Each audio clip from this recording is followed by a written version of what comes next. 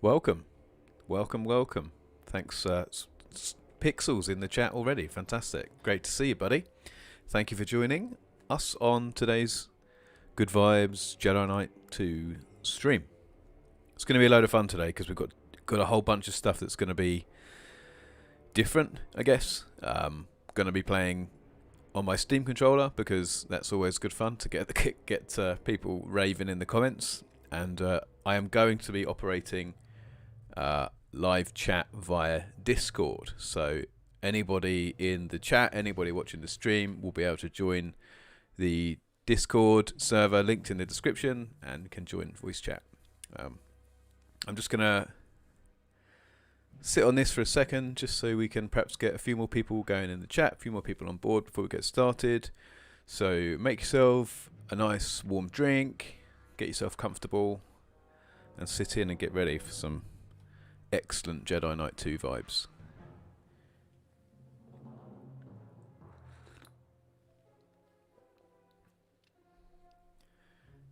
You'll probably hear the music drop in and out for the next couple of minutes while I set up Discord, voice chat, and so on.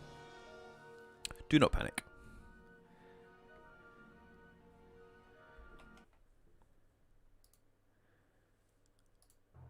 Alright, hopefully that's that sorted now. Yeah, that looks like it's on. Good. Hey, Zolty Boy's in the chat. Hello. Hello, mate. Thank you for joining me. Very cool to see you here. You're here first. First off. I was honestly surprised that people would join immediately, so I figured for a bit that I'd be streaming by myself. I'm very pleased that we currently have apparently 4 people viewing and 2 people commenting. I'm happy with that.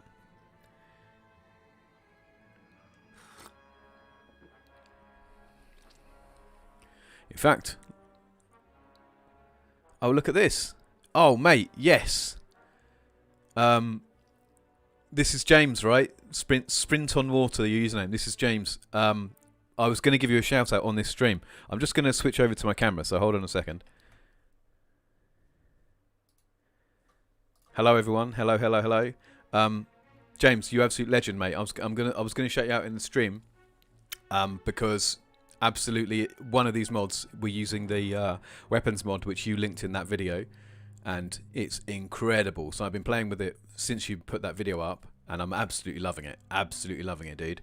And I'm gonna do a video like you did. I'm gonna do a video where I'm gonna just my favorite Jedi Knight 2 mods just to get it up and running and make it feel really, really good in 2020.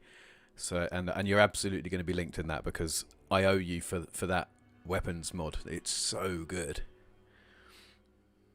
Zolty Boy, yes, I'll be starting from the beginning of the game. So we're gonna be from the beginning with the Briar pistol, and I don't know how far we'll get into the game because like for fun we're going to be going through on the Steam controller. So I made a custom overlay. There are overlays available in the community, but I made my own.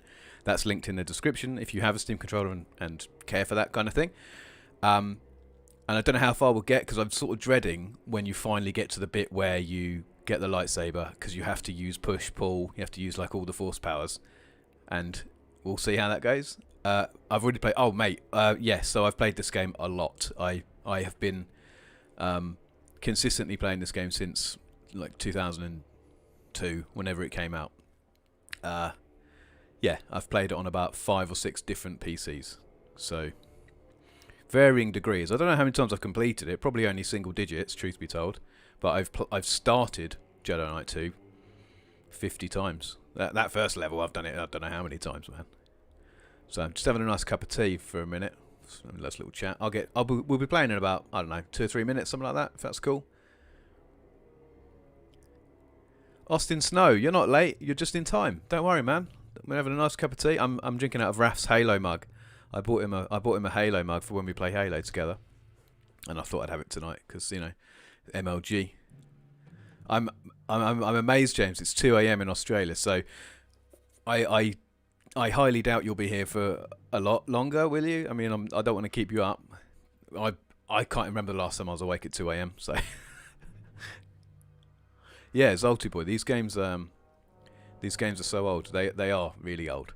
It's a shame because Star Wars games are the best games ever. Star Wars cross-computer games. It's never bad. It's never been bad, and it upsets me that we had to wait for so long to get Fallen Order. Like that, there was a massive gap between Force Unleashed 2, which is like 2012, and then there's 2019, wasn't it? So there's like a 7-year gap where there's no games.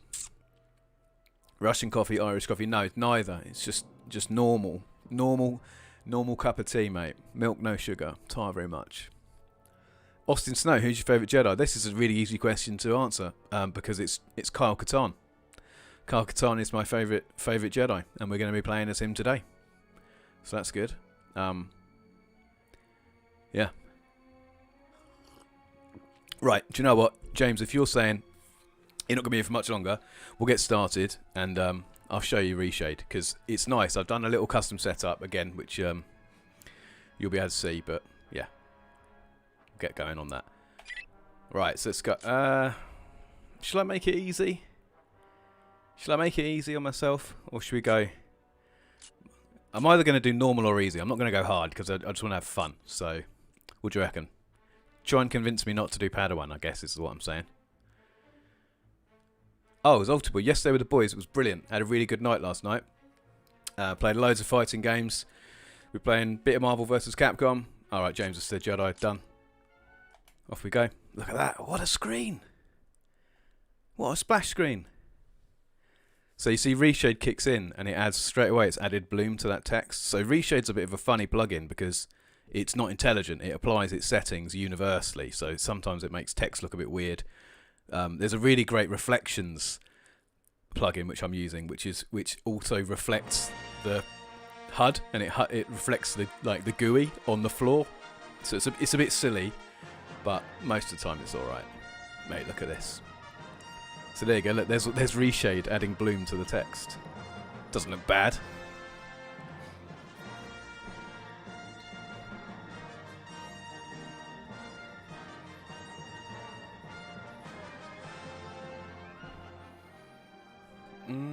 I'm not going to read it out. I feel like better streamers would probably read this out in a really dramatic voice. After defending the Valley of the Jedi from the evil Jarek. Jedi Knight is a surprisingly good game as well. So I played that a few years ago and I didn't like it. And I said I didn't like it. I liked it. I didn't love it. And then I replayed it again this year. And it's really good. It's really, really good. I didn't give it the chance it deserved first time round. I might do a stream of that maybe soon. So they don't do crawls. They used to do crawls in all the games. I mean, like X-Wing had a crawl, Dark Forces has a crawl, and then they stopped. I don't know. Does Force Unleashed have a crawl? Can't remember. But Fallen Order definitely didn't. There's something to that. So yeah, last night was really great. I got sent a whole bunch of controllers to review, and I combined that with hanging out with some friends. So we played a bunch of controllers, like Switch controllers and new Dreamcast controllers. Oh, that was bright for a second there, wasn't it? Oh, this is interesting. So I've not actually tested ReShade with the cutscenes. Seems to be like there's a sharpen. I can turn it on and off actually, so I've got it tabbed to delete. So this is it without ReShade. And this is, hang on, that's without, this is with, so you can sort of see the main thing you notice is quite a lot of contrast added. But once we get into the actual scene and you can see the shadowing it adds and you can see the reflections, it's really, really cool. Yeah, so it was really fun. It was got some really cool, there's a company called Retro Fighters who are based in the US, and they're a third-party manufacturer of controllers for old consoles. So they've done like the N64, the Mega Drive, the Saturn, and they just did a Dreamcast controller, and it's awesome. And so we were playing some like MVC and some X-Men vs Street Fighter last night on a more modern feeling controller. It's very, very cool. But as you are the only survivors of the Valley of the Jedi incident, I thought it only fair to warn you that this mission may be more dangerous than we originally anticipated. Your objectives, however, remains. Austin says, what colour Find lightsaber? out what you can. So I don't, Any remnant forces you I don't encounter, have any of the cheats and may on, the Force be with you. and I haven't got, I'm not running like any of the menu mods. So much for the blue So it's going to be light. stock blue lightsaber, which is fine. I think I Right, saw so someone. here we go. Hang on a second. Good. So you can see. Let me cycle this on and off. So this is stock. This is stock Jedi Knight II graphics. It's fine for like early 2000s, but this is with ReShade on. So it adds. It's really clever in that it knows how to calculate shadows at the edges of things. So it finds like ambient occlusion. It finds edges, adds shadows, it adds reflections, and there is a global illumination plugin, but I don't think I have it turned on. Actually, I think there's a reason behind that, but I just think this looks so cool. Yeah, you have to really play with the settings because it's really designed for screenshots. So it doesn't. It was tanking my frame rate, but I turned down like the samples and so on, and it runs at a solid 120 or over 100 FPS. So I'm very, very pleased.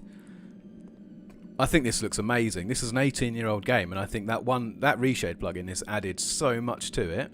But yeah, the funny thing is, I said sometimes it reflects the it reflects the crosshairs on the ground, but it's not that big a deal that it puts me off the game.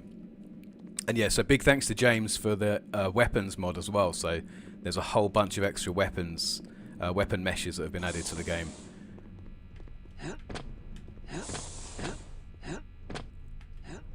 And the extra sound effects, extra environmental effects. I played with that because that has loads of settings as well. So yeah, we've got low fidelity. There's not as many samples on the explosions because again, that was Jan. What the hell are you doing, dude? Be careful. How did they get me? Come on. Yeah, so you see, the funny thing is because it adds those ambient occluded shadows. Even inside clouds, you can still see shadows. So it doesn't play perfectly well, but I mean, come on, what do you want? All right, let's get this dude. Look at that.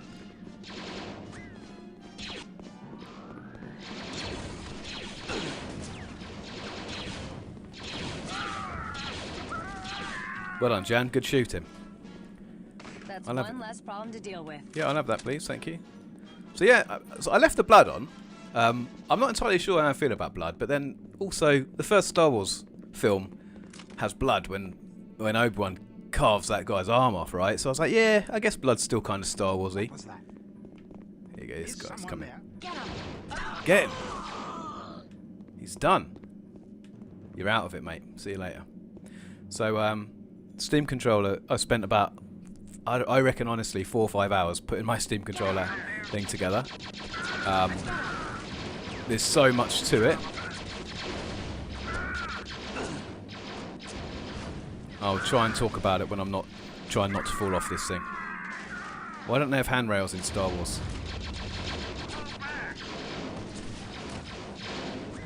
Get those fellas on the balcony, Jan. I'll desperately try and shoot this one guy. That'll do.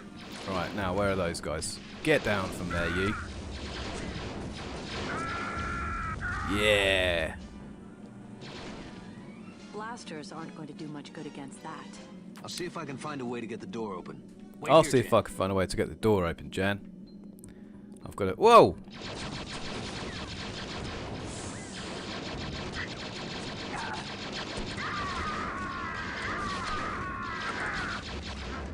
That'll see him. That'll see to him. So I spent a lot of time testing the oh, come on. Look at that. But it's still a bit finicky because obviously it's not intended to be played this way. That's one of the interesting things about the Steam controller, is you find quickly sometimes the limits of the game maybe. But I still love the Steam controller. I can't get enough of it. Hang on. Oh yeah, it's there, isn't it?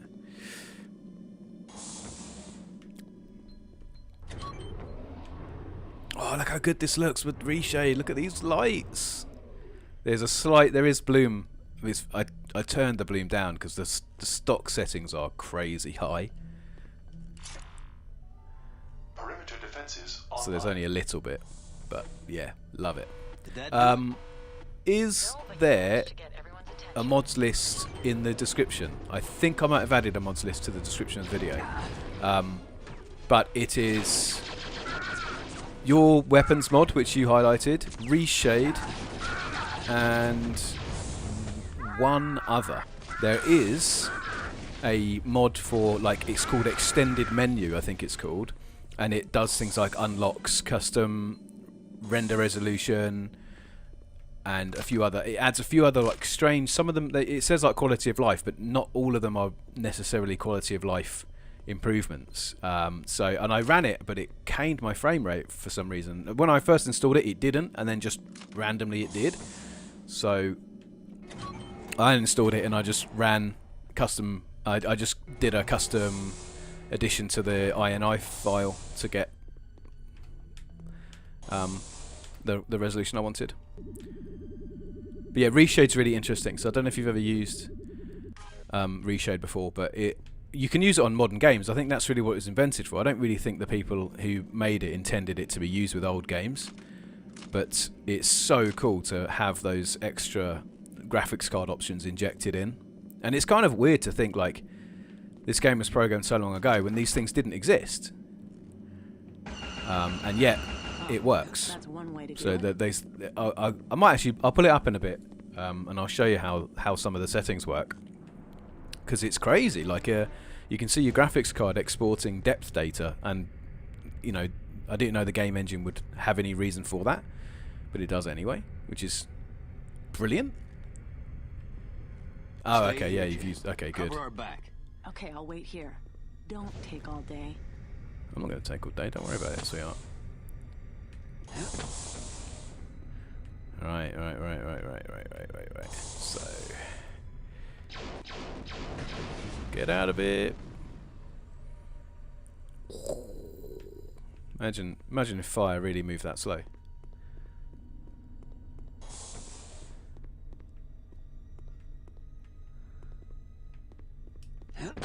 So yeah, I absolutely love it. I love using ReShade. I love the options it gives to the game.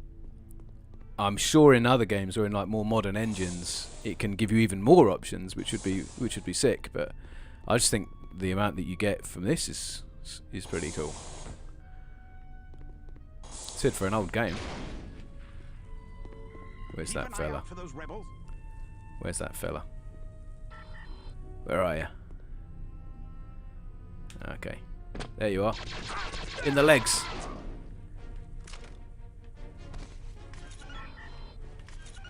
Oh. Come on, Jan, get in there, sweetheart. Let's get this going. So one of the main reasons I messed around with ReShade so much was because this room looked crazy when I first set it up. It was like glowing everywhere and everything was reflecting off of everything else. I think I'll hang It out was here too a while much. and see what kind of trouble I can cause. Fair play, Jan. We're both going to be causing trouble, don't worry about it. Ooh.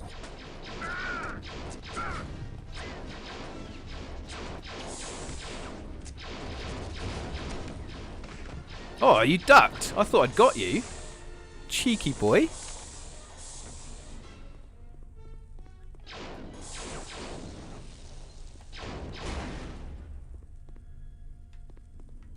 Come on. Come on. Come on. Here we go. Oh. Oh, is that all this is? Man, it's been too long. What do I like more, Jedi Knight II? Zolty boy. Good question, but instantly my answer is going to be Jedi Knight 2. And I have very good reasons for this, and it's purely down to the fact that I played Jedi Knight 2 first. So when this game came out, I was, I guess I would have been like 18? Let me think. Yeah, I was 16 in 2000, and this game came out in 2002, right? So yeah. Oh, don't shoot the gonk.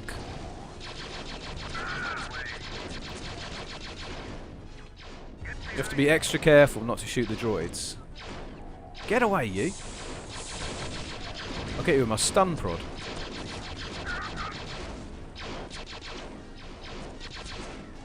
There's one more. You think you fool me? Yeah, so I didn't play Jedi Knight first time round. A friend of mine had it. and I never played it, but I Jedi Knight 2 hit me at just like such the right time of my life. I responded so well to it because I was like mega into Star Wars already, and then I was just getting into first-person shooters and PC games and that kind of thing. So it was a perfect storm.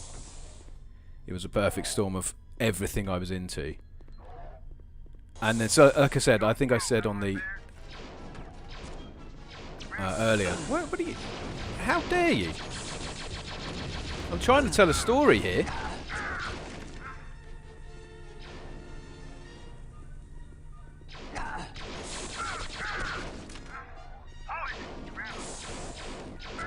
Let me just shoot these guys. But yeah, so like I was saying, I played it again for the second time this year and really liked it. I liked it a lot more than I did the first time.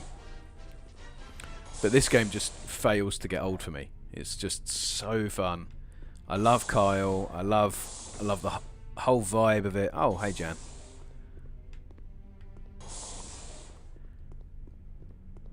Oh. Salty Boy prefers to be fair, I wouldn't even argue if you said you prefer Jedi Knight 1. Like, I get it. The game is really good.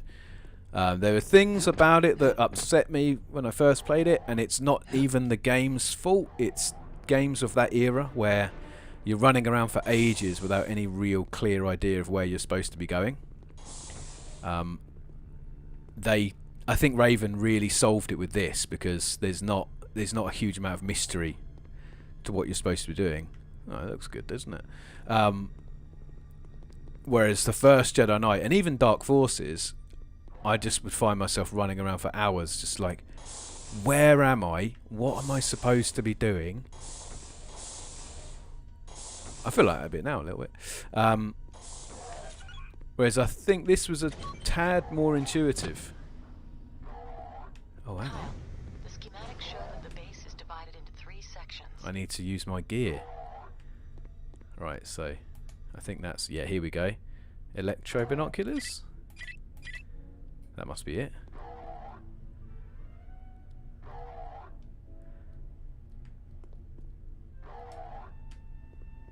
Oh, it doesn't, I don't need it.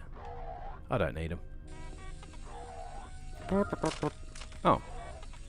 Mouse droid. Look, it's a mouse droid. Oh, they're so cute.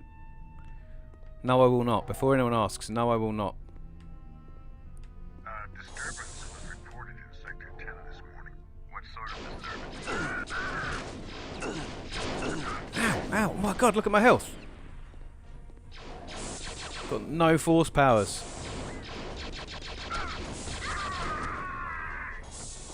Oof.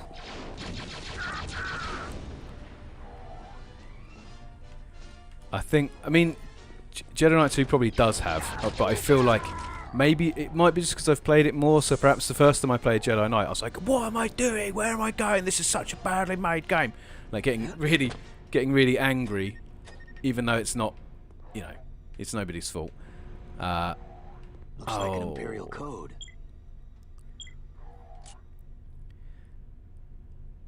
Input the blue clearance code at the main array. Okay, good. No trouble, we can do that. Shall we have a quick look at the... Oh yeah, these guys. Okay, fine. You can blow that. Can you blow that thing up? I think you can. Oh, there you go. That's the thing I was looking at. All right, now we're good. We've got a bit of a handle on where we're going, what we're doing. Who was that? Oh! I've got to find a shield generator and some health. I am not in a good way. And I'm not fully savvy yet with my Steam controller layout.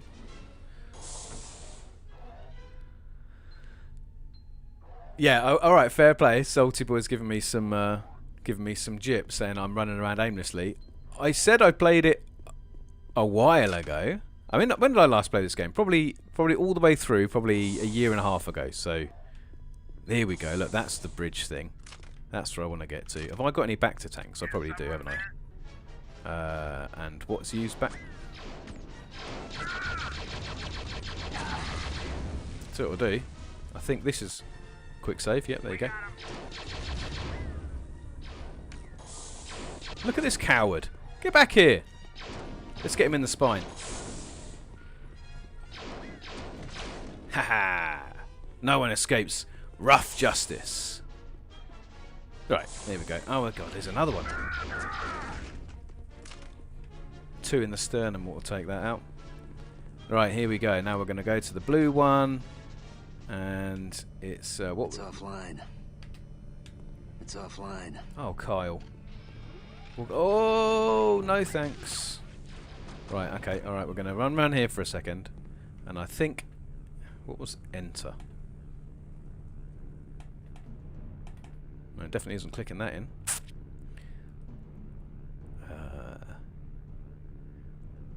It's pretty young. This came out maybe 12. Yeah, so I when I first played this, the internet wasn't really a thing. I remember you used to get walkthroughs on CDs with magazines. That was something. So often if I got stuck in a game, I'd have to pull up there'd be like a text file on a magazine that I got, a PC Gamer or something, and then you could read a massively long walkthrough about what you're supposed to be doing. Oh, I've not set up any... Do you know what? There you go, thanks. B. Just use my finger for that. That was easy enough.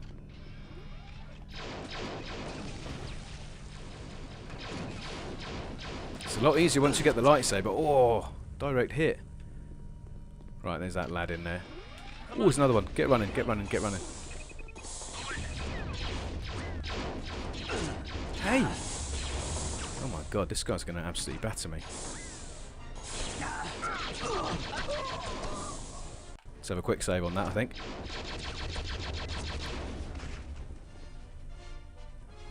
Yeah, we'll call that done. Oh, yes!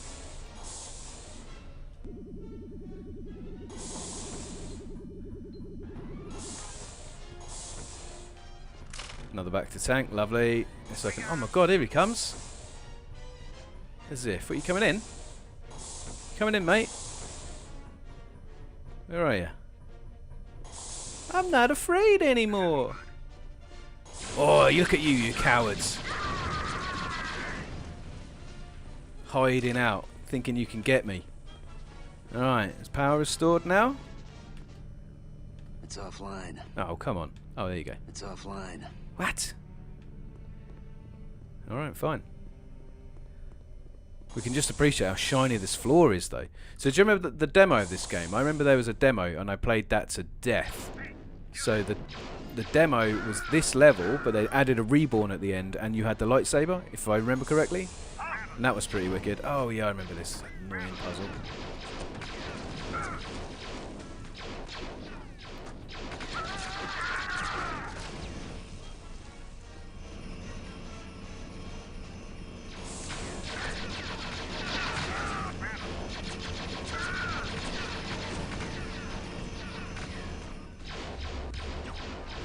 You're only going to end up hurting yourselves firing like that in there. See some ID. A bit late, buddy. You're shooting me now. There we go. There we go. Right, Rowan, you said something earlier. Master Chief or Arbiter? No contest. The answer is always Master Chief.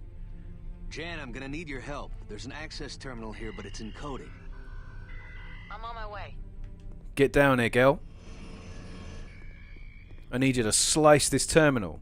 There's some real Star Wars terminology for you there. Oh man, I'm going to switch back to the Briar. I am not good with this thing. In fairness, it's probably because I'm not very good with the Steam controller. And I'm always like, I'm such an advocate for the Steam controller. I'm like, it really is good. It's better than a mouse. And actually, when I get it, I struggle to be any good with it. Okay, we're back. Are we back here with this thing? Yeah. Oh, look at that. How dare you? You shut up. Where are you? I can't hold out much longer. You can't hold out? Oh my god, no, don't die. Oh god, don't die. Oh god, don't die. Where is she? Oh shoot. This is not going to be good. Jan's going to die and we're going to lose. We're going to fail the mission. Oh, you lot. Get... Yeah, no, I'm coming, babe. Don't worry. I'm on the way. Oh, you're not even it.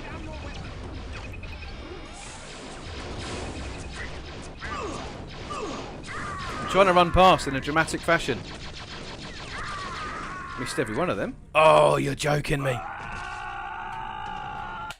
It's alright, don't worry, we've got a quick save. No. No. What's quick load? Where's quick?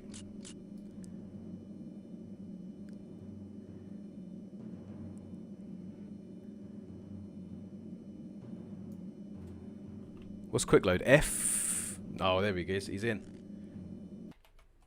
Boy. There we go.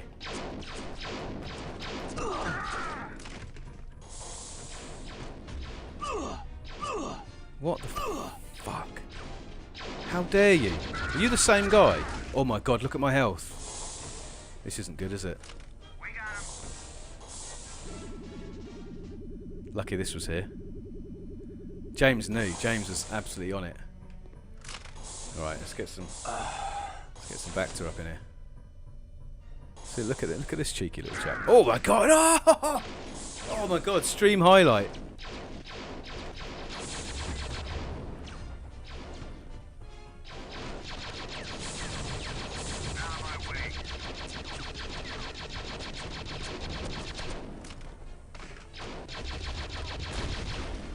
Right. Okay. All right. This is fine. This is fine. We're good. Nah, you haven't played it too much, James. You're an absolute saviour having you on the stream.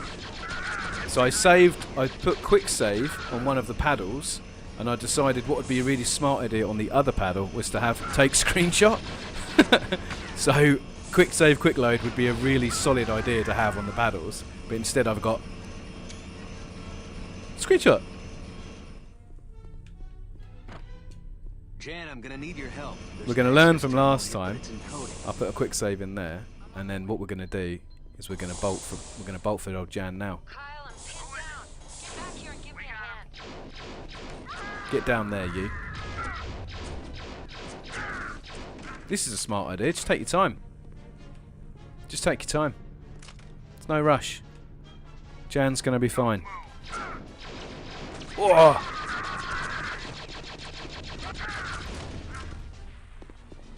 Oh yeah, I set up a shortcut to third person mode. Leave my girl alone. And they're shooting the gonk droid. That may or may not have been me, but there he goes. Oh, my gonky boy. Took you long enough. Hey, calm Now, down. to break that code. Lead the Hang way. on. I'm gonna in a minute, but let's get some screenshots of my gonky boy. Right, come on in, Jan, follow me. We'll see if we can remember the way back. Probably can't. I think it's down here. Yeah, there we go, over there. Hey Jan, don't you think these floors look really cool? Look how shiny everything is.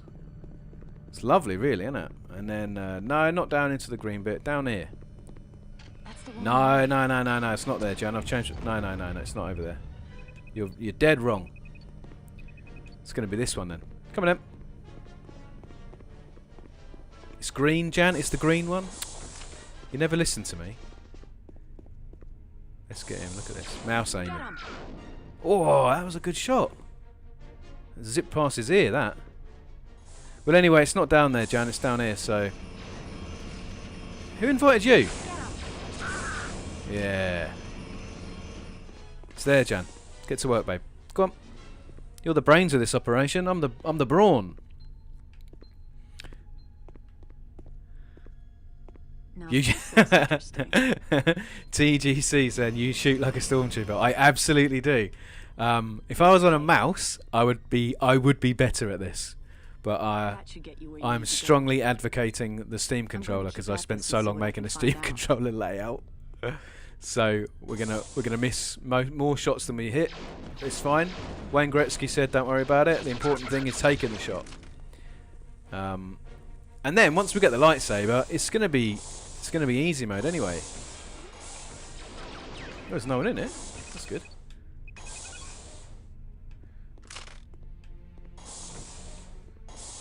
Where was that gun?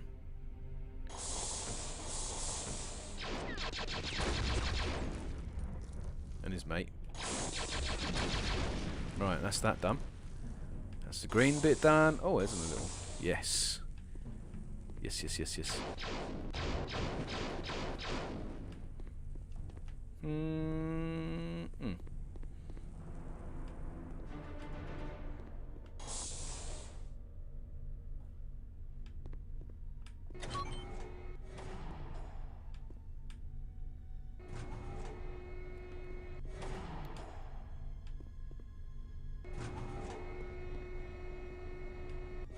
What's happening there? Come on.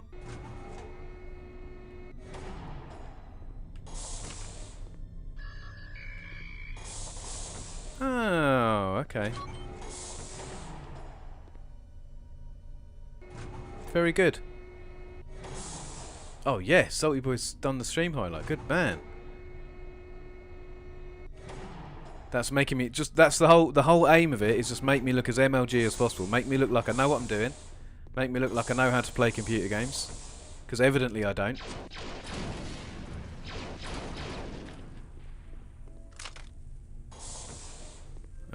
What's that thing? It looks like it would be important. Those textures look great, don't they?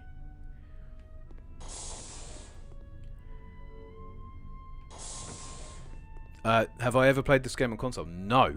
That's I think I saw the GameCube version. Like I've seen someone playing it, but I've never. Don't shatter these screens. They're so pretty. Don't! I just asked you not to. Oh, you've gone and ruined everything.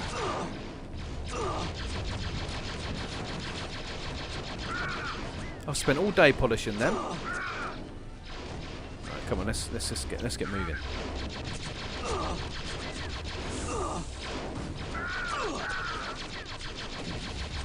Look at that! I drew an outline around him.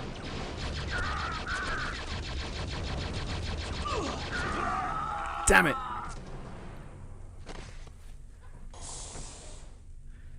Right.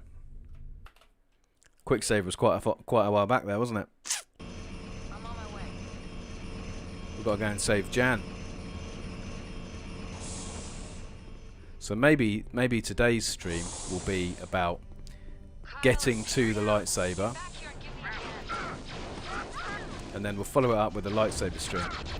Once I've done all the difficult bits, we're then going to enjoy. Hey, did anyone see that projected shadow on the wall?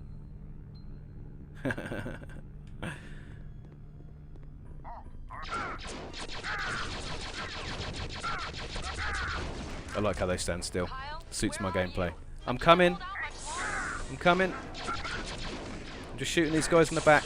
Don't worry about it. You ready? Good? Coming Took in. you long enough. Don't give me that. To break that code. Lead the way. We're going to be more aggressive with our quick saving from now on. Right, it was in the green bit, Jan. Don't forget that, okay? Rowan's got to go eat a fish. Great, good. Hope you can join us in the stream once you've eaten your fish, Rowan. That'd be good if you came back, mate, because we've got a whole bunch of Star Wars ahead of us.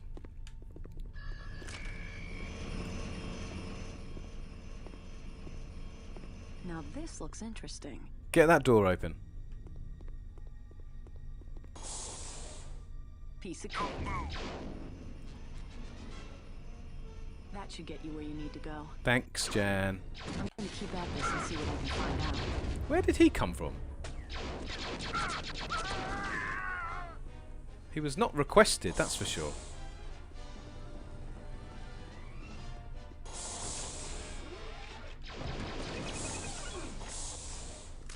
There we go. Oh yeah. Let's get some Bacta. Let's put a quick save in there. Here we go. We're getting there. We're cluing ourselves up, aren't we? So we don't need that. That's a load of nonsense. I don't remember what you do with them, so we'll leave that. That's fine. This should get me where I need to go. Just in this supply cupboard.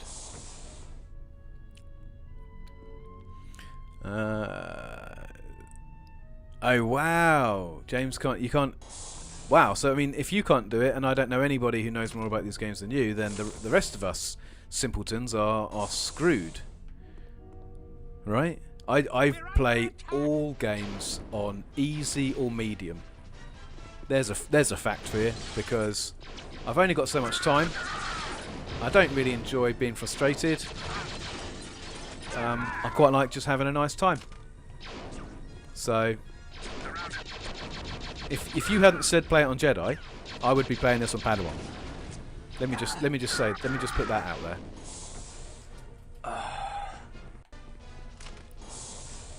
And I'd be having a much better time. Thank you very much. Alright. I found another code. Good. Now we just need to get that thing turned on though, Carl, don't we? Whoa. What's happening there? This guy's teabagging. We saved one screen. That's not bad. One screen left. Oh, the rest of them are all smashed. Caden Adams. Wait, hold up. Is this one of the old Star Wars games? This is exactly what this is, my friend. This is Jedi Knight II from 2002, unless I'm corrected. I believe that is when it's from. I do have a bunch of plugins running in it to make it look a little more presentable, but it is an 18-year-old Star Wars game. So, yeah.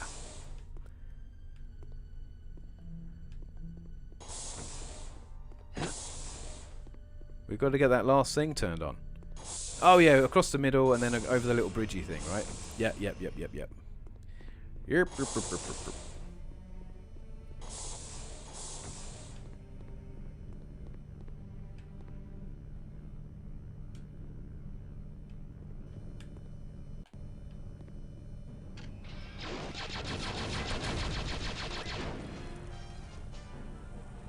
Look at this guy. He's like, wait. Stop! You're lucky you're behind that glass, pal. Well, not for long. Throw down your weapon. Absolutely not. Come out here and tell me that. There you go, mate. And that's all for you. Night night. Okay. Now we're talking. Hey, we're doing alright. Just got to remember that quick save. Old games were just so hard, man. There's no such thing as quick save. There's no auto save. Get it. You shut up. It's just you have to remember. You've got to be disciplined enough to remember to save your game. Oh, you're keen?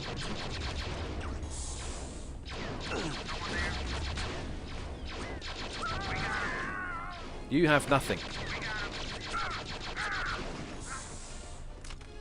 Right in the gut. What a way. What a place to get shot. I mean, nowhere's good, but that's got to be extra bad. There we are. We'll send the message immediately. Thank you. Look at that guy. I'm sending an email and the guy's creeping up behind me to shoot me in the back. Cowards. Cowards. You're meant to... Yeah, yeah. Do you know what? James says, I should have gone Padawan. I should have. I regret it now. It's alright. Once I get the saber, I'll put cheats on or something. That will level the playing field. Oh, hello. Are you stood? Oh, damn. We'll all be laughing once the cheats are on. It'll be fine. Surround me. Do not surround me. Are you talking to yourself? Ridiculous. Zoltibo, what's the last good Star Wars game in your opinion? Ooh. Well, no, do you know what? In fairness, I really don't think Star Wars games have ever really been bad. I thought The Force Unleashed was great. I thought The Force Unleashed 2 was great. And I know that gets quite a lot of heat. People say, oh, that's bad. But I enjoyed it. I thought that was good. Jedi Academy is fantastic. That's like 2003, I think. I thought Fallen Order was good. My video for Fallen Order will be coming out probably in the next couple of days. I'm just getting the last bits of... Are you joking me? Is a guy... Oh, look at this guy. We're having a stationary blaster off. Ah, get down.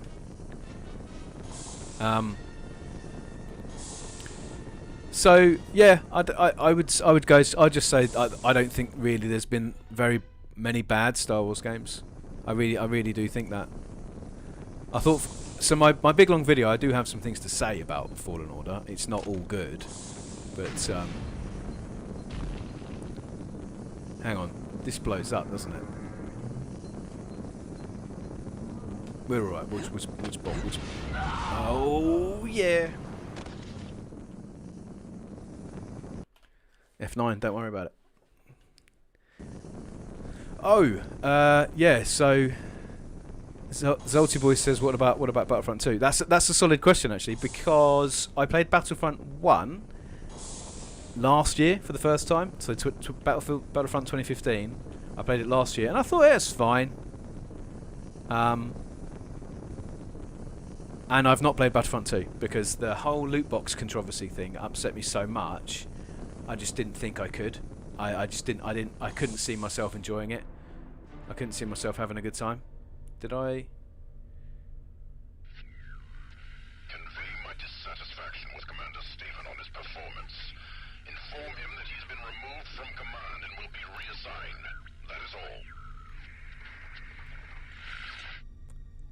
Yeah, so I thought, James, I could console the difficulty. So probably what I'll do is if this gets too much, I'll just pull down the console and change the difficulty back to easy, because I'm a coward and I don't mind admitting it. Please proceed with your transmission. Admiral Farr. Oh, wicked. Doesn't change a lot. This is good, isn't it? Right, so that's that. That's that done. What else we've got saying in the chat? Waiting for a sale on Fallen Order. So I bought Fallen Order on console, and I wouldn't recommend that's how you play it. Truth be told, I didn't think it was very, very good on console. I think that there's. So I want to get in there, don't I? Do you have to go all the way around that ring? Because there's obviously something I'm not doing, isn't there?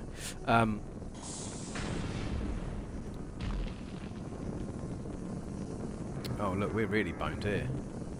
Maybe I just got burned a lot.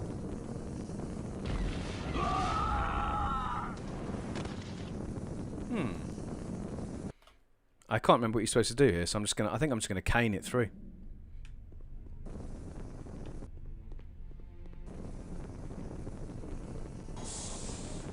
Oh.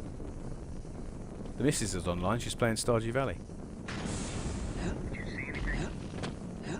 Yeah, you just got to bolt. You just got to bang it through here. There you go. Doesn't really tell you, does it? I mean, old games, man. They're not mucking around. You just got to know. Oh, so we're stuck over here now, then. I'm going to just catch up. Just going to catch up with the chat for a sec. So what we saying? Fallen Order is good. Yeah, so I've got some more stuff to talk about Fallen Order. Oh, Mafia Definitive Edition. So I loved the first Mafia. Mafia and Mafia 2. I played a lot on PC. I really enjoyed those games. You get through there, blowing up bit is the path. Yeah. There's a probe droid for you.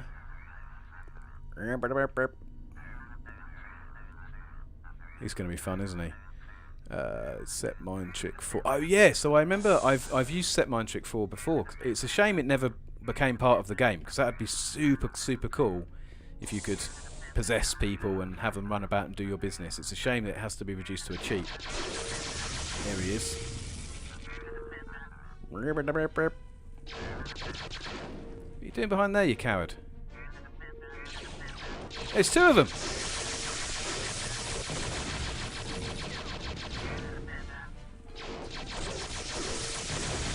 AI exploit. Oh my god, there's loads!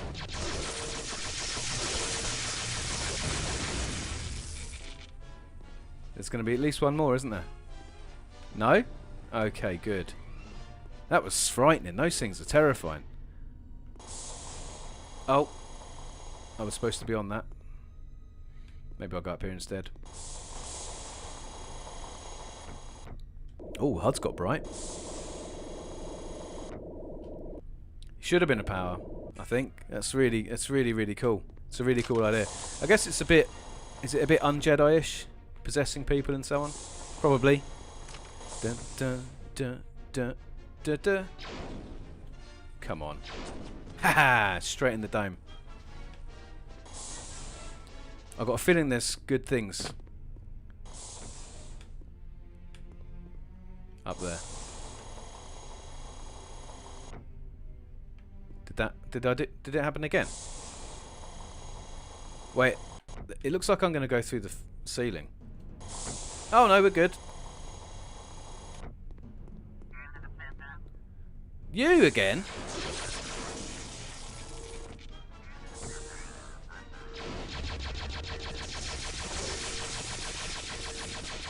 These droids are pretty dumb, eh? Oh mate, do you reckon I could? So look at this. Check out my Steam controller. Oh, it's so good. So I reckon if I get one of these charged up, if he stands still, this is another one for the stream, for the archive. Come on, poke your head out. Oh my god, look how small his head is. I didn't dare release it. Well, he's not dead, but I think I got him. Yes! He's down. Look at that. That was wicked. His mates are going crazy in there. They don't know what's going on.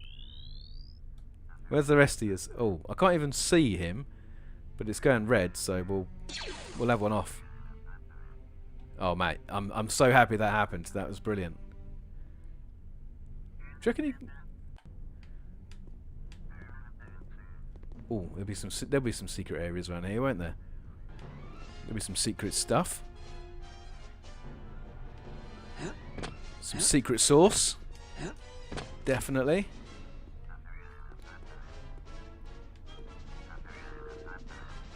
Oh!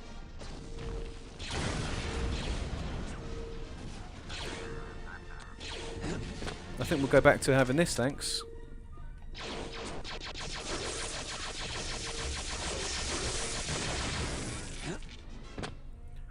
Alright, so that's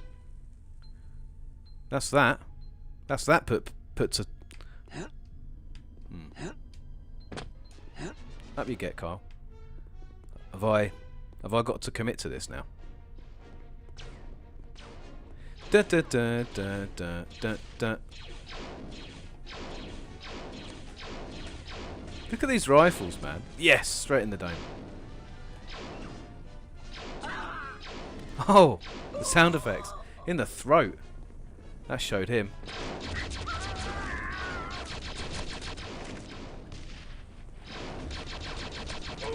Sorry for the jerky motions, by the way. I don't know if you guys knew this, but I'm actually using the Steam controller. Great. This is going extremely well. We're going to have a quick save there to celebrate. Oh, look at all these screens. Oh, man, this game looks so good. You wouldn't know, would you? You wouldn't know the age based on this. This is a very pretty game. Hey, hey. I'm getting stuff. Whoa.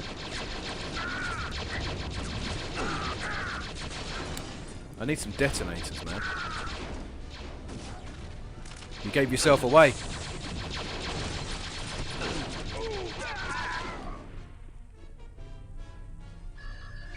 Someone on the other side of that door, isn't there? Alright, well, we'll have a little... Aha! Found the last code. Get behind him. Where are they?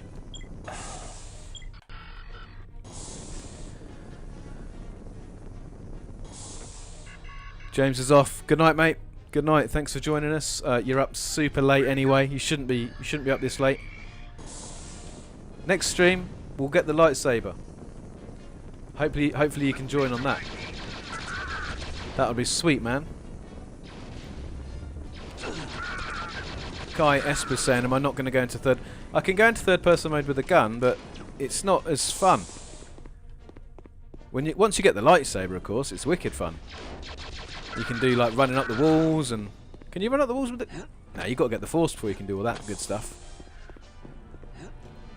So if this is just Mind you, it doesn't exactly look bad like this, does it? It's pretty cool, actually. Ah, there we go. Let's have some of that. Thank you very much. That's empty. There's an overhaul mod called Redemption that is integrating that. Oh, okay. I'll have a look into that mod. That's good. We'll try that out. Oh, yeah. So, yeah, Kai.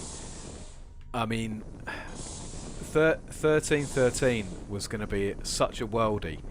I was so gassed for that game. I don't know. Like, I can't even explain how excited I was about getting a no force powers Star Wars underworld crime vibe game. Like, I think Shadows of the Empire is brilliant. Come on, up we go. And a game along that vibe, but obviously modern. I just couldn't wait. Like, even before they were on about it being a Boba Fett game, which I don't think it was to begin with. I don't remember them saying it was a Boba Fett game. It was just going to be a underworld crime game. Even then, I was like, yeah, this is going to be amazing. And yeah, I think about it a lot. There you go. There's the power. Yeah, big dangerous lasers. Oh. Be good if I had powers at this bit. I could pull those people out the windows. Oh! Good. Good. This is going extremely well. Do you reckon I can just... Of course I can. Oh, come on. There's no way. There's no way that should have... Right, so the blue one. Sort of two little triangles on the left. That's... Okay, no, we've got... That's good. And then two little triangles on the right. Oh.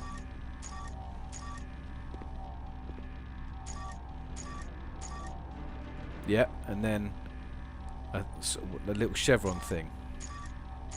There you go. That's that. Good. Whee! Here we go, boys. Let's have a quick save to celebrate. Two little arrows at the oh, there we go, we had that. Those at the top, two little dots. Yep, and then a chevrony thing at the bottom. That's right. Good. Is that the force field? Nope. Next, two little arrows at the bottom. How'd you get the two little arrows at the bottom? Nope, not... Oh! That's cheeky. Use the thing, Kyle. Use the panel, Kyle. Two arrows at the bottom, and then just a whole bunch of dots. Is that it? That is it. Fantastic. Then let's get these switches turned on. That's the thing done. And the green one. Engage remnant forces and investigate. Yeah, good. Jen, prep the ship for takeoff. I just want to check out one last area. One last area. Gotta say, at this point, oh, let's have a quick look in the chat. Not yeah, they got the floor shiny. So Kai, so I'm running ReShade, and I did show this off earlier. So if I can turn it on and off with the keypad. So this is with ReShade on. So this is a third-party post-production. You might have heard of ReShade. You can use it on modern games, but I'm injecting it into Jedi Knight II. So this is stock, and this is with ReShade. And there are screen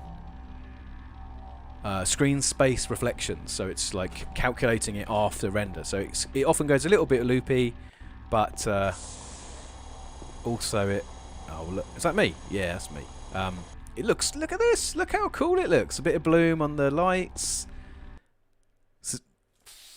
There's a cutscene for you. Oh, there we go. Level 1, boys. That only took an hour. Brilliant.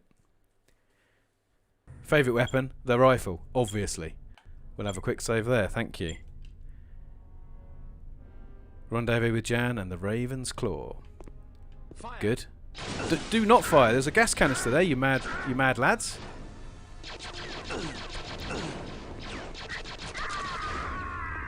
Have I got any? No one told me I had thermal detonators. Well,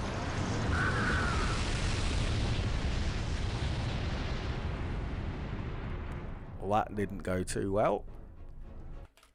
We'll have a little reload of that. Oh, Zolty Boy's off. Thanks for joining us.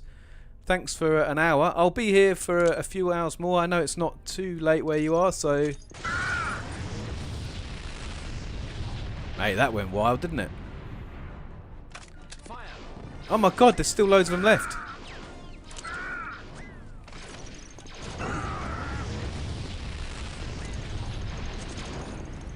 I can't believe that they're alive. Look at them. Oh my god, am I out of ammo? That's no joke. Oh, that's no joke at all.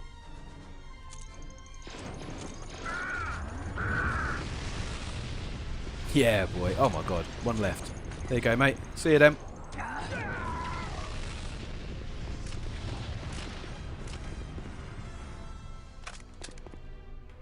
Bye bye, bye bye. Thank you very much for joining. It's very cool of you.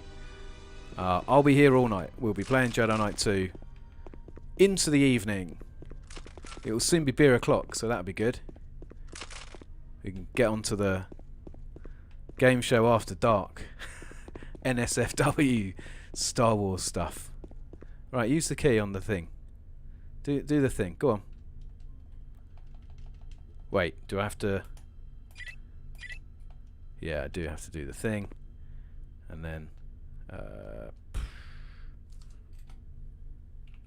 What? Come on.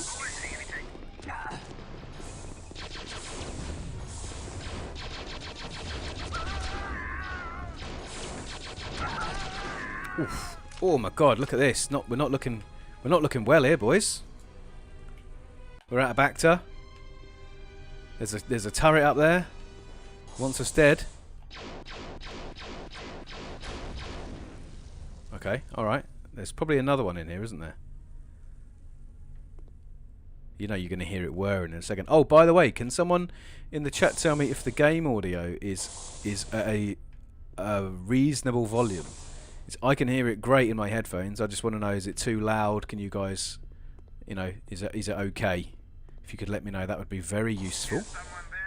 Yes, someone's here. It's Kyle Katarn.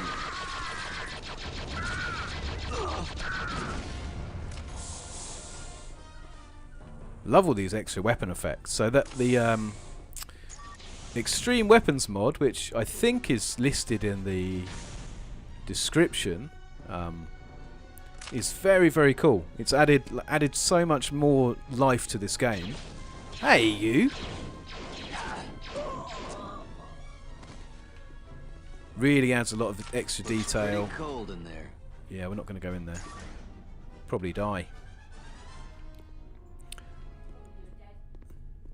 Probably do a dead if I went in there. Let's turn that off though.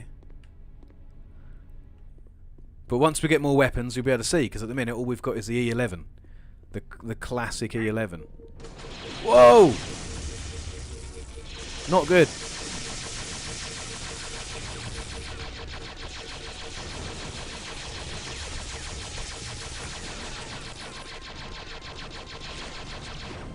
Did I get it? Did it just piss off?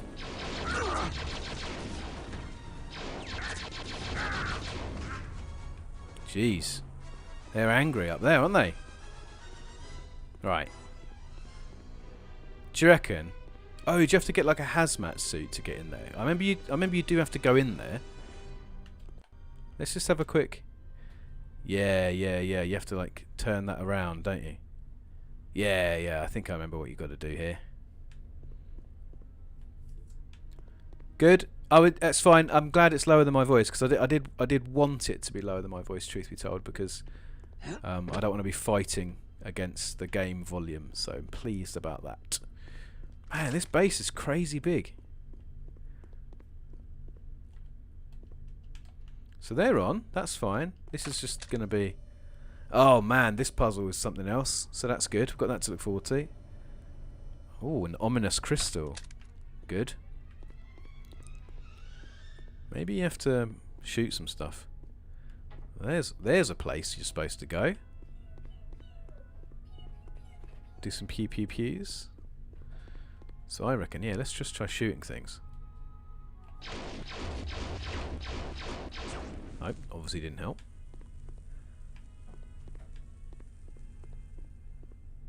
I feel like these doors should be open. It's locked. Oh, I know that, Kyle. Do you want to try this one? It's sealed. Ooh, slightly different.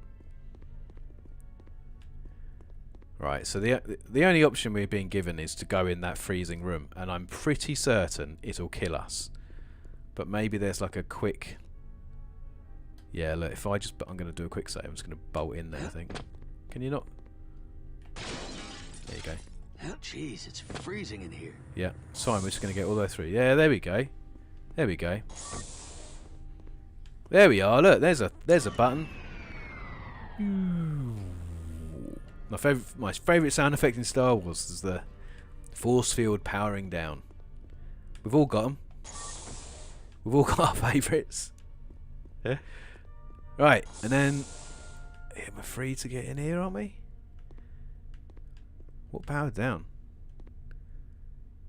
I thought this turned on and it swung around. You could climb on it. Oh, I don't remember.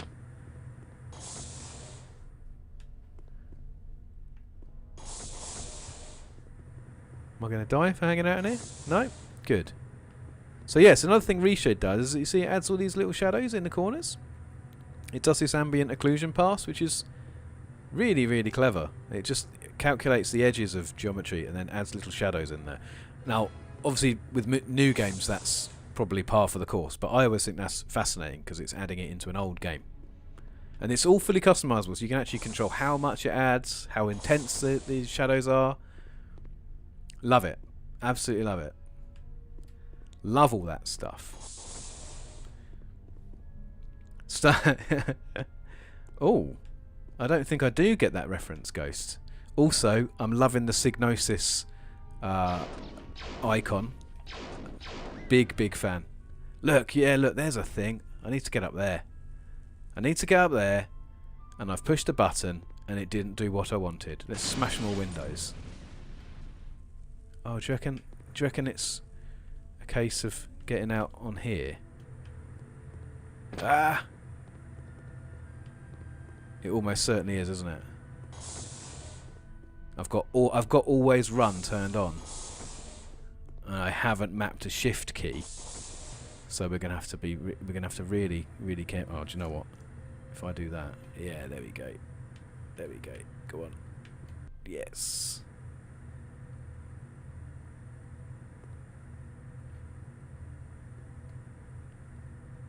Does this seem like the right thing to do?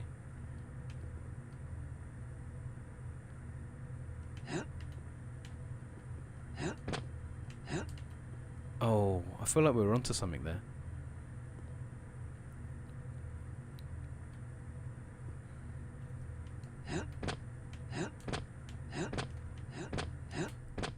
Was that what we were intended to do? Who knows? But it's what we did. And now obviously I'm going around here because there's clearly going to be a secret area. No? I've gone all the way... Oh, it's just another door. Yeah, you know it. We're all about them secrets. So I'm pretty sure you can do something with these, but I don't know what it is. I don't know what it is. We need to find some Bacta and some shield generator because we are not in a good way here. Poor Kyle he's going to be for the high jump before too long. So that's quite a lot thinner, isn't it? Yeah, we're not going to be able to make it around that. Let's be sensible. Oh, hello. There's an ammo thing, so there might be a health thing. Oh, thermal detonators. Bit of ammo. Unfortunately, no.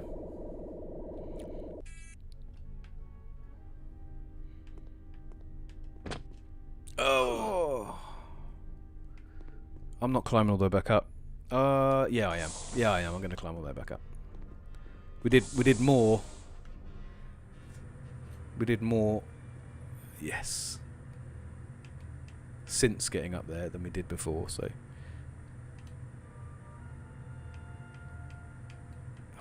this is so precarious. Look. Oh.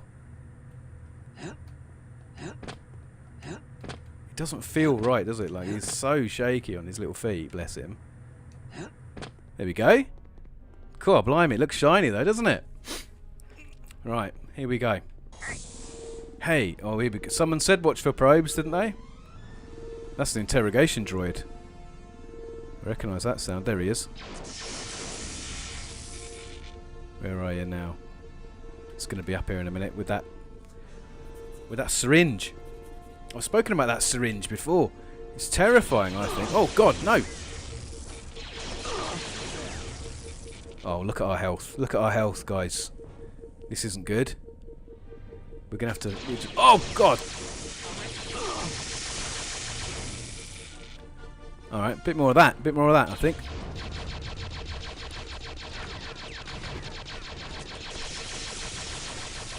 Luckily for us, that droid was horrendously inaccurate. Far more inaccurate than me. So that's good. Arrest me? Bro, I ain't getting arrested. Yeah, I'm going to need that to come back up, in fairness. Good. There we go. Here we go, here we go. Let's go. Come on. Down, please. Why would you not? Why would you only work when I... Oh, you know what? You know what? Don't worry about it. Oh, you're joking me. Right, do you know what? We're just going to jump down. Lucky we didn't lose any health. That is lucky, in fairness. Surrender or die. Take him down. Quite bad options, really, aren't they? Both of them are bad. Do you know what we're going to do here? We're going to get some Briar action on the go. Nail this guy with one of these. Boom!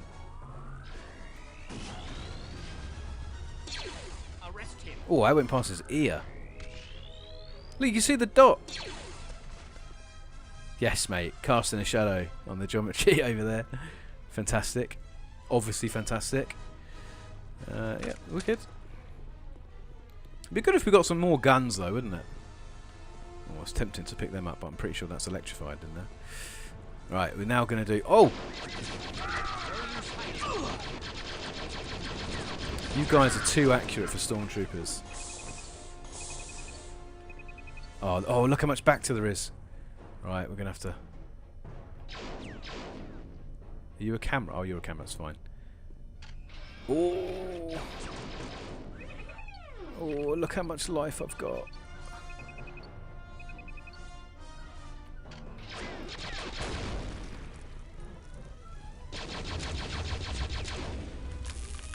Oh my god, and I'm out of ammo. Wait, these guys had guns. Where's their ammo? This is very bad. This is very bad news.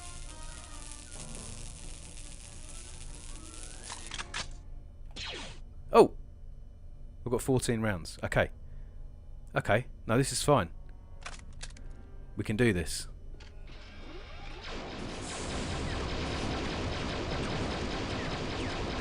We just keep moving. We just keep moving. Make sure we nail all of our shots. We're going to go for this guy. Okay, that's one miss. That's fine. Good. Yeah, good.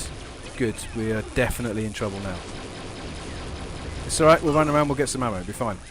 Wasn't there that... There was that ammo box up there. This will be fine. It's all going to be fine. Trust me, everyone. I've got this in the bag. I'm getting crushed here. If I... Isn't there... Oh.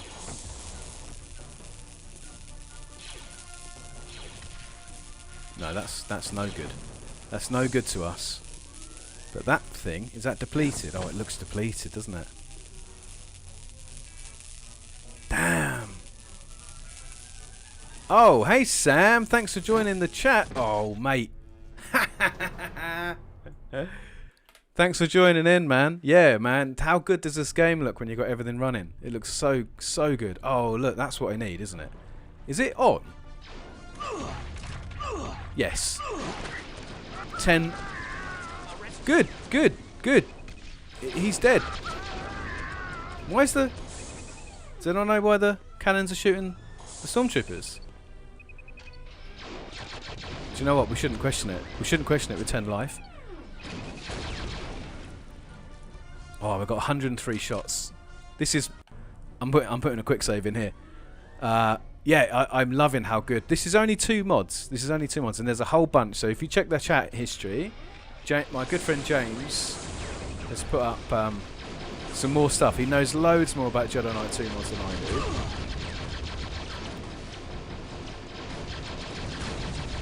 Oh, great. Yeah, that went extremely well. Much better than before. So now we need to get this thing working. We need to... Oh my god, 5 life. I need that Bacta so bad. We need to get this room working.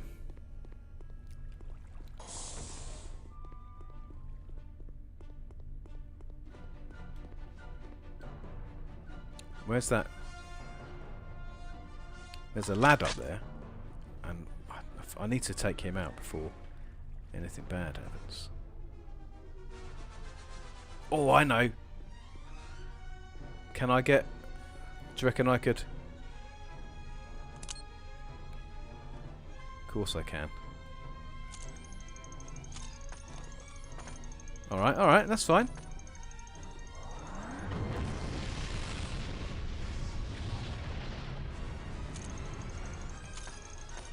Do you know what? This is a fool's errand. I know it's bad. I know it's a bad idea.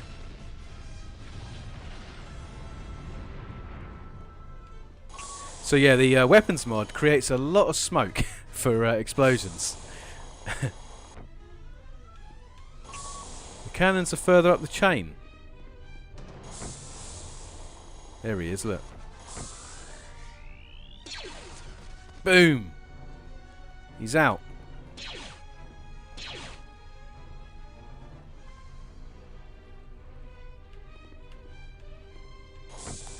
Is there a switch I've missed somewhere back here to activate that room? No, there can't be. We've done all this. No, we're definitely going the right way. We're definitely going the right way. Here's me saying, oh, what I like about Jedi Knight 2 is Jedi Knight 1 was so obtuse. Oh, wait, I remember you can get through that. Can you jump through that window?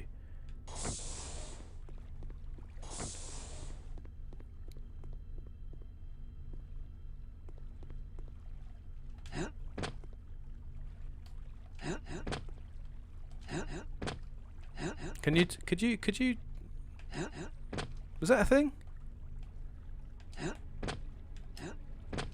Like crouch jumping through the window? Or am I making that up? Or do you just shoot that, don't you? No. I could have sworn that was how you got through here. Oh wait, or do you just shoot that? Yeah, boy. Oh man, I've got so little life. Like, if I fall down, that's it. That's it for old Kyle. He's done for. Right, come on, Bacta. Bacta, gimme. Not even. There you go. Okay.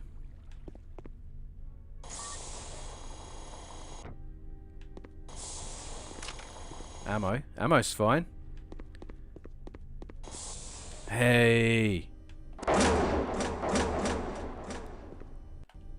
We're getting somewhere now, are we not? Are we not?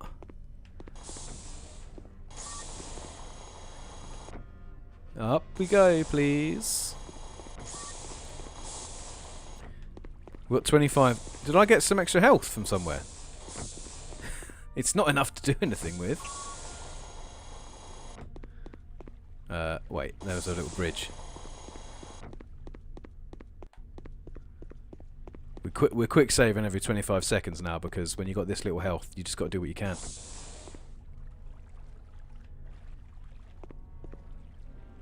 I'll probably lose life for jumping in there.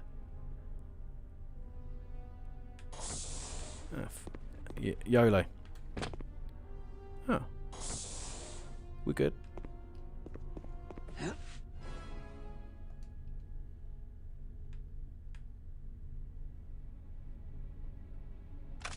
Let's get the bigger gun.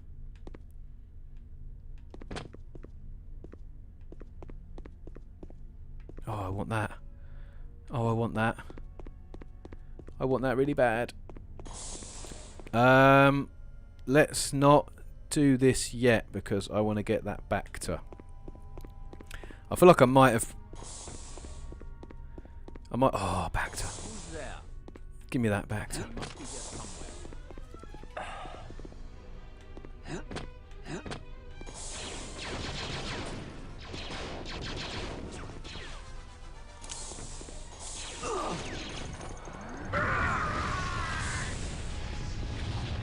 Anyone left? Yes.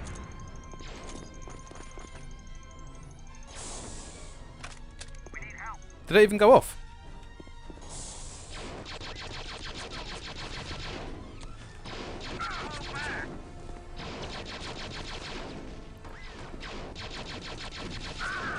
Oh, yes.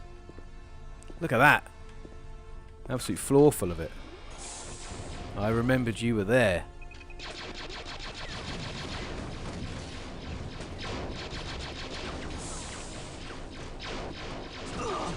Oh, come on. There's an Imperial hidden around that corner. Gets me every time. Is he up there? Yeah, he's going to be in here, coward. See? I knew it. You're so obvious, man. You're so obvious. You're so bait. Right, hang on. We're getting ahead of ourselves. We're getting ahead of ourselves. Let's go.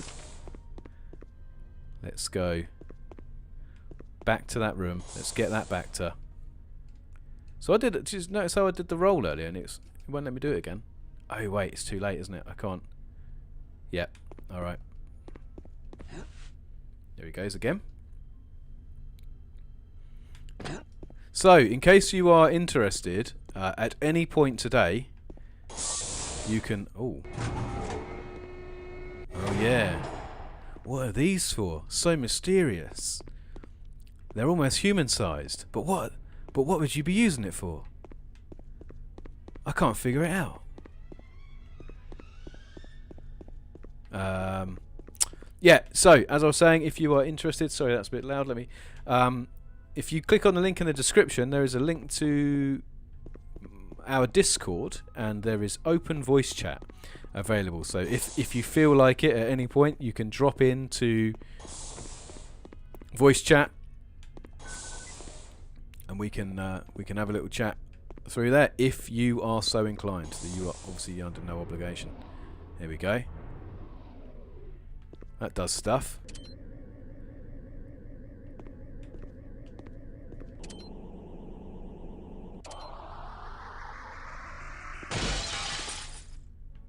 And that's how I get my shield. That's how I get it. Oh, I'm so excited. Let's go do that right now. Why would we wait? Why would we wait?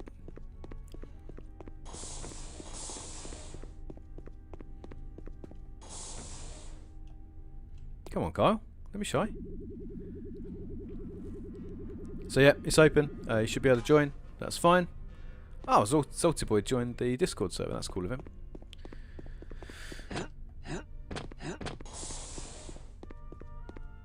Switch that on. Good.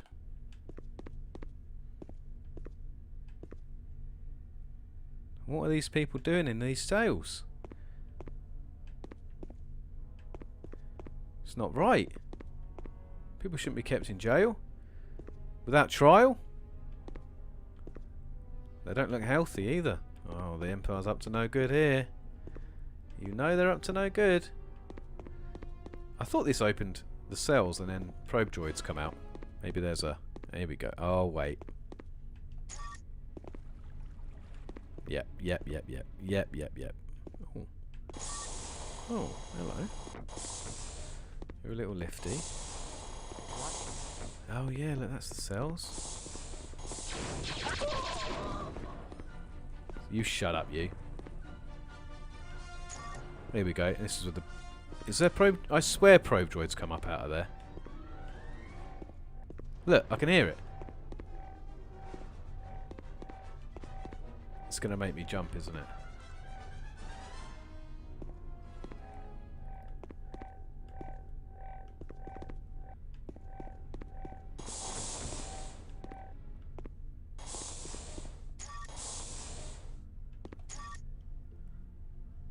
So many buttons, and I don't know what I don't know what any of them are doing.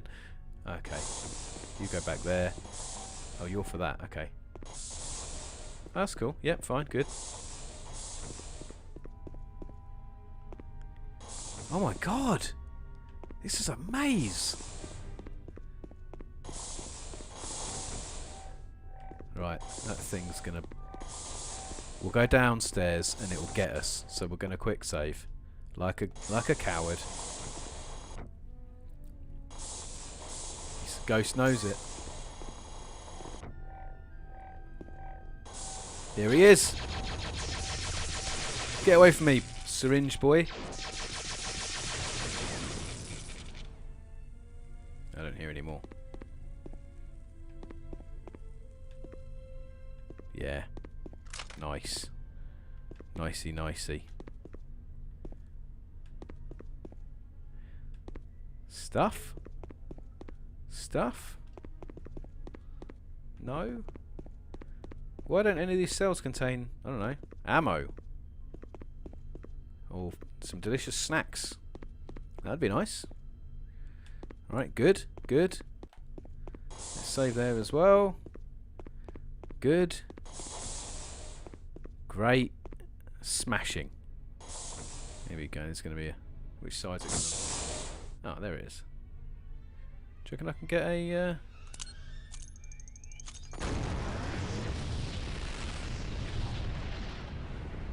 I think that worked pretty well. Oh.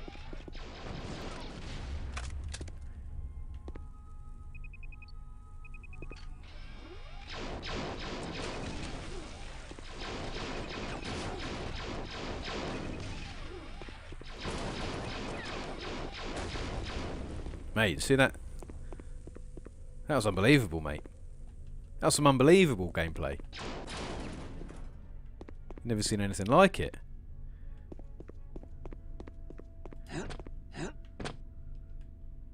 Again, and you get... There we go.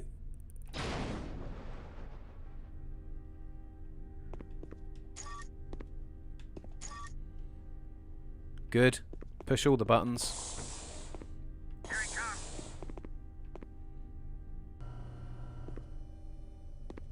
Yeah, here I come. You're right. Get clear. Watch the line. What happened there, eh? Whoa! There's loads of them.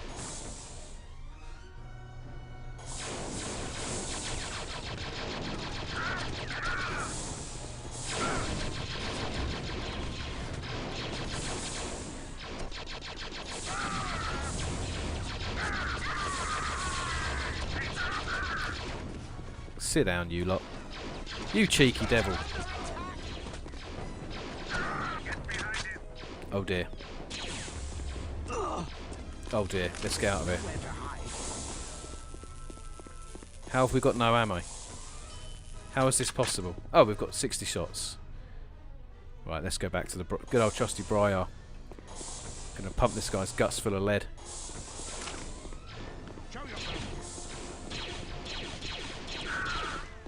See the way the crosshairs is going wild because it's trying to sort of like auto aim. You see anything? Hey you! I should. I've got a good mind to set those explosives off in there.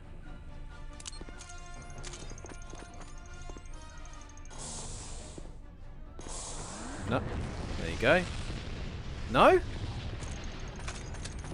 Oh shit. Oh man. Oh god. I didn't mean to do that. I'm so sorry. Oh no, all your nice things. Oh gosh. Oh, I'm such a klutz. Right, okay, fine. Yeah, Captain Obvious with the we're under attack. Oh, I need to get this out, don't I? Oh, what? Well, we've got any others? We've got mines? We've got... No? Good. Good. We've sort of messed that one up. So, this will be to move these again, and this will be the final position, because I've not been back there yet. I've not got any of that sweet Bacta. I don't think I've been able to go back in there, have I? There's not been a way to get back into that room. I mean, I say that like with some degree of conviction, like I know what I'm talking about, when evidently I do not. So if I just run through these lasers, it's going to be really bad for me, isn't it? If I have a cheeky peek, though. Oh, this thermal detonator's there. Let's just go through it. It's worth it just for a laugh, wasn't it? Right, so unfortunately we're going to have to figure out another way.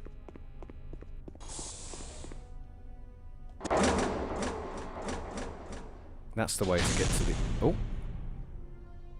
And that's the actual way to get to the end of the level, isn't it? Ah, that's what we're going to have to do then. It's fine.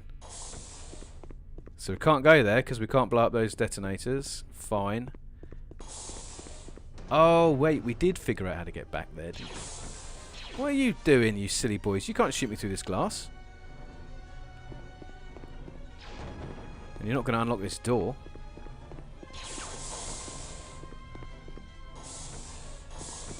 Yep, done. Oh. No, I'd rather they were blue, probably. Hey, wait. Hey, wait, though. Is one of them that? Is one of them that? Nah, because they want to be blue, don't they? Because if they're on red, that means they're locked, right? Yeah, come on. Logical. Be logical.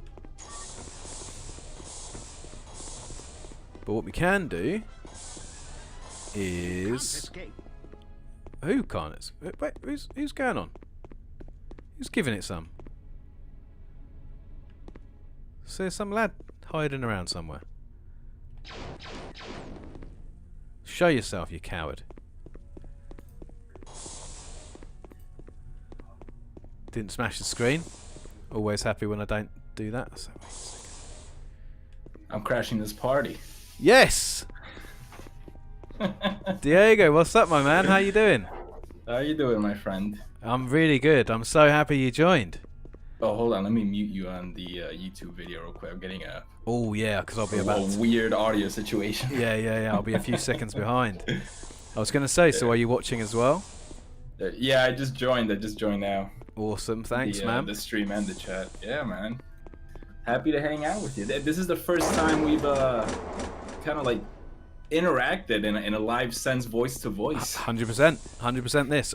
Weirdly enough, I thought about this earlier on. I was like, oh, if Diego joins the voice chat later on, that'd be the first time we've actually spoken to each other. Totally. Yeah, so that's cool. That's really cool. You got some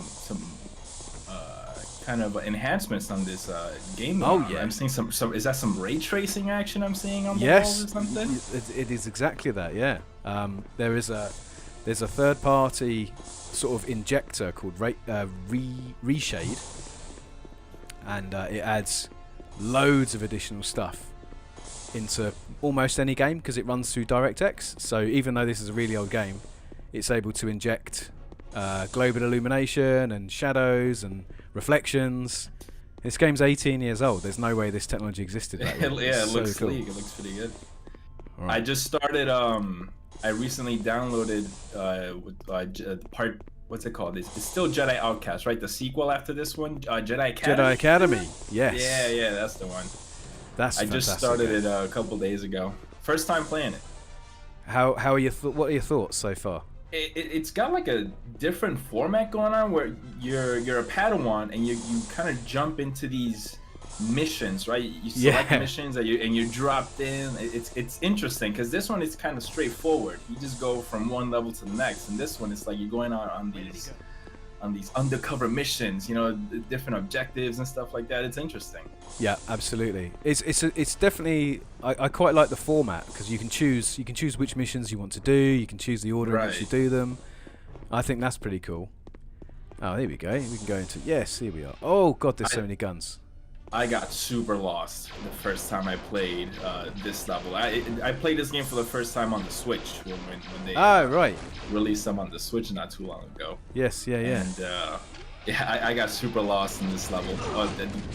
Some of the environments start to blend in a little bit, but and I was kind of just going in circles. But oh yeah, 100%. So the whole series suffers from being a little bit not obvious. There's the old games are way worse. But I've been playing this for an hour and a half, and we're still technically on the same level here. Right. But luckily enough, people in the chat seem to know the game even better than I do, so they're helping me out. But yeah, these games are so easy to get lost with, and I've just run out of ammo, so that's good. Are there still guns to kill? No, good. We managed to kill all the guns, so that's good. Nice. We'll have a quick save here. Yeah. There's something about the level design of this game, though, that is so satisfying to get through. You know what I mean? Like, it doesn't really hold your hand. Like, you know, until you go here, do that, do this. You kind of just take in the environment. You look for those environmental cues, and you go, okay, let me try this. This looks like it might be the thing. It is, and it's just something satisfying about that, where the game has this unique language of kind of letting you know how to progress through the level. Yeah, I'm entirely with that. So I think it's a double-edged sword, because on the one hand, the game gives you nothing. So you have to figure everything out for yourself, because it doesn't hold your hand at all. And actually, a couple of times you might want your hand to be held once or twice, you know, because it's here we go. It's not very easy, you know. It doesn't. Yeah. But I think it's a blessing and a curse, because I don't like games that just hold your hand. I don't like feeling, you know, they kind of make me feel like a bit of an idiot. But also, on the other side of it, sometimes you're like, I really wish it would tell me a bit more about what I'm supposed to do. So you can pull up the thing and it will say, oh yeah, investigate this, or rendezvous with Jan, and you go, cool, but how? You know? Yeah. Especially in regards to like some of the terminals too. Like modern games have taught me that usually the thing you interact with is really obvious and in your face. Like here, like press the big button over here. Yes. Sometimes the terminals in this game kind of blend with the ones that are supposed to be just kind of like assets for the level, just kind of like decoration, you know? Sure, yeah. Absolutely that. Oh, you can't reset it. Huh. That's upsetting. So yeah, this is the thing, is you run around, you try all the switches until you're satisfied. At this point, someone in the comments is probably going, this is what you're supposed to do, you idiot. Stop doing it wrong. What's your preferred way of playing? You like shooting or the lightsaber combat? Oh, the lightsaber is so good in this game. Yeah. It is. I mean, Jedi Academy is marginally better because they added a few more moves. They added the ability to have different saber types. But as soon as you get the lightsaber, it's like halfway. Is it even halfway through the game? I don't even know. But as soon as you get it, the game changes. It's suddenly a completely different beast, and it's that's probably what hit me so hard with the first time I played this. When I played it, you know, way back when, was it's so satisfying. It is so satisfying to feel like a Jedi. You know, it's I don't want to do that. It really makes you feel like Spider-Man meme, but it really makes you feel like a Jedi. It really makes you feel like you know what you're doing. Yeah, it's really graceful the way you use your lightsaber. And I didn't find out till like almost the end of the game that you can switch between like light attacks or heavy attacks. Yeah, that. It's a shame that you only because that's really good. That adds so much to the game. Yeah, especially when you're going off against those other Sith lords and those type of guys. Because when you get like I don't know what they're called, like the Super Reborn guys, but the dudes in like the black armor, they're wearing like frick armor, Yeah, and they're just absolute beasts. But you put it into slow, hard lightsaber mode, and you're just hitting them in one shot, and they're going down. Like it's so cool. It's really satisfying, like tripping them over too with that force push, and just going for that final blow when they're on the floor. It is the cheapest thing, but it's guaranteed. I did a video in this game quite a long time ago, and I look back on my footage of it, and so many of the kills that I get are me just pushing someone onto the floor and then hitting them with the lightsaber, because it's such a guaranteed easy kill. Yeah, Ghost in the chat is even saying that goes for the final boss as well. He goes down in one shot with the heavy style. Yeah, I remember playing this game. I remember playing it first time round, and I think maybe first time I played it, I didn't realise that you could do different lightsaber styles, because I remember being stuck on that final boss for so long. It was just reload, try again, and it was so frustrating. And in the end, I think I just got a lucky shot. And I finished, and I actually really like that. One of the things about this game is good is the lightsaber does feel very powerful. Stormtroopers largely go down with one hit, and that's what you want. Oh yeah, playing. You want to see those flying limbs and all that.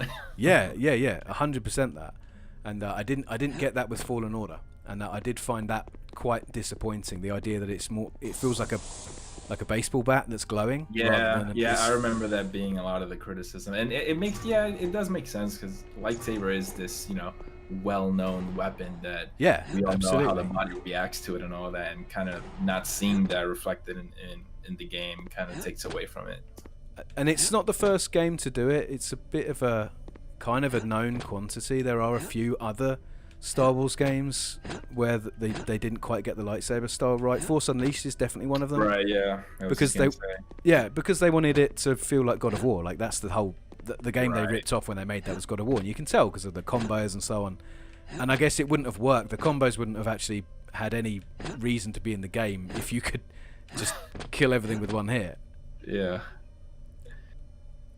Yeah, I guess you would have to come up with some. Well, maybe just take it for what it is. It's an action game. In order for it to function as a beat 'em up style game, you got to have enemies that can take more than one hit. Yes. But yeah, I mean, I guess there's really no need to have an in-universe, unless, I don't know, just spitballing, like if you come across other Force users that maybe have some sort of like Force shield around them that you got to wear down with each lightsaber hit. But that's fine. I get that.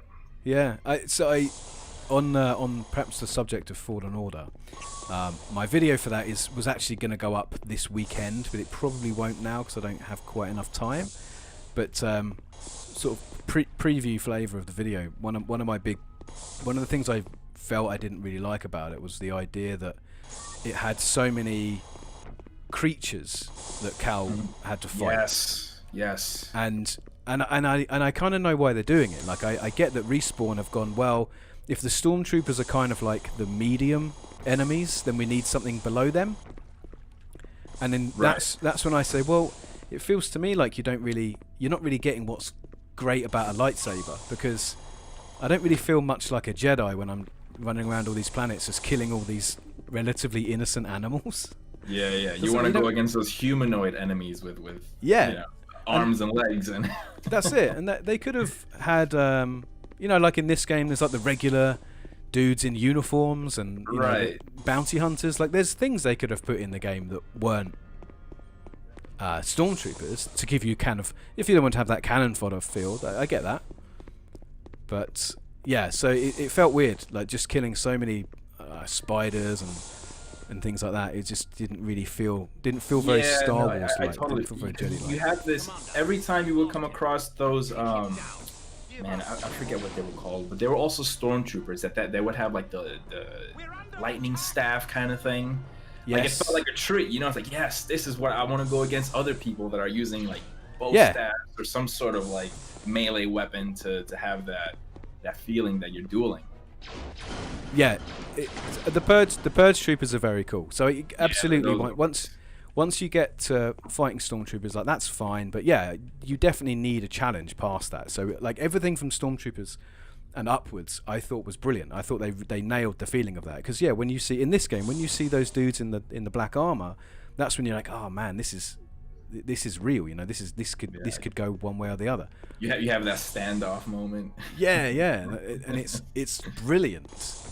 But yeah, I don't. It's a strange thing. I don't know necessarily why Respawn arrived at that idea that you're going around to these planets and killing all these creatures, but it's funny you mentioned that because I was recently playing X-Men Legends 2, and for the first level in that game, you're fighting nothing but bugs, and I don't know, there's something about when you're playing as certain characters, like a Jedi or mutant superhero, it's something I kind of just want to fight bad guys. I don't know, it doesn't feel right just fighting these giant creatures, you know, like it feels like something that would belong in a different game.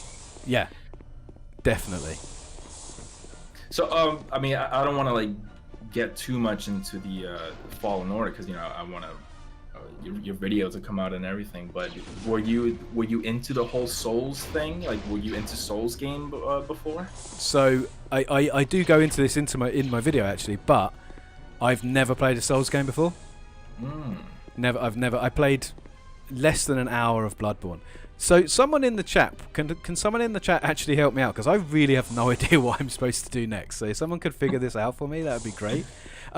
Yeah, so I'd never played a Souls game before. I've never played. I've since read that the game is apparently like Sekiro, so it plays similar to Sekiro. I couldn't confirm or deny that because I haven't played it. So my initial reaction was, why is this game so hard? Yeah. The red coloured door. This red coloured door here, Felipe, how do I get through it? Or is there a different red coloured door I'm looking for? Yeah, so it upset me at first because I think Star Wars is all about accessibility. So it's all about, it's really easy to get into. Oh my god, I assumed that this had a force field on it, and that's why you couldn't get through it this whole time. Oh, this is the bit where you get on the cannon. That totally looks like the Darth Maul end of episode 1 force field. But look, there are force fields, and you can't go through them. So why? Oh, this one now has it. Okay, good. Good. We've got no ammo, and there's a dude up there with on a cannon. Good. Yes, tuck in. Yeah. So having never played any Souls-like games or anything of that nature before, I was initially despondent, and it was quite hard because obviously, you know me, I'm all about like positivity and having a good time and all that kind of stuff. So it was really hard for me to reconcile with that. Oh my god, it came back to me. This is going to end so badly. For life, good. Got a bit of back to there. There we go, he's out. That was one hell of an explosion. Oh yeah, they the weapons mod that I'm using really ups the smoke and the explosion effects. Nice. Yeah, so initially I was very despondent, and it was really hard for me to be positive about it because I was like, oh man, this is a Star Wars game. You know, Star Wars games are supposed to be awesome. You're supposed to have a fantastic time.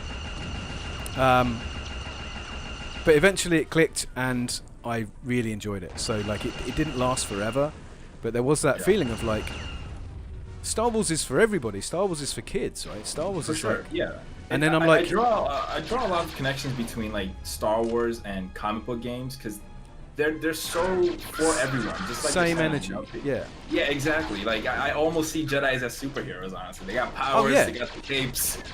Yeah, and they look after people. They go around planets and they solve problems and take out bad guys. Much like a Marvel game, DC game, a Star Wars has that certain expectation. It's like, oh, it's a Star Wars game. I could jump into it like whenever I can and have a good time. Yeah. And when you get a Souls game, you're not really expecting that. It can be kind of jarring. Exactly that. I didn't know what to do because I've not played Souls games before. I really just felt like I'd been abandoned. Like I was like, what do I do? I don't know how to do anything. You get that first frog, and it's just absolutely killing me. Yeah. And I almost stopped playing the game. Like it was that bad. I just thought this isn't for me. That's not that that's a bad thing. Just obviously it's not. It wasn't made for people like me. That's fine. But yeah, and then it clicked. I put it down to easy, and frankly, that was much better. I had a much better time once I turned it down to easy. Yeah. Ooh, laser straight in the face. Nice. I was crouching down and everything. Yeah, ooh. Oh, I just got it on my end. Yeah. Yeah. So like I was saying, you reach a certain point in the game where it just kind of clicks. yeah, and it did take a long time. It did take a while for me to kind of discipline myself, because it is just about learning the rules, right? You just kind of do what the game tells you, and nothing bad will happen. Yeah. Which is fine. Sorry, I'm trying to dodge lasers while also talking about this. It's proving to be quite difficult. I need to get over there, don't I? Alright, here we go. Come on, we can do it. We can do it, gang. Some Mission Impossible vibes here. Yeah, definitely. Yeah, and so I was like, you know what? And I got really, really upset. And I was like, you know what? Star Wars is supposed to be accessible. This is like ruining the legacy of Star Wars. Because I was like, nobody ever watched a Star Wars film and was like, I really wish that was harder to get into. Nobody ever. You read these books and all the novels. They're by people like Kevin J. Anderson and like low key, easy to get into sci-fi authors. They're not written by like Cormac McCarthy or something like that. It's not difficult stuff to get into. It's not. There might be dark themes or something, but there really is. Yeah, so I was very upset. I thought it was ruining the legacy of accessibility, and then I realised that I was just being a big baby. So. No, but it definitely was a risk. I think taking on that style for a Star Wars game. But yeah, it's commendable. If you want to lean in hard into a genre. Yeah. Rather than being kind of like here's a generic action game, there's nothing wrong with that either. But I thought it was brave of them in a way to just full on saying, yeah, this is a Souls game. And I think that's exactly it. So I will often say developers or filmmakers should be brave, and I always respect when someone makes a brave decision. And then I found myself being a massive hypocrite because I was like, oh, it turns out I don't like this particular decision. For the longest, I wanted a hardcore X-Men RPG. Yeah. It's turn-based and stuff, and I know that can turn a lot of people off, but comic book games kind of tend to go for it's a generic beat 'em up, and most of them turn out fine, and that's good. But I like something that just kind of leans into a particular genre and goes deep in it. I don't know. I think it'd be cool to have those properties tied to a certain genre. I'm all for it. Yeah. I'm all for it. I mean, there's nowhere near enough good X-Men games anyway. I was thinking about this earlier. I've been watching the X-Men animated series a lot lately, and I mean, obviously that's brilliant. I love that cartoon. But for a minute, like in the early to like mid and late 2000s, we were getting X-Men games like hotcakes. Yes, fighting games and then beat 'em ups and yeah, it's a real mixed bag of stuff. Yeah, but it's been a minute. It has. Hey, there's Kyle. Hey, bud. It's strange because I mean I know you didn't necessarily rate Wolverine's Revenge, but I loved that game when it came out, and it was just enough. Like it had stealth elements, it had combat stuff, had collectible suits, everything was on the disc. There's none of this kind of like games as a service stuff or anything like that. And for me, it just got everything just about right. Yeah, I want to replay. The only reason I was so sour on that game was because I got stuck in this boss fight that it was kind of my fault. Like I couldn't figure out what to do, and it kind of ruined the experience, the rest of the game for me because I was stuck on it for hours. Yeah, I completely understand that. Yeah, you know, it's one funny. I start to question. It's like, man, like when, like who when was this discovery made where games should be streamed? Yep, I'm seem to be having some difficulty with the internet. I'm in and out. Yeah. So regarding Avengers, I mean, how do you feel now that you've played it a lot more? Because I know that you had some very mixed opinions at the beginning, and you did kind of pivot. You did change your. I did because I really want to enjoy this game. You know, like I have a lot of friends who play like the Destiny and the Division type of stuff. Yes. And like just looking at it from an outside perspective and seeing how they just play that game for years on years, like I've always found that fascinating, and like I envy that. I want that, you know, like I want to have this commitment to a game where I see its highs and lows and all the changes it goes through, and like what's the meta, what's the best strategy to kind of, you know, go about a certain raid or whatever it may be. Like I want that, like, you know, people who played, even though this is kind of on a different level, but like World of Warcraft, like imagine, I'd love to be a person that gets that game from day one, and it's like almost a different game now, you know, like it's been updated so many times, and you know, I hear about Avengers being this kind of live game, and I'm like, oh, this is it, this is the one, you know. This I is love what I've been comic book waiting games. for. Yeah, I love comic book games, and you know, and this style of game that I've been wanting to get into, you know, perfect match. And I mean, like, I don't know if it's doing it right necessarily, because like I said, like I never been able to get into a Destiny type or a Division type. Right. Yeah. So like I mean, like I have nothing to really compare it to see if it's doing everything it does correctly, but I don't know, man. I guess I'm in my ways with video games, where like, you know, the PS2, PS3 era before these live service games, I'm like, why am I playing the same mission over and over? Like, why do I care about building my numbers up? Like, I kind of just, it's different, you know? Yeah, totally. So yeah, I've never played any games of that nature. I've always been kind of interested, sort of fascinated by these types, World of Warcraft and so on. I had friends who are super into World of Warcraft, or were then, and I have one or two friends who are still casual in and out players, and I had some friends who were super into Destiny, and these all look fine, they all look good, and I like the idea of having, I mean, to me it sounds like good value. You buy a game once and you can be playing it years down the line, and it's updated and you're with your friends. But it's, for me, like what does upset me about modern games, and this is it's weird because I've been thinking about this idea, and I think it's going to end up becoming possibly a video next year about why I cover old games on the channel. And because I didn't originally, I covered all games on the channel, and I found myself just getting so despondent with the way modern games are because of games as a service, because of paid DLC, like day one DLC and pre-order bonuses, and I found myself not loving games anymore because of these things. So try not to attract too much attention. It's things like that put me off, like things like Avengers. I look at it and I go, this looks great, but there's so much additional stuff you're really expected to buy in order to get the full experience.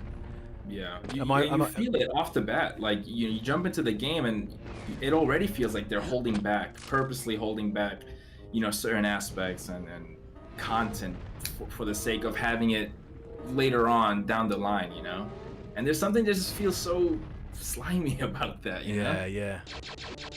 So I was chatting to a friend of mine last night. I went to go and socialise with some people in real life, which is right now like such a rarity for me, which is why the stream was postponed by a day. And I was talking to my friend Mike, and he played Avengers, and he's saying there's one particular bit in it that he remembers, and it's I think he said I'm Tony Stark, and I'm on the Shield helicarrier, which Tony Stark built, right, in the I guess in the game world, and and you're talking to a vendor who will sell you things, selling you. I think I know where this is going. And he says on the table is Tony Stark's Iron Man helmet, and you're like, you are Tony Stark, and you're having to buy your own things off of a vendor. And I was like, that's such a strange thing, and it's like so straight faced, right? It's not like it's a big joke and we're all in on the joke. It is it is an entirely rational thing to say. Yeah, of course Tony Stark should be expected to pay for his own things that he's already built and paid to build. There's literally a vendor in that game who's programmed to feel joy every time you purchase something off of him. Oh wow! He says, "Oh, the only way for me to feel joy is every time you purchase something off of me. Without that, I feel like I'm of no service." Oh my god! I don't know how I feel about this stuff. Is it good? Is it bad? At first I was like, okay, they must be self-aware. I mean, that's so on the nose. They're almost like poking fun at themselves, right? It's almost like saying, yeah, like we know this sucks, but yeah, the type of game we are. And things like that. I find them affecting me more than I would like to admit. Nah, it's totally fair, man. I mean, like I said, when you come from the age of games that we're from, with these Jedi Outcasts and these full package games where here it is, it's all in this box, no need to. And the thing is, every time it was a DLC, but maybe a little further down the line, that felt like a bonus. It was kind of like what it's supposed to feel like. Absolutely. Not like you have to buy it. It's like, oh, here's a neat little thing that'll extend the game a bit, but not like it was missing. It's just extra. I'm completely on board with that. So we can talk about this game, this exact series. So Jedi Knight comes out in 1997, and it's a big game. It's a full price game. That's fine. The following year, in 1998, an expansion for it comes out. But this is back in my day, we didn't have DLC because obviously the internet didn't exist. But basically a full add-on to the game with more levels and more playable characters comes out. But it's half the price because you already bought the base game, and really all it is just some more levels. But it comes in a box, and it's got its own instruction manual, and those things I used to love, like the Quake 2 expansions. I used to love stuff like that because you're almost getting another full game, but you're only paying half the price. Yeah. And that for me is fine. That's completely excusable. But then yes, we started entering into an era when the DLC was available and announced the same day the game came out, and I'm like, but you already made the game. You already made this content. You just don't want me to have it. Yeah. And that's a different vibe altogether. And that's not one that I really enjoyed. That's not one that I was really And so it's, in order for me to continue being positive about stuff, it's just I have to make the decision just not to engage with those types of things. Yeah. And so that's why I found myself not covering new games. That's one of the reasons I stayed away from Fallen Order for so long. Was I just couldn't see me having a good time. I just couldn't see me enjoying myself. Yeah, no, that's totally fair.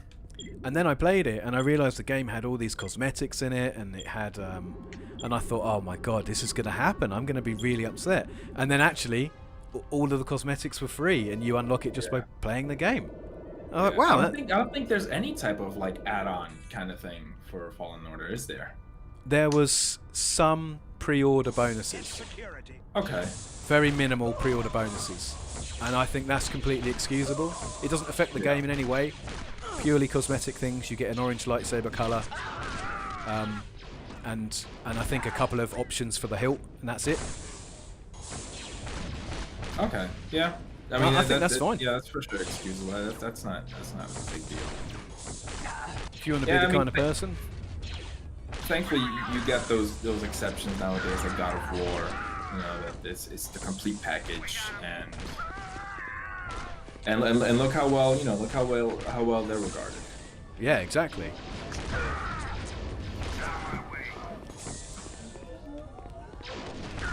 Conversation always drops off a little bit when I have something important to do. So you're being bombarded right now. It's cool. Yeah, there we go. I love Chewie's gun. Yeah. And it's I think this is, I don't know if this is the first game where you could use a bowcaster, but it's the first one I played where you could use a bowcaster. And it's, for me, so iconic that it shoots these great big green blobs out, and then when you finally see it fired in well, not finally, but when they fire it in the films, it's red, and I'm like, oh no, that's not what it looks like. Yeah, that's right. Yeah, I definitely associate it more with the green. Yeah, 100%. I think the first must have been Battlefront, one of the Battlefront games where I first used the bowcaster, and I think it was green then too. Yeah, it's, for me, that's important. You know, things like that are important to me.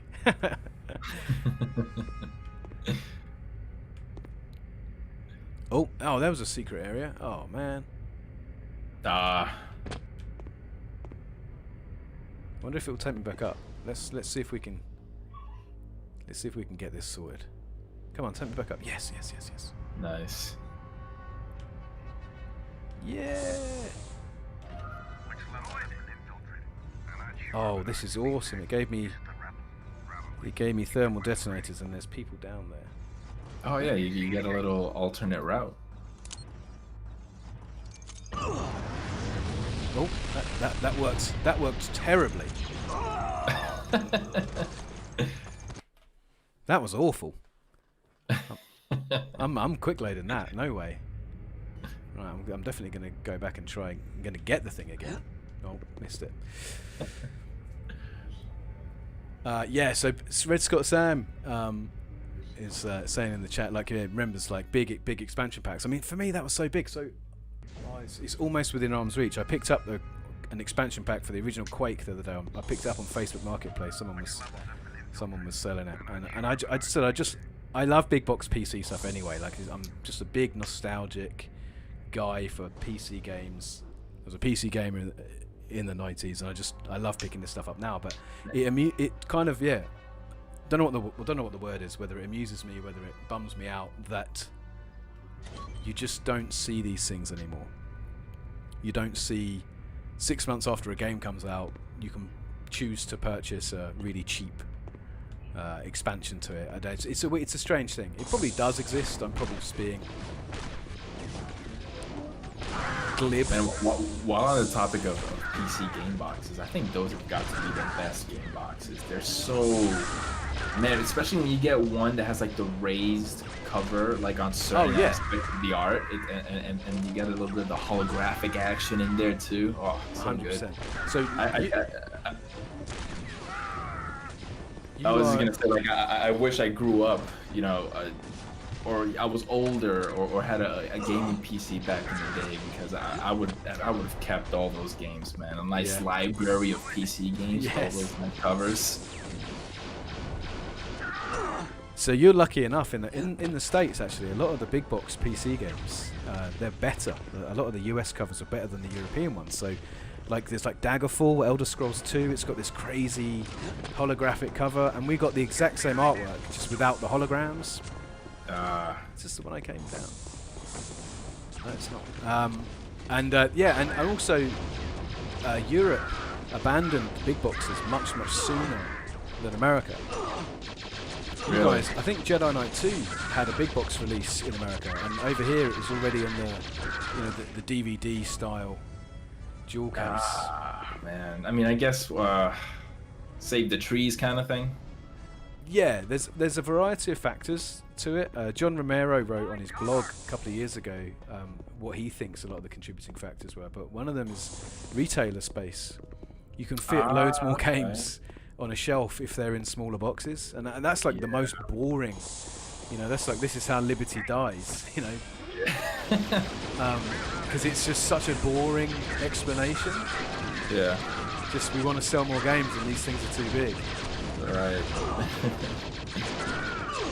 Oh man, I'm dead. I'm so dead. Oh, there's Bacta. Wasn't quick enough. Wasn't quick enough.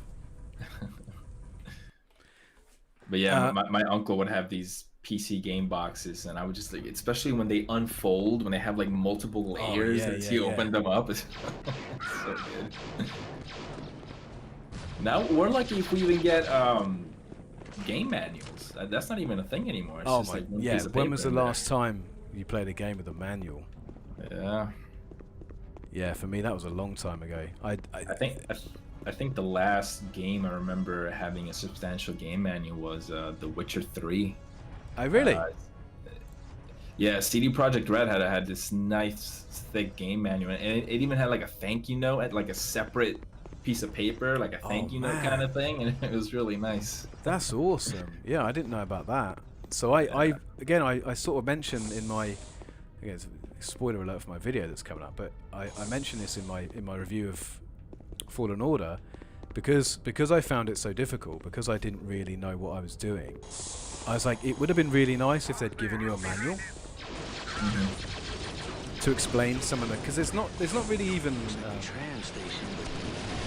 it's not really even a tutorial. You just kind of expected to know how these games work. Right. So it gives you some of the basics, but really not a lot of them. Yeah. Because I think of someone like my dad, right? Who he's always played video games, but you know, he's fallen off as the older he's gotten, and he's never gotten anywhere near the Souls games, right? But he loves Star Wars, you know, and he loves to play the new Star Wars games, and he jumps into this one, right? And let's say he gets to like a bonfire, you know, like they're called in the Souls games. Oh yeah, and he activates a bonfire, and it's like, wait a minute, why are all the enemies that I just killed back? Oh like, yeah. You know, like I can picture him questioning that easily. Because that's how these games work. Then you go, yeah, but I don't want them to work this way. Yeah. Oh man, look at my health.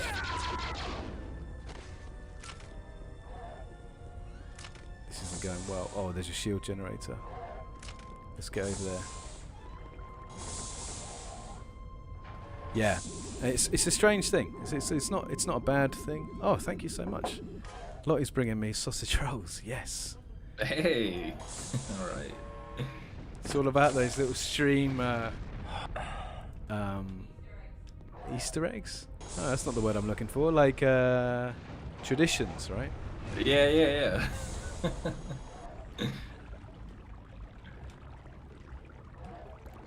Yeah, so how's everything else going? Like other than Star Wars games, and how are things in your world? How are things in your life? Not bad. The things are, well, I don't want to say going back to normal, you know, because we're still in this pandemic and on all the crazy stuff that's happening. But I guess you could say the smoke has settled a bit in terms of work, and it's starting to feel a little more normal as things go by. I don't know if it means like we're getting used to the crazy, or it's just, you know, maybe things are settling down. I don't know what it is exactly, but yeah, I mean, you know, just taking it one day at a time, all that kind of stuff. Yeah, sure. Yeah, and trying to get a little more active in terms of the contents I'm making and all that. Working on 2 videos right now. But yeah, you know, it's tough to have a regular stream of content when you have a day job and all that. But I you know, I'm happy where I'm at. That's great. Yeah.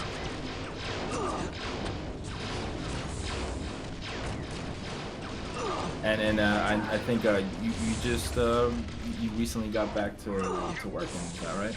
So yeah, this week was my first week back at work, which is an interesting. Oh man, there's so many of these guys.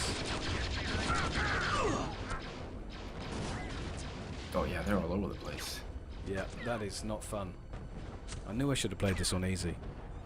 I'm talking about how Fallen Order's too hard.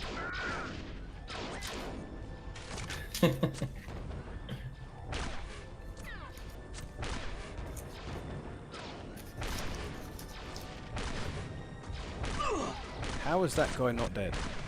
There we go, finally.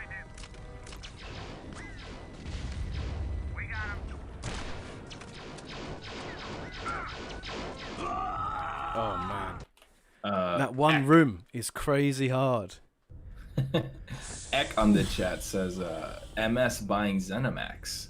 Oh yeah, so this is the whole like buying Bethesda, Microsoft buying Bethesda ZeniMax, right? That's But before we get it, I didn't mean to cut you off. You were gonna say about getting back into work. Yep. So yes, my first week back. So I've been on furlough now. I don't know if you have. Did you have a furlough system in the States? Have you got that where people are being paid by the government not to go to work? Well, we got the one stimulus check. Right. Okay. So yeah, over here, essentially just due to COVID, the government put a scheme in place where they would pay your wages. They would pay your wages to your employer for you not to go to work. So you didn't get your full paycheck. You got 80% of your wages, but it meant you didn't have to go to work. So that's great for alleviating the burden on employers when they don't have any income coming in or whatever. So that was great. I'm just gonna run. That's my plan now. Oh, it worked. That worked quite well. This is working quite well. So yeah, it's my first week back from being on furlough, and it's kind of crazy because obviously everything's gone wild in my absence. There's so many things that should have been getting done that aren't getting done, and there's loads of clients who are just back now and they want things done. So it's been really good to be back at work, to have some normality. But also, since April, I've spent 7 months doing whatever I want, and I've been earning 80% of my wages to not go to work. Like, that's like the best deal ever. Oh, and then, I love that, mate. yeah. And then to have that taken away, you're like, oh, I understand why I can't keep doing this, but also, I would really like to keep doing this. It's gotta be a huge readjustment. Yeah.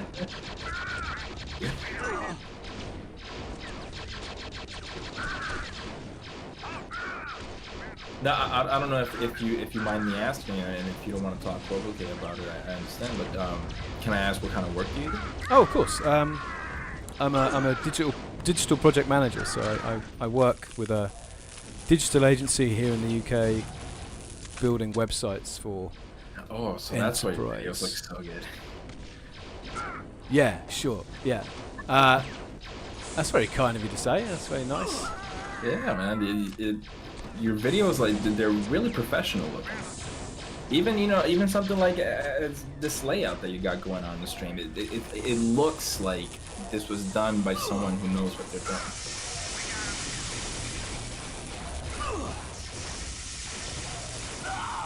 We knew that was going to go badly. As soon as I ran out of ammo, I knew that was going to. But thanks, man. I mean, I used to do a bit of graphic design for a living. Not a tremendous amount. I'm not going to pretend that I'm a graphic designer.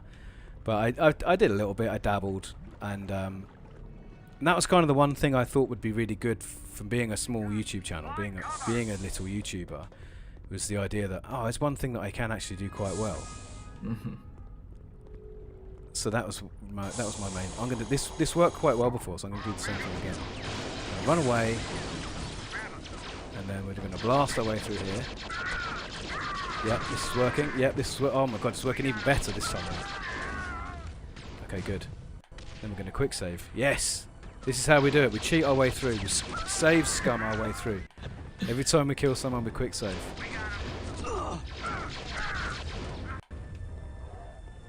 Yeah, so but yeah, I love web stuff, and I did a run in the games industry a few years ago working, and I kind of made the decision not to go back to that industry. It was really, really competitive and kind of gross.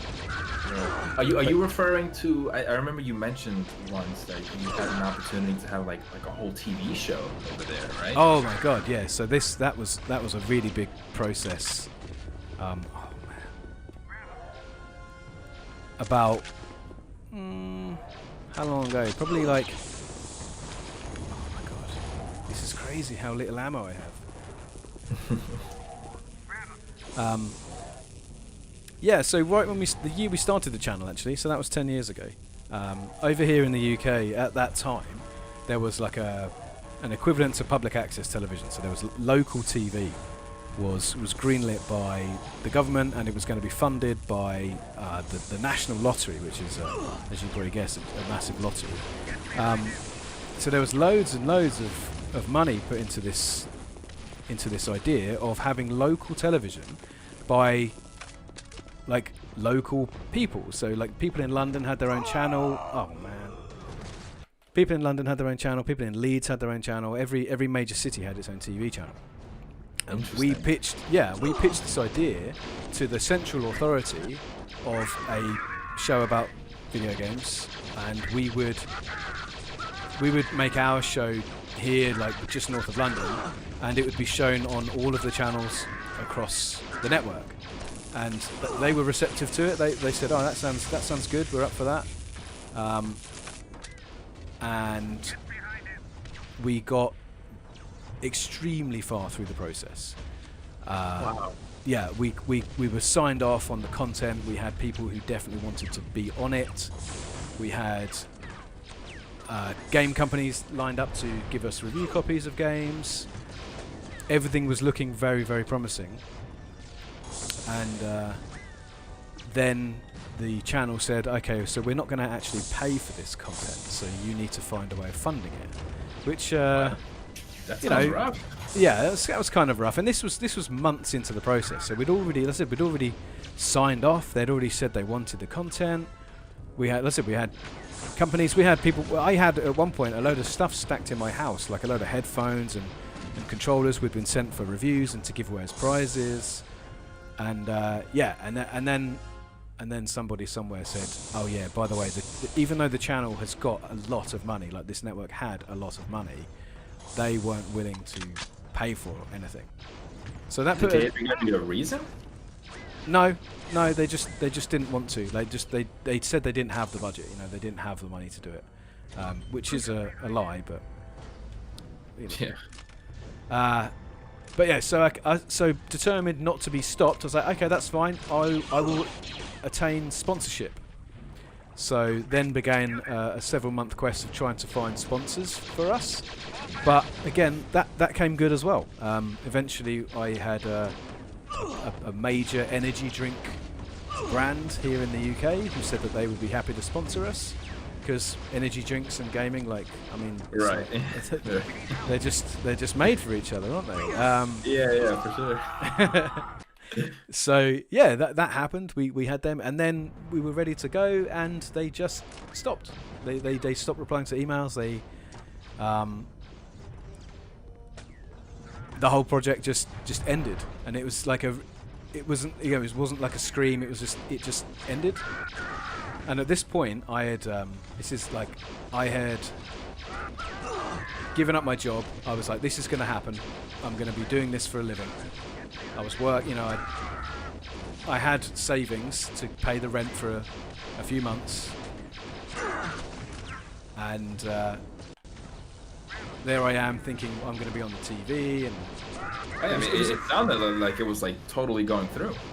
so this wasn't a crazy move by me. So it had all the makings of it going to happen. So at that time, I worked for a company in the UK. They were like a digital publishing firm, and they also had a studio which they used to film trailers and things for the products that they published. So that we had like a huge green screen studio, a full like audio setup, red cameras, like 16K red cameras. So, and we had a whole production team as well. So again, it wasn't just like I was going to do this with my DSLR in my basement.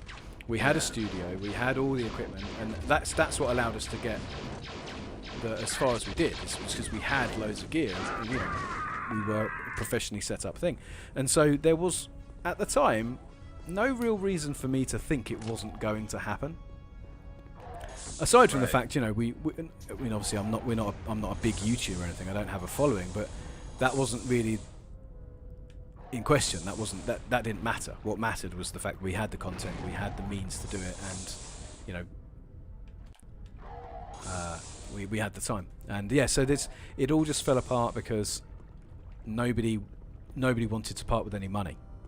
And it's such a shame when a project gets to that point, because I mean, I sort of hate talking about money anyway. Like, I think it's one of the most boring subjects in the world to talk about. And when you have something like that, I mean, fair enough. Everything has to be commercial. Everything has to, you know, make money. Everything has to be successful. But to have it fail on that was very sour. But then I suppose I can always take solace in the fact that it didn't fail because of anything I did. So now the game show, your channel, that's kind of the spiritual embodiment of what would have been.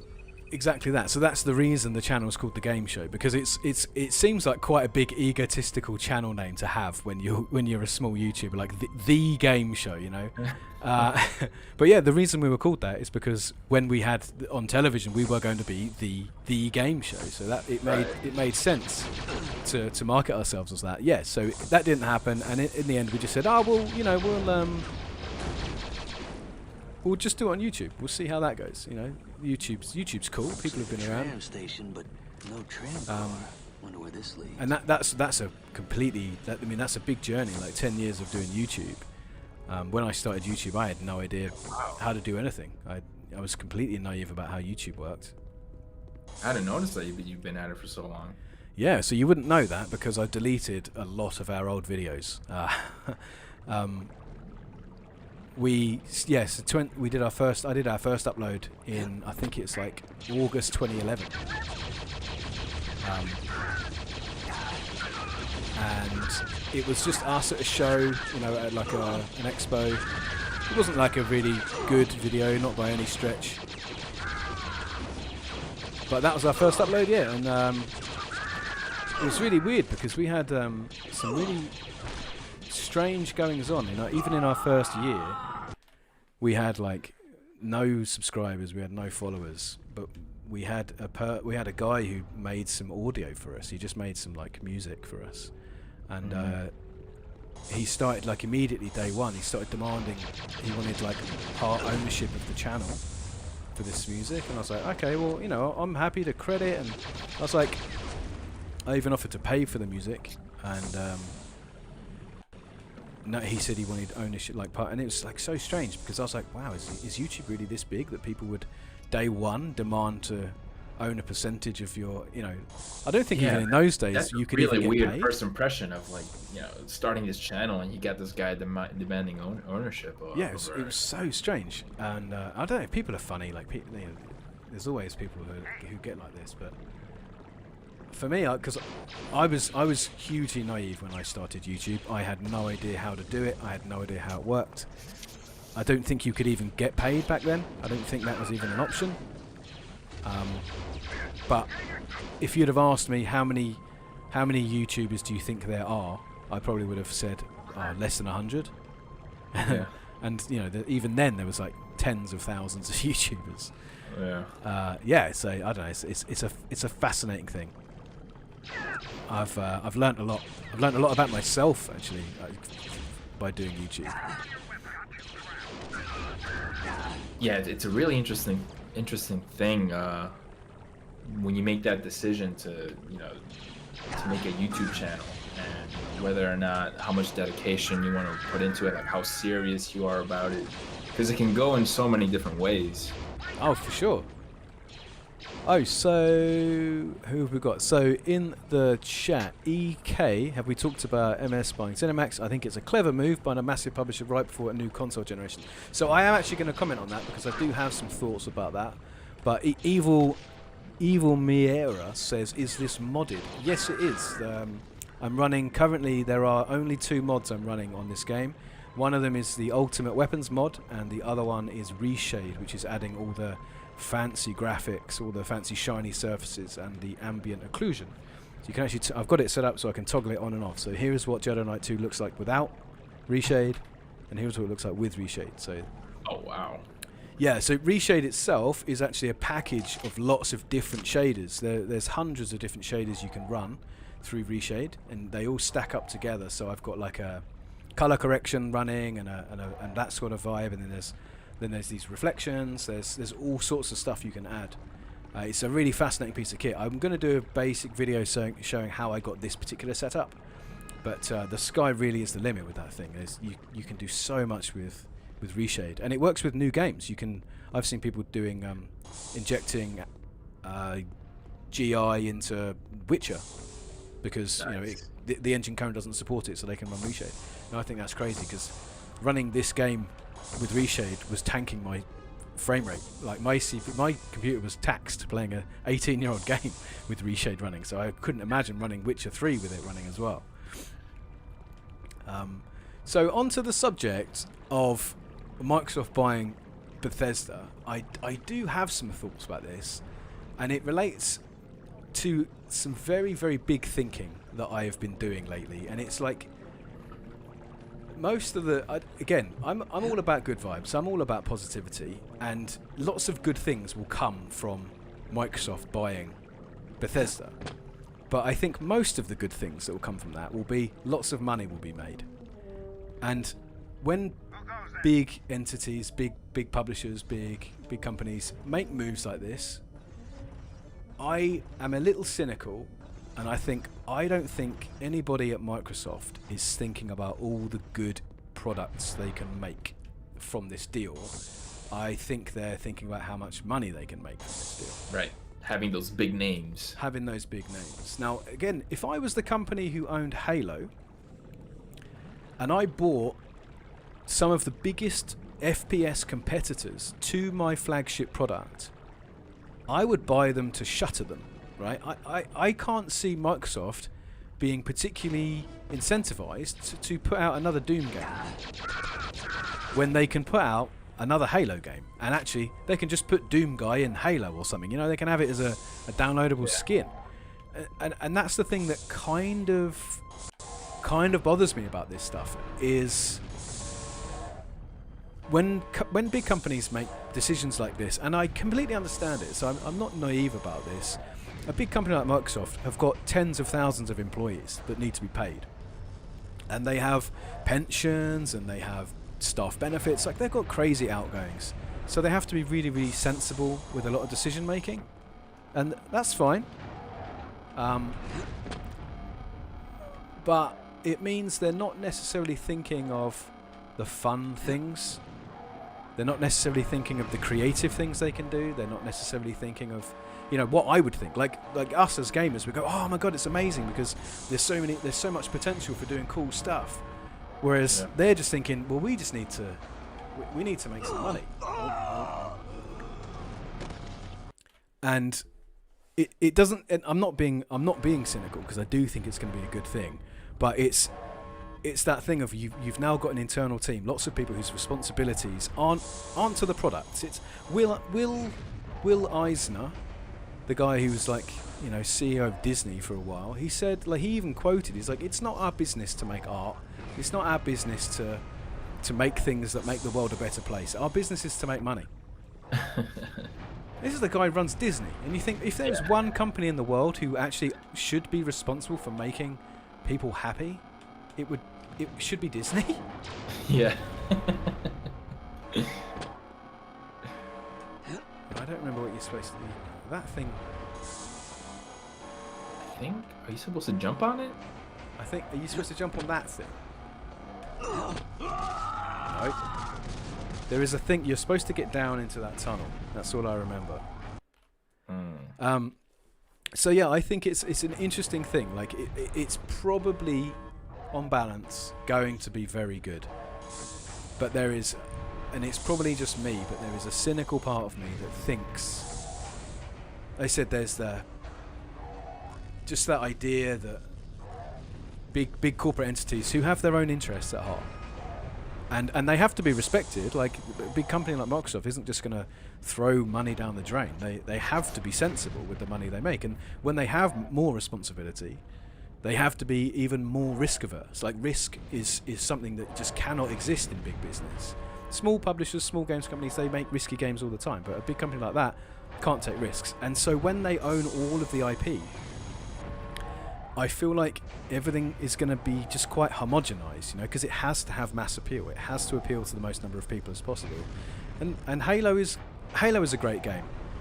I can't say anything bad about Halo, but Halo isn't like out there on the edges trying brand new things. Halo is by definition very, very safe. Like, it's a very, very safe franchise. Doom, however, is a game that went out of its way to do something different and try something different.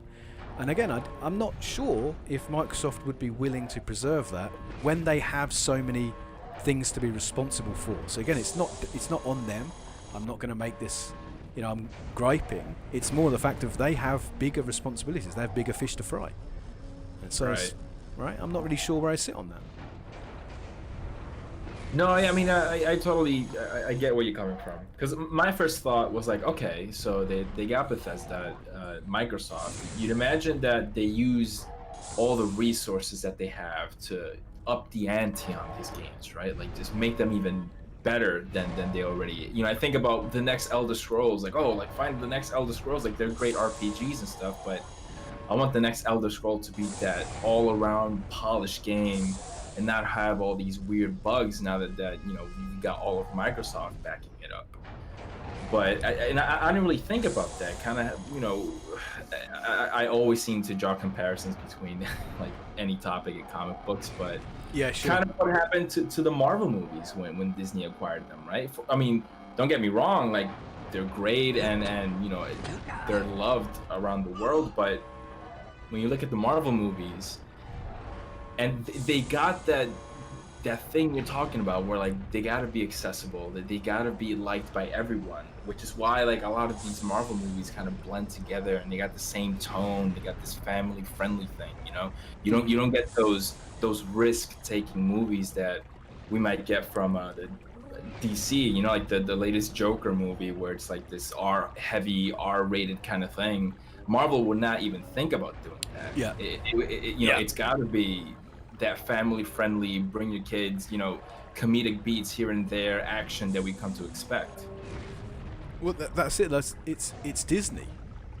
Like, that's the big thing to remember, right? It's not really a Marvel film. It's a Disney film. Yeah. Disney are making a live-action film, and I'm off. And that's kind of my point. So once they're that big, once they're such a massive company, and they've got these, because I mean, I don't know if you've seen Frozen 2, but it's not as good as Frozen 1. No, I haven't seen any of them. Oh, okay. So Frozen is really good. Frozen is a really good film. Elsa's kind of a superhero, so that it could be your jam. Cool.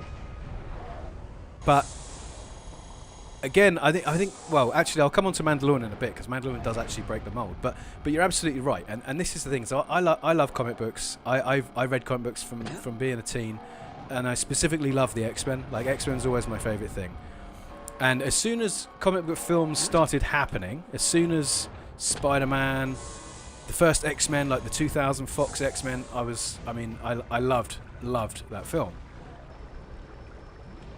And I kind of, I was 16 when that film came out, so I was like, it was very easy for me to hate on it, because it wasn't comic accurate. They were wearing leather, they weren't wearing spandex, they messed with the law, it's just me being a typical teenager.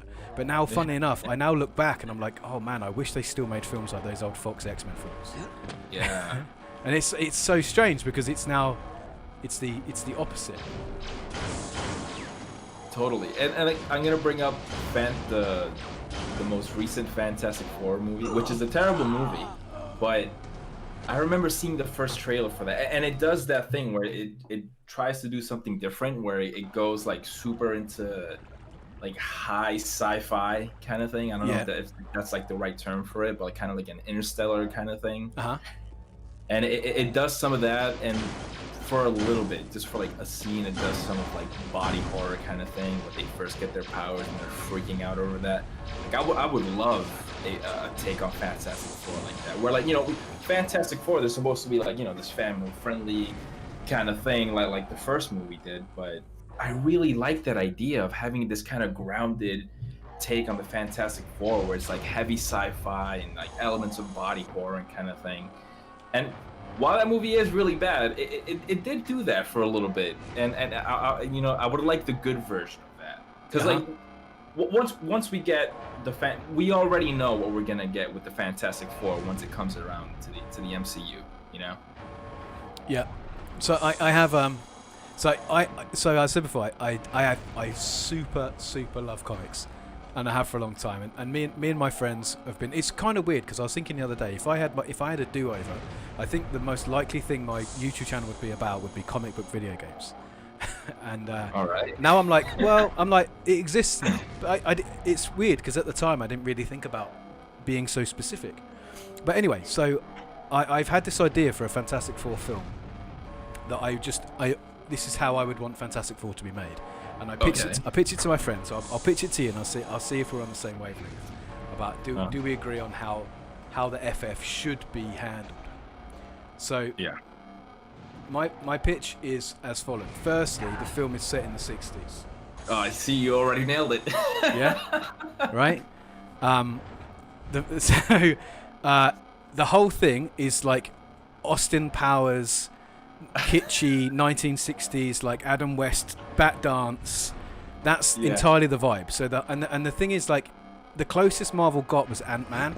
The closest they got to doing it was doing it with Ant-Man, and they didn't commit. They didn't commit to that vibe of giving it just this sense of positivity, just this sense of like it's wacky. And there's no way Fantastic Four can be anything other than wacky, because it's ludicrous, it's a stupid idea. And I think Josh put a thing up on Twitter, and you do get a sense that Marvel and Disney and these film producers, they're sort of embarrassed of the source material. Like they don't want to make films that are like comics, because they're like, oh no one likes comics, people like films. Right. Yeah, it's So got to anyway. make sense in the real world, right? It's Exactly, gotta be right. a Kevlar arm. It can't be spandex. It's got to be Kevlar, and it's got to have textures, whatever. and it's got to be like. And I always thought that was weird. I even thought it was weird that the first Spider-Man, he had that ribbed texture all over the costume. the raised webbing. Yeah. Yeah, like I don't know what that was all. Yeah, the raised webbing. It was so strange, and then that just continued forever. Like even Superman, the new Superman, which is kind of like one of the best modern superhero costumes. It's still like you zoom in, and it's still got like the blue is just got like a hatched pattern, Got like Kryptonian kind of symbols on it, kind of thing. And so Sam has just put in the chat, and this is absolutely dead on, and it's the WandaVision trailer, and they go, oh look, we put him in the Vision costume, and it's a joke, and you go, but the Vision costume's awesome, and you see Wanda in the full Scarlet Witch setup, and I'm like, I want that to be the thing. So my pitch for Fantastic Four, right? It's set in the 1960s, and it opens up. By the way, there's absolutely no Origins, because Origins are so done now. Yeah, we don't need it. Oh, Budget Builds is in the chat. Hello. Also, hello, Scott. Hi, Scott. Hi, Budget Builds. Amazing. So glad you're here. You're here just in time for my Fantastic Four pitch, which I didn't advertise on Twitter, but here you go. So, no Origins. Origins are boring. No one cares. The film opens up, and we're in like New York. We're in maybe it's like the Hudson Bay, and there's like a giant monster in the river, and it could be like a big octopus, or like a giant, just something like some crazy creature with like eyes and tentacles. Johnny Storm's flying around it. He's just like caning it with fire. Sue's there. She's doing like some crazy invisibility powers. Like everyone's involved. Reed is like fully stretched out, and we just open up with this insane psychedelic full-on Jack Kirby sequence where like everything is bananas. You don't know what's going on. Ben Grimm is like fully orange. He's not brown. He's not. Yeah. You know, he's like bright orange. He's got the big blue trousers. Yeah, and he's just like flying around all over the place. And the whole thing, it's kind of like, and it's weird to say it, but like The Incredibles is the best Fantastic Four film ever made. This sounds like The Incredibles. Yeah. Yeah, like the Incredibles is the best Fantastic Four film ever made. And absolutely. And so what we then do is this is happening, but then it kind of like pans out, and then actually we've then got a news reporter, and she's looking into the camera, and she's got like a little 60s bob, and it's like you can just tell it's got this really kind of cool 60s New York vibe, and she's looking into the camera, and the exposition she says is, you know, it could be something like 10 years ago when Reed Richards and his team of scientists first went into space and came back with superpowers. They've been protecting New York from all kinds of different threats, and we're here on the edge of the Hudson River today to witness it, and no one's even remotely scared.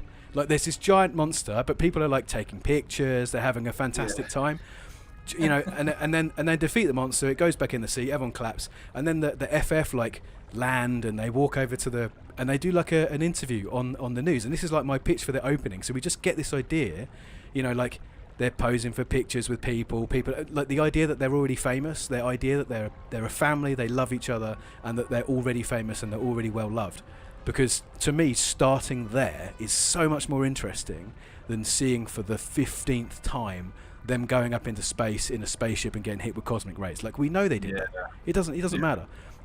They say this thing like, kids today, kids are born, kids come out the womb knowing Bruce Wayne's parents were killed by Joe Chill. They don't need to be told. No one needs to be told that. No one needs to know about with great power comes great responsibility. We know about Uncle Ben. Like, what's the point in telling us again? Let's just jump straight in the middle and start telling stories. Because imagine if your film started in the middle, then you've got 2 hours to tell an actual story. Yeah, for sure. You were already taking care of, what, 45 minutes? Yeah. You know, telling an origin, you get right into the action and into the meat and potatoes of what we came here for and all that. I love it, man. Like, I love the whole vibe. Already that would be setting it apart from what we get today. And the thing is, like, I can totally see that happening. You know, like we've gotten to the point where we get Guardians of the Galaxy, right? Yeah. We get a movie with a talking raccoon. Like, there's no need to be scared about getting silly and over the top and not taking yourself too seriously. Absolutely. Where you can have like this, like, what's the term? A nuclear family kind of look, right? Like, yes, like absolutely. That whole retro futuristic kind of look. I love that, man. You can totally make that happen. We got to the point where, like, you can have a weird movie like that where superhero movies always try to be grounded and you know, take itself serious. Where, like, you come out with this movie where it's like we're silly and we're over the top and, you know, we're pretty much the Incredibles, and you can make that happen. And the suits are like fully blue spandex. Like, there's no ribbing. Like, it's just no texture. No texture. It's just straight up spandex. And, you know, like, there's so much cool stuff that already exists in Marvel lore. Like, the idea that Reed Richards invented a fabric that all superheroes wear, and that's why their costumes don't tear, right? It's why when someone gets bigger, their costumes don't. You know, it's like a magic fabric. So that like it all exists there. We've got like so much cool stuff, and you know. I'm bored of seeing a montage of them building their suit for the first time. I'm bored of that. Like, it's been done. I'm with you, man. We just don't need them. I'd love to see just Doctor Doom in that same perspective, you know, from definitely like this classic villain, you know, that doesn't. You don't need like some sort of like deep motivation as to why he's doing things. He can just be a bad guy. That's it. So I mean, I don't even know. Like, I don't even know if I would have Doom in my Fantastic Four film. I don't even know if I would. Only because it's like Green Goblin. Like, it's been done, and it's been done well, and it's been done not so well already. But do you know what? Just have Fing Fang Foom. Just go fully crazy. Just go fully crazy. Like, again, just embrace the Jack Kirby element and just have something crazy. Because it's that classic cover of the Fantastic Four where they're going up against the big green monster coming out of the ground. Yeah. And what I think, Sam said in the chat, like, you could have darker moments, but don't shy away from being a little bit campy. And you're right, like, Guardians of the Galaxy exists. And I when I saw Guardians, I was a bit of a nadir with superhero films. I was like, they're always the same. It's the same plot. It's the same thing. And I was getting myself really bummed out because, like I said, I love comics since I was a teen. And the weirdest thing is if I could go back in time, like if I invented a time machine, I'd go back in time and met myself at 14 before any of these films existed. And I said, you know what will happen one day, Matt? You will be sick of superhero films. I'd be like, shut the hell up. Absolutely not. No, I will not. And I'll go, yeah, you will. Do you know what's going to be really upsetting? Is they're going to get Wolverine right the first time. They're going to nail it, and then they're going to somehow not live up to it ever again. Even though they're going to keep using the same actor. Like, it's crazy. Like, I almost at one point, before Logan came out, I felt sorry for Hugh Jackman because I was like, he's born for this role. He's born to play Wolverine, and he's so good at it. And they just keep letting him down. They let him down with so many films. It's like almost like Star Trek, where it's like odd numbered ones were good, you know, or maybe even numbers. But But yeah, it's like we're at a point, and the reason I love comics isn't because they're grounded. It isn't because I can relate to the characters necessarily. I mean, obviously, I relate to Spider-Man. I relate to Cap. I relate to these characters because what makes them good is they do have a human side. So I get that, but also I like the fantastic element. I like the fact that it's kind of crazy. I like the fact that it's kind of wild. And to be embarrassed about that and to try and distance yourself from that, I think it does an injustice to the source material. What's this? Yeah, no. Looks like You gotta respect the roots. 100%. And so I said I was a big Nadir when Guardians came out, and then I remember because we did all the films at midnight. I don't know if you guys have this over there, but you used to be able to get midnight showing of a lot of these films. Oh yeah, I never missed the midnight showing. Right. So same. I went to go and see, whenever possible, I'd go and see one of these films at midnight, and to varying degrees, you know, like I would like it, I would not like it, but they didn't do one for Guardians of the Galaxy because I think Guardians was like such a left field choice for a film for a start. Like who's heard of the Guardians of the Galaxy? Like that was a really obscure film to make at that time. Obviously I had, because I'm a comic book nerd, but Right. But yeah, they had it in like the first premiere was 3 PM or something. So I took the day off work, went to go and see Guardians of the Galaxy with my friends, and then after we'd finished, we like walked out, and I was like, was that the best superhero film ever made? Like, what just happened? Like this was ludicrously good. Yeah. And for me, what nailed it was just embracing the idea that comic books are inherently silly, and we're not going to hide from that, and we're going to just create something that fully embraces the source material. Like they go to nowhere, it's a giant head, you know, they've got Howard the Duck, like this, it was perfect. It was everything I ever could have asked for in a comic book film. And then the sequel, I just think, was kind of Guardians 1, but just all the jokes were louder. Right. Yeah. Like I didn't necessarily gel with it as much, but for me that was like, this was proof before all of the other stuff. This was proof that you can be silly and get away with it, and people are still going to enjoy it. And then the MCU still kind of was a little bit they were still a little bit unsure about being crazy. Like they bring Thanos into it. The guy's a giant purple dude with a big chin, and then but they still, it was like so straight faced. Like somehow they forgot that comics are kind of silly. Yeah. And also, no, go ahead. You don't let me interrupt. I totally get that. Maybe, I mean, we've taken some time off from comic book movies. Yeah. Intentionally, of course, but I'm starting to think, cause like we did get crazier as the deeper we got into the MCU. So I'm starting to think like by the next era of comic book movies, do we fully embrace that? And get even wilder, bringing in characters like Galactus and just knowing like, he's a giant purple, a giant guy that walks around in space when he eats planets. I guess you can go the Fantastic Four route, the way they Rise as a Silver Surfer, where they made him kind of like this. No, don't do this. Cloud, No. This cloud. Unacceptable. Absolutely unacceptable. So not being very, very cynical. So I try not to be very, very cynical. But when I am cynical, it's usually out of love, because there'll be something I really believe in, or something I really, really enjoy, and it makes me a little bit cynical.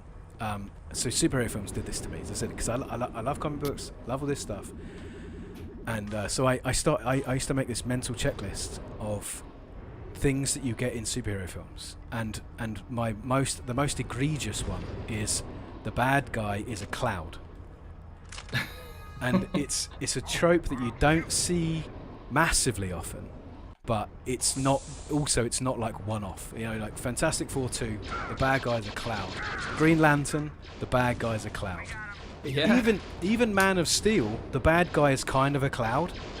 Yeah, the terraformer kind of thing. Yeah, and I was like, this is a weird thing. Like film producers are so afraid of having a big bad, like a big evil dude, like just bring out Annihilus or something, go crazy. But they're like, no, how about a big CGI cloud? Audiences will really respond to that. They'll really get behind it. and they'll find it much more believable. They gotta know, right? Like sitting in that room, like they must have known that like people would not have responded well to that. Galactus, you know, one of the most iconic villains in comic books, who's got this really recognizable look, and like, oh, we're gonna bring this guy to a movie. Like, and I'm sitting there. I remember like, I guess I was reading it on a newspaper or something that, you know, Galactus was gonna be. Or like not even like, you know, you got Silver Surfer in your title, you know, as a comic book fan, you know who's gonna follow. You know when you got Silver Surfer coming. And it's Doug Jones, right? It's Doug Jones, Silver Surfer. I think he's that guy who's always like. He's like Abe Sapien and stuff, right? He's always playing like weird weird Guillermo del Toro characters. Yeah, perfect. Again, that was perfect. Like he was fantastic. He looked great. He was so good. So I'm sitting there like, oh, what's he gonna look like? Like, how are they gonna make it work? Like, Galactus finally coming to a movie. And then you get there and like you get these teases of like the helmet in the shadow and all that, but it never comes fully through. And it's like they must have known how disappointed people were gonna be. And it was just. But then they did it again. They'd already done it. They were like, oh yeah, no, we're gonna do a Green Lantern film, and I was so excited about Green Lantern. Like I used to love Green Lantern because it's cosmic, and my favorite stuff was always cosmic stuff. Like Marvel cosmic, I always loved. Getting weird. Yeah, just the weird stuff. And they're like, yeah, we're going to do Green Lantern. So I was like, brilliant. And Ryan Reynolds is going to play. I was like, yeah, that's actually pretty good. I mean, I always thought George Clooney would be the best Hal Jordan imaginable, but you know, maybe by that. But you know what? That was cool. I thought maybe Ryan Reynolds would be more like a Kyle Rayner character, you know. We'll give him the bowl cut, go Guy Gardner, like just really go for it. But yeah, so anyway, I was like, yeah, this is fine. And the bad guy's going to be Parallax. I was like, wow, I mean, like for the first film, you've got to cover a lot of ground for Parallax. And also that year, I think the same year was the year the animated film came out, which is like crazy good. I can't remember what it's called now. Is it called First Flight? Is it First Flight? First Flight. Yeah, that's it. And it's like, so me and my buddies, we always said the thing about the way that you make Green Lantern good is you basically make Training Day in space. Nice. So like he's been taken around by Sinestro, and Sinestro's like, look, this is how things are done around here. This is how you do stuff. We use a bit of fear, we shake them up, you know, we're police. Sometimes we've got to do bad things to get the good results. And you go, okay, cool. And then as we go along, you're like, oh, this Sinestro guy maybe he's not on the up and up. He doesn't seem like a particularly good guy. And that's exactly what Green Lantern First Flight is. Like it's perfect. I gotta watch it again. It's been a while. So I mean, I could be wrong because I haven't seen it for a while either. But I remember it being just. I was like, this is what they need to do for the live action Green Lantern film. And then they didn't do that, and they were like, yeah, it's going to be Parallax. I was like, wow, I mean, that's kind of big. But also, can I just say that Mark Strong as Sinestro is the single greatest piece of comic book casting that has ever occurred. Oh, man, they nailed it. He is perfect for that. Like, if it ever happens again and they don't continue to cast Mark Strong, then it's criminal, frankly. Yeah, he's got that stern, kind of wants to take matters into his own hands kind of thing. He's perfect. So so anyway, so it turns out it's not Parallax, it's just a giant cloud. Like it's just a cloud. Oh, okay, cool, it's a cloud. I mean, yeah, sure, the other films with clouds turned out to be bad, but you know what? Let's just try it again. Let's see what happens. And Thor 2. The bad guy's a cloud. Yeah. Right, so I'm not joking when I say I have this mental checklist. If the bad guy's a cloud, it's automatically a bad film. Thor 2 it's got gems. It is there's so much good about it. Christopher Eccleston is fantastic. The idea is brilliant. It's basically like Lord of the Rings versus Star Wars. Like great, what a great concept for a film. But the bad guy's a cloud, so that's out the window. Automatically. And I always thought maybe because you know that they just didn't have CGI clouds in films maybe like 2006 or something. So I think maybe there were some really big developments in the world of CGI, and they said, do you know what? We can now finally realize really good CGI clouds. Yeah. And so film producers were like, do you know what? Seeing as the technology is that good, we're going to use it loads. Let's use it in every film. Let's make every bad guy a cloud. You know, they're going, and at the end of the film, he faces off. At the end of Wonder Woman, she faces off with the man with the moustache, and then the producers go, and then he turns into a cloud. And they go, well, we weren't really thinking that. And they go, no, I've already written it down now. He turns into a cloud. That happens now in the film. Oh, okay. God. It's just so uninspired, and at this point, it's just generic. It's just generic, you know, having this big mass of stuff. Even Guardians 2, it had a little bit of that. Remember on Earth there was that giant blob. Yes, it was a cloud. It was a cloud. The bad guy was a cloud. Like, this is what happens when film producers are asked to come up with ideas. Like, the least creative people. If your job is to secure money for something, then you have to accept that creativity probably isn't your strongest suit. You weren't selected for that job for your ideas. You know, it was because you've got mates who've got money. Like, that's the reason movie producers exist. But they go, so that maybe it's like really cheap, or maybe it's like comparatively cheap, because you go, it's just gonna be a cloud. I'll tell you, the only good cloud, just thought of it now, is in The Mummy. Oh yes, that's the only good cloud in a film. You we're can talking quote me on Brendan that. Fraser, right? Huh? Yeah. Oh yeah. Oh my God. Yeah. No, we're not. Oh my God. Because there's a cloud in the new one as well, isn't there? I've never seen it, but I can imagine. I would say you owe it to yourself to watch it once, just so you can see how bad it is, because it is bad. The Brendan Fraser Mummy is one of the all-time greats. God, man, one of my favorite action movies. Yeah, it's so good. Absolutely. What a weird idea, huh? A cinematic universe based around the monsters, the Universal monsters. I don't hate the idea, though. That's the thing, is I don't hate the idea. I think there's legs in it, and they're going back to Dark Universe, aren't they? Like, they had abandoned Dark Universe, but then the last I read was they're going to go back to it. Are they really? With the original cast and everything? I'm not sure if it'll be the original cast, because Johnny Depp was going to be the Invisible Man, wasn't he? Yeah. And that's already been redone. But I think the new Invisible Man is intended to be part of the Dark Universe. Really? I think. I could be wrong. Like, if I'm wrong, I'll be happy to admit it, but... Huh. That's interesting, because I thought the Invisible Man movie stood really good on its own. Like, I love the approach it took. You've seen it? I have not. I have not seen it. Okay, all right, and I've heard it's great. Like, everyone tells me how great it is. So. Oh yeah, you gotta watch it. It's really good. But that's interesting. Huh. I mean, like, in what way would you kind of approach a universe with the monsters? Like, are the monsters good guys? Yeah, that's the great thing, because surely they have to be the villains. Surely they have to be the bad guys. But that's kind of great. Like, imagine building a franchise around the only characters you follow are the villains. Like, I don't know, do they win? Would you allow them to win, or would you actually just make a series of unconnected events?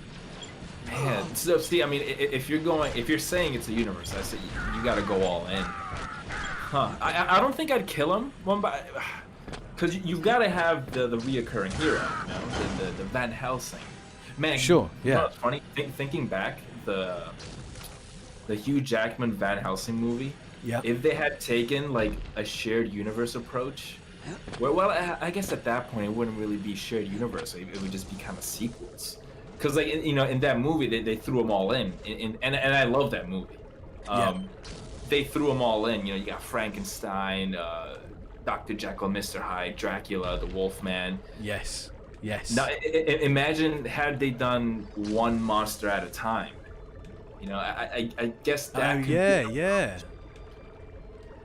I see where you're going with this. That's a really good point. Because they did just throw everything in the kitchen sink into that film, didn't they? And I love it. I love that approach where it's like, here's all of them. You know, it opens with that great opening with Mr. Hyde and. Yes, it's like over the rooftops, isn't it?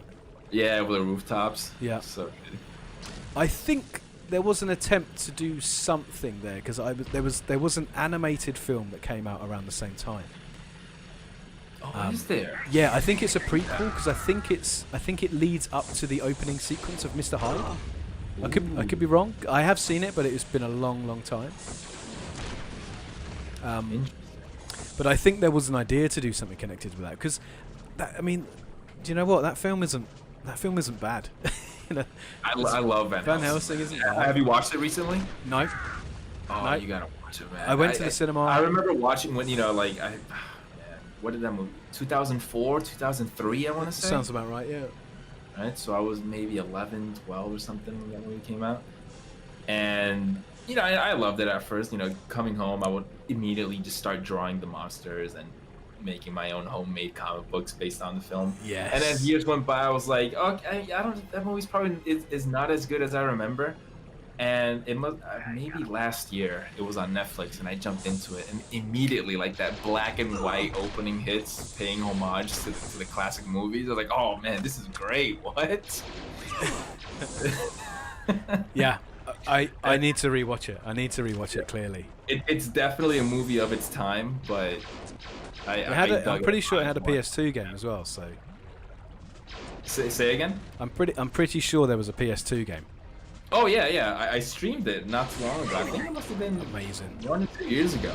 A lot harder than I remember. Because I also, man, that's one thing that I miss about movie tie-in games back in the day, is that me and my dad, we would watch we had a movie theater, not too far from where we lived, and right across the street was a GameStop. So like 9 times out of 10, you would come out of the theater and jump in there and get the Van Helsing movie tie-in game or the Ghost Rider movie tie-in game. Yes. It was so good, just watching the movie, and like you're pumped to play that game because you get to be that character in the game, and just coming off the hype of the movie. That's so cool. Yeah, Ghost Rider is one of those, like, it makes a great idea. I mean, Ghost Rider is amazing. Ghost Rider is so cool. Oh my god! And, the movie or just the character? The character. The film's always been a little. This all the time. Maybe second to Spawn. Ghost Rider is just the coolest looking comic book character. It's a skull with a leather jacket on. A flaming skull with a leather jacket on a motorcycle. Are you kidding me? Yeah, like there is a certain aesthetic that unites these characters, and it is just. Someone just went, what if we gave the character chains? And then everybody in the room just goes, yes, that is exactly what it needs. It needs chains. He needs a long ass cape and a skull belt and a flaming head and a bunch of chains. I don't know if I don't know how old Ghost Rider is, but he feels like that's a 90s aesthetic, right? I mean, Spawn is like the definitive 90s comic. Oh yeah, just that edgy look, scarier or dark in the shadows kind of thing. Yeah. And just the top with the collar going past his head. Oh god, it's so good. It's I think we had a chat, didn't we, before on one of your streams, where it's like Spawn is one of those characters where you keep reading because you're so invested in the character, but the books themselves unfortunately aren't great books. It's so rough, man. But Spawn is so cool, so you're like, I'm gonna read a couple more, see if it gets any better. The only thing keeping me going is just the character's design. Yeah, like 100% this. Let me just catch up on the chat here. So Red Scott Sam says he's glad we're having this conversation because he actually himself always found the MCU stuff to be a little bit boring, which he always thought that to be an unpopular opinion. So I don't necessarily think the MCU is boring. It's more that it's very, very mainstream. And again, like I said, I never would have expected the day to come where I'd say I didn't love that film, because Cap 2 I thought was like the idea of doing like a Tom Clancy style espionage film, but also having superheroes in it, genius.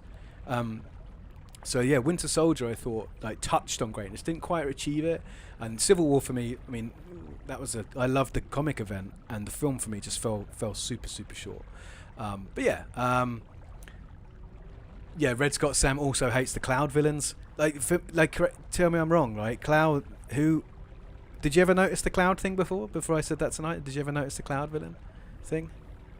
I mean, it's definitely the Cloud thing, a combination of like the big blue beam coming out of the ground, right? Yeah, so that's the other one. Sky beam. Skybeam Yeah. is another one. So if there's a big countdown, oh, Amazing Spider-Man, the bad guy's a cloud. I remembered, it's a cloud of green gas that turns people into lizards. Bad guy's a cloud, and also that film has a countdown because they obviously you always have to have a countdown. Cap 2 has the countdown, and then there's a wire that needs to be cut. Like cut the red wire, cut the red wire. It's just, that trope is like super old. That's like back to like the 50s, the spy movies, like James Bond cutting the wires on the nuclear bomb or something. Yeah, like that's a crazy old trope.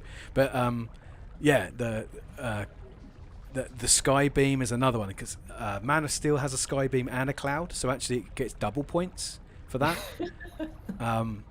And yeah, and sometimes the sky beam goes down, so sometimes you're like, oh, interesting, because it's coming from the sky rather than going up to the sky. Right, yeah. But usually there is like a big blue beam.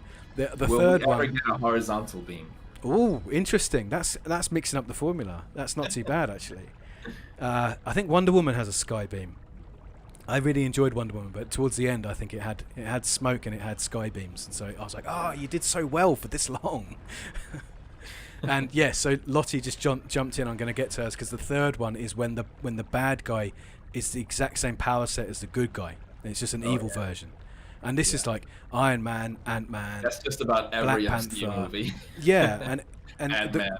the great thing about these characters is in their own books they usually have these really great asymmetric matchups. And I know you and I have spoken about asymmetric like dynamics before because it's such a compelling thing to have one superpowered being against like a team of small beings or any of these kind of asymmetric matchups. They're always fun because I always thought the worst thing about the Hulk was every time you looked at the front cover of a new Hulk comic, it was like Hulk fights Wendigo, Hulk fights the Thing, Hulk fights Abomination. You go, you're just drawing the Hulk in different colours. That's all this is. And the best Hulk comics are when he's fighting like Wolverine or when he's fighting someone who doesn't have the same power set. It's like the leader, Yeah, the leader. That's the genius. mental kind of thing, And that's for me. That's a big one. Is Black Panther. Black Panther for me got so much right about how to make a good superhero film. Like Wakanda looked brilliant. The way that they told that story was really, really great. But then it was like, I guess they needed to do it because of the way the story was set up. But the bad guy was just an evil version of the good guy. He had the same powers. He had a prototype suit. That's another big MCU trope. The bad guy has a prototype suit. They did that in Iron Man, and then they just went, that's the formula. Like, that's it. Ant-Man, same thing. Black Panther, same thing. Prototype suit. The bad guy got hold of a prototype suit. Madness. Red Scott Sam says he always thinks about Ultimate Alliance when he thinks about Ghost Rider. Yeah, fair. Those games are amazing. Oh man, yeah. I've been recently been playing X-Men Legends and a little bit of Ultimate Alliance to get some footage for a thing I'm working on. And those games are just good vibes, man. They jumping into the Marvel universe, with no need to set up. Here's who this character is. Here's an origin. You just dropped into the middle of the Marvel universe and you're having all these conversations with all the characters. That's what sells those games for me. Getting those obscure villains. Yeah, for sure. I remember I was probably like in my very, very early 20s when what was the X-Men? Was it X-Men Legends? That was like the precursor to beat 'em up. Yeah, it was like the same kind of vibe, right? Yeah. As made by Ultimate Alliance. Ravensoft, I believe it is. Is it? That's who made this game. That's brilliant. That's a really good bit of meta. Wow. So I played that on the original Xbox with my friend Ed, who lived in a pub. He worked and lived in a pub where we both worked. And we would finish shifts at like midnight, and then we would go up to his room and we would play computer games until 4 or 5 o'clock in the morning. And then I would go home and then we'd work together the following day. A blessed existence. But yeah, we played all the classic Xbox titles. We played like 13 together, and Knights of the Old Republic, and we played X-Men Legends. And what I loved about that was how deep it mined the X-Men lore. Oh yeah. Because I'm a big lifelong X-Men fan, so obviously I love the fact that they would, bring up characters or events that were just so past the mainstream. You'd think, most people playing this game don't know like what this is referring to. And what I really liked was there was a quiz in the menu. Like you could earn more XP if you just did a quiz. I was just gonna bring that up. Yeah, and I was the like, trivia terminal. for me, that was diamond. That was better than the main game because I just could flex so hard about how much X-Men knowledge I had. Yeah.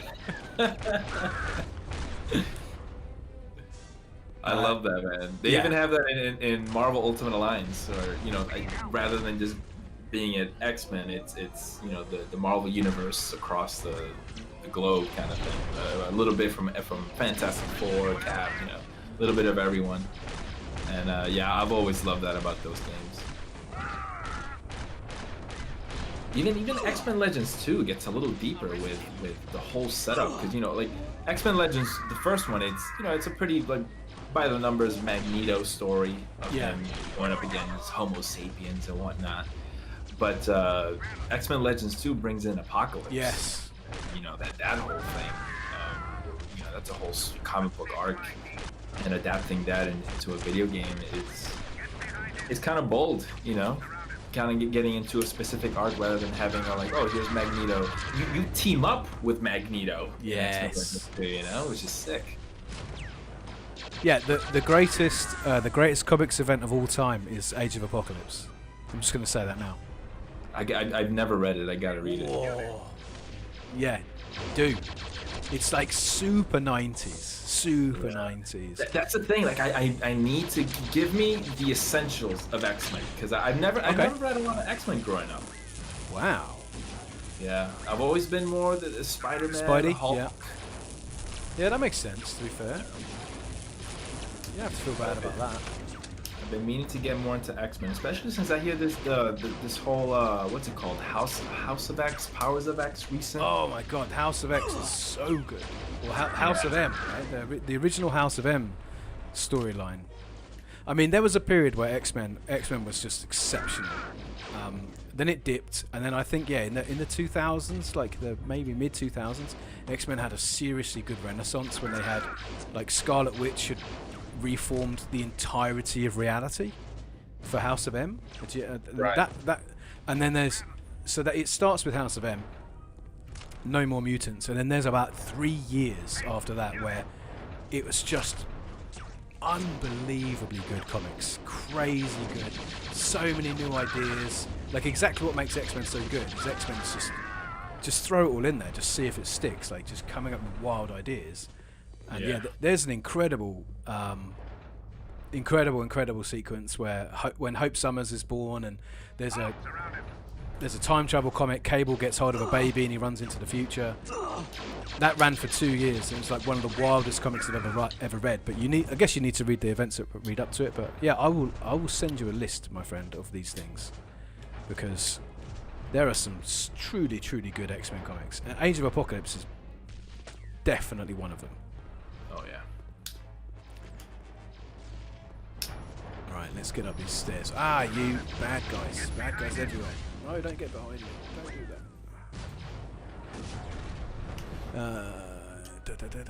do that.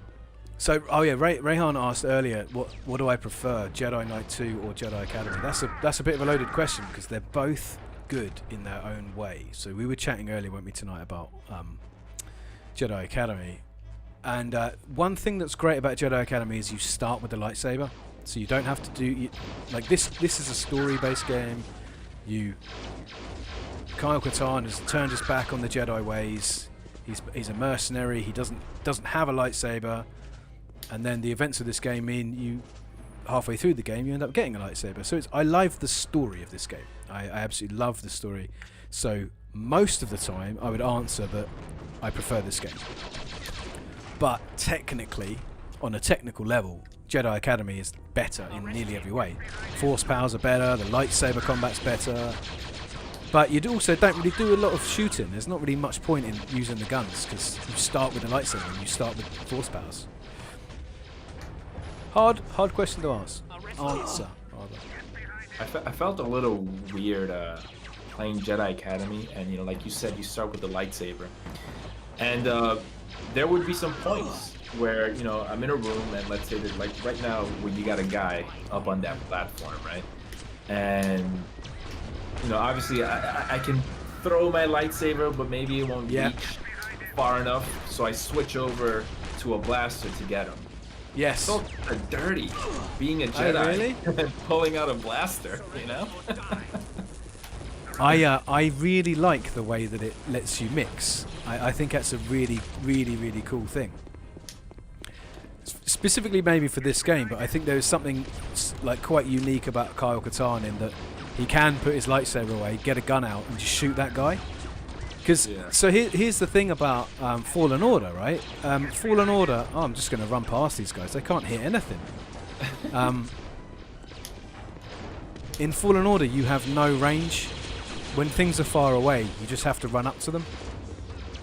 And that got a little frustrating after a while because, like I said, it's quite nice, I think, sometimes just to whack out a blaster and make sure you can actually get that guy who's far away. Oh, we're good. We've got shots now.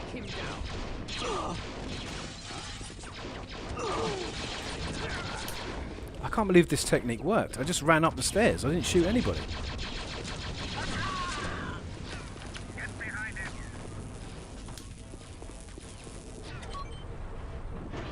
Yes. Yes. Nice. Oh, okay. Oh, we're in trouble now. Oh, we're really in trouble. Oh no, we've got ammo. It's good. Is that weapon wheel also like part of the mod? It looks pretty. No, so I'm playing on a Steam controller. So I have like a.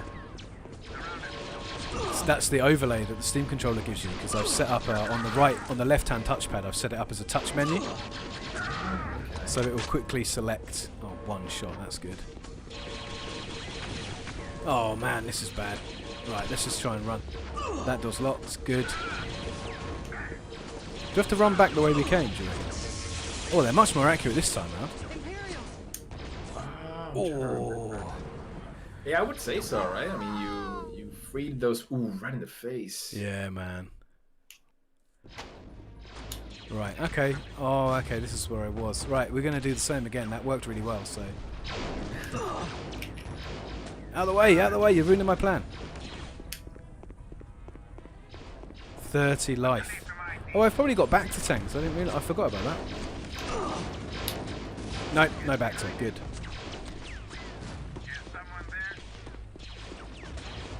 Run, run, run, run, run. I've always loved the consistency of items in Star Wars games because I recognize the health pickups from the Battlefront games. Nice, yes. But that's the great thing is when you have a universe like this to pull from. A lot of the hard work's been done already. Yeah, you can just learn. So, like, you know, let's say you've never watched the Star Wars movie, you can pick up on so many things just by if you exclusively played the games.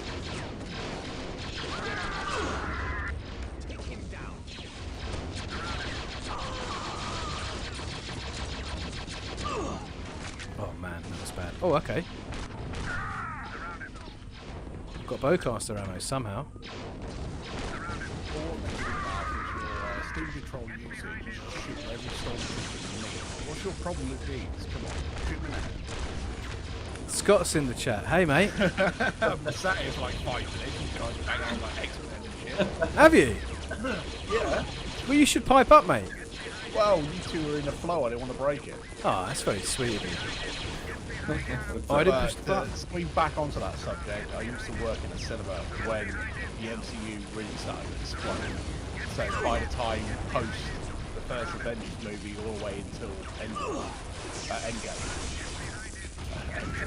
from? Whatever. And yeah, I was pretty much on every single midnight showing. And to be honest, it got a bit tiring after a while. I can believe that. I tell you what, though, I will give it credit. My favourite one is Winter Soldier because of the Tom Clancy. Yeah. Nice. I just really wish it leaned in harder into it. Yeah, definitely. Just go super in.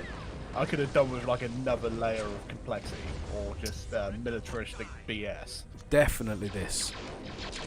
Yeah, I guess some like Metal Gear Solid vibes a little bit. Yeah, like when you bring in what's the dude, the scientist, Zola? Yes. He's like on a monitor or whatever. Like, Yes. so What would it? Yeah, if they And brought it's in Zola- Toby Jones. Toby Jones. Yeah, no. Like, If they brought in Zola, but it was the voice actor who played Otacon in Metal Gear, that'd be perfect. it was already Toby Jones is amazing. Like he's. I used to be an anime otaku. Sorry, I've gone a bit Metal Gear crazy recently because I bought on Amazon yesterday the Metal Gear Legacy Collection. But I bought that an hour before GOG announced that they brought out original Metal Gear Solid, and Metal Gear Solid 2 on PC. Like, I still bought it. That's rough, man. That's rough. Right, I'm just going to catch up with some comments in a second. That was a pleasant surprise, though. Metal Gear games on PC out of nowhere. I was like, oh yes. Look, well, they are ports. When I first played Metal Gear Solid, it was on the PC, and it's basically just the modern engine version of it. So it runs on Windows 10. So far, it's pretty cool. The keybinds on the controls are a bit funky though, but after pissing around, they're fine. Okay.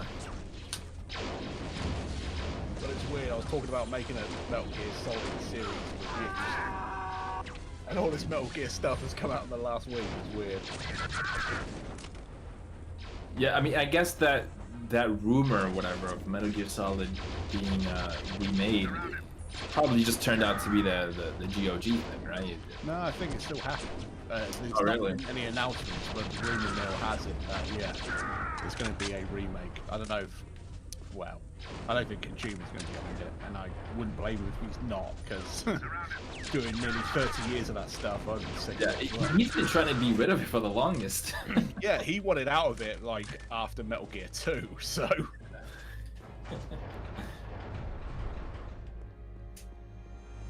I don't know how I didn't know that. Metal Gear Solid being remade. Yeah, me too. I love it's coming to a new audience, but I don't know if it's going to really resonate with people now. Yeah. If anything, I've always preached remake the original Metal Gear, like on the MSX console. Yeah, man. Honestly, Metal Gear Solid was a remake of Metal Gear 2, so yeah. It's a remake of a remake, and it's going to be another remake. Ah! But then granted, just like Tony Hawk's, right? Tony Hawk's is a remake of a remake. They already remade Tony Hawk's once. Honestly, I really don't like the new remake of Tony Hawk. Ooh, controversial. No, I think the game itself is fine, it's solid, but I think I may have moved on from it. Ah, okay. I used to love skateboarding games, and now I can't play it for more than 10 minutes before I'm like, you know what?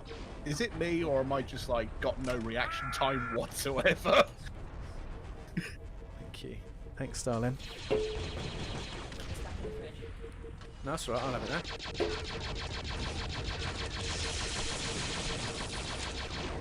These damn droids. Oh, that's it, we're out. Out of my way. Damn robots. But you know why you're struggling, it's really easy. I should put it on easy. I can't believe how little ammo you get. I've got to run around with this noisy Intergalactic thing. Adventure, it took a laser to the knee.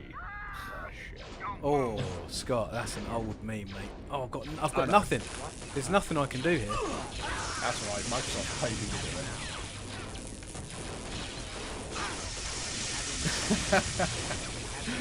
The code is put about Scott's getting too old for the 6th skateboard in action.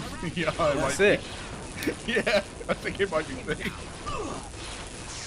No, it's a cool remake and all that, but I'm like, I don't know if I really enjoy this anymore.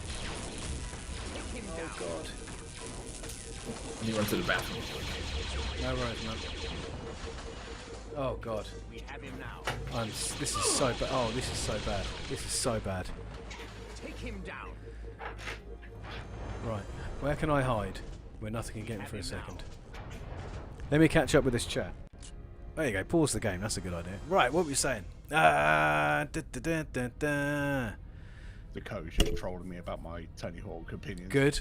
Have I played the remaster of 13? No, I have not. I didn't even know there was a remaster of 13. I really like it the way it is. I think it's great. What does the remake do? Is it like modern controls? Is there something here? Something going on there? Oh, and Lottie's going on about some X-Men stuff. Good.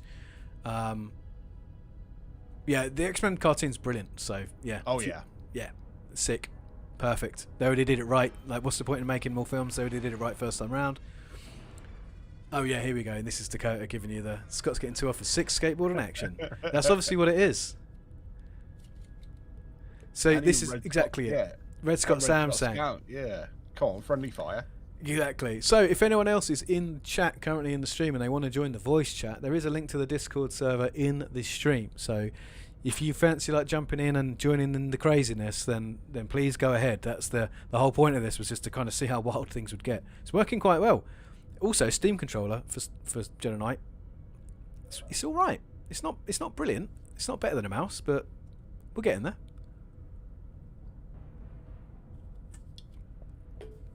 So yeah, I wanted to do a video about Metal Gear on PC for a while, but because what I love about Metal Gear Solid, specifically Metal Gear Solid, is the fact that I can play the whole game in one go. Yeah. And me and some mates used to do this. Like we'd Yeah, me too. good, no more ammo. We would just, of a Friday night, just hang out. We'd put in Metal Gear Solid and we'd just try and get through the game as quickly as we could. Yeah, I did it last night. I Nice. fired up Virtual Arch and I thought, oh, I've got my old disc copy, I'll rip it. Yes. And yeah, I played through it in the whole afternoon. It was great. When do you reckon my last save was? Probably not that long ago. Yeah, and so my not necessarily worry, but my thoughts on there being a remake of MGS is, will the game be completable in under 10 hours? Because my heart says no.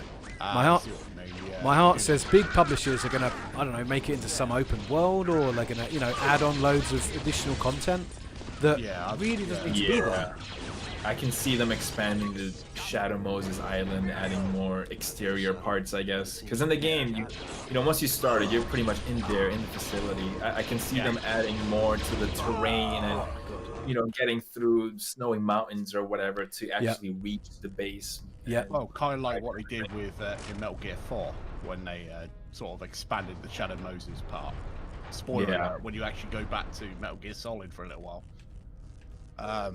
Yeah, I don't know. I hope they will do what they did with Resident Evil 2. Keep it short, concise, but use controls, do gameplay elements, and get away from like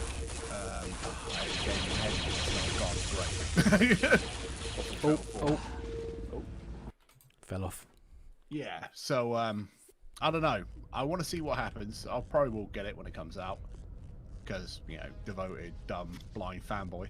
Mm-hmm. And, I mean, I'm there with you, man. Yeah. You think they'll use the original voice cast, or they'll bring in? Well, David Hayter's already not announced it, but he has been teasing it, so I imagine he's still back to play Snake. Oh yeah. I don't know if the Colonel, the voice actor, did he pass away recently? What would be the point? No, that's Paul Lighting. No, he's still around.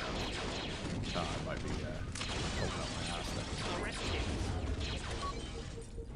Right, we're going to try and beast that's this. it. Yeah, for me, they're going to do it 2 ways. They're going to do a Final Fantasy VII remake where they're going to expand the gameplay to 30 hours when you're only doing the first 5, or do a Resident Evil 2 remake where they're going to keep it in the same universe, in the same sort of context, but they're going to change the controls and make it more accessible. I mean, the Fox engine is really good. They got a great engine to work with. Because while I have my problems with Metal Gear Solid 5, I can't deny that just as a stealth game, it's one of the best out there. With the controls and the AI and all that, with all the different things you can do, it's like a sandbox pretty much. Oh yeah, I'll see what I can do. It's astounding. Y'all ever think they're gonna make a Metal Gear for smooth brains like me? Cause don't.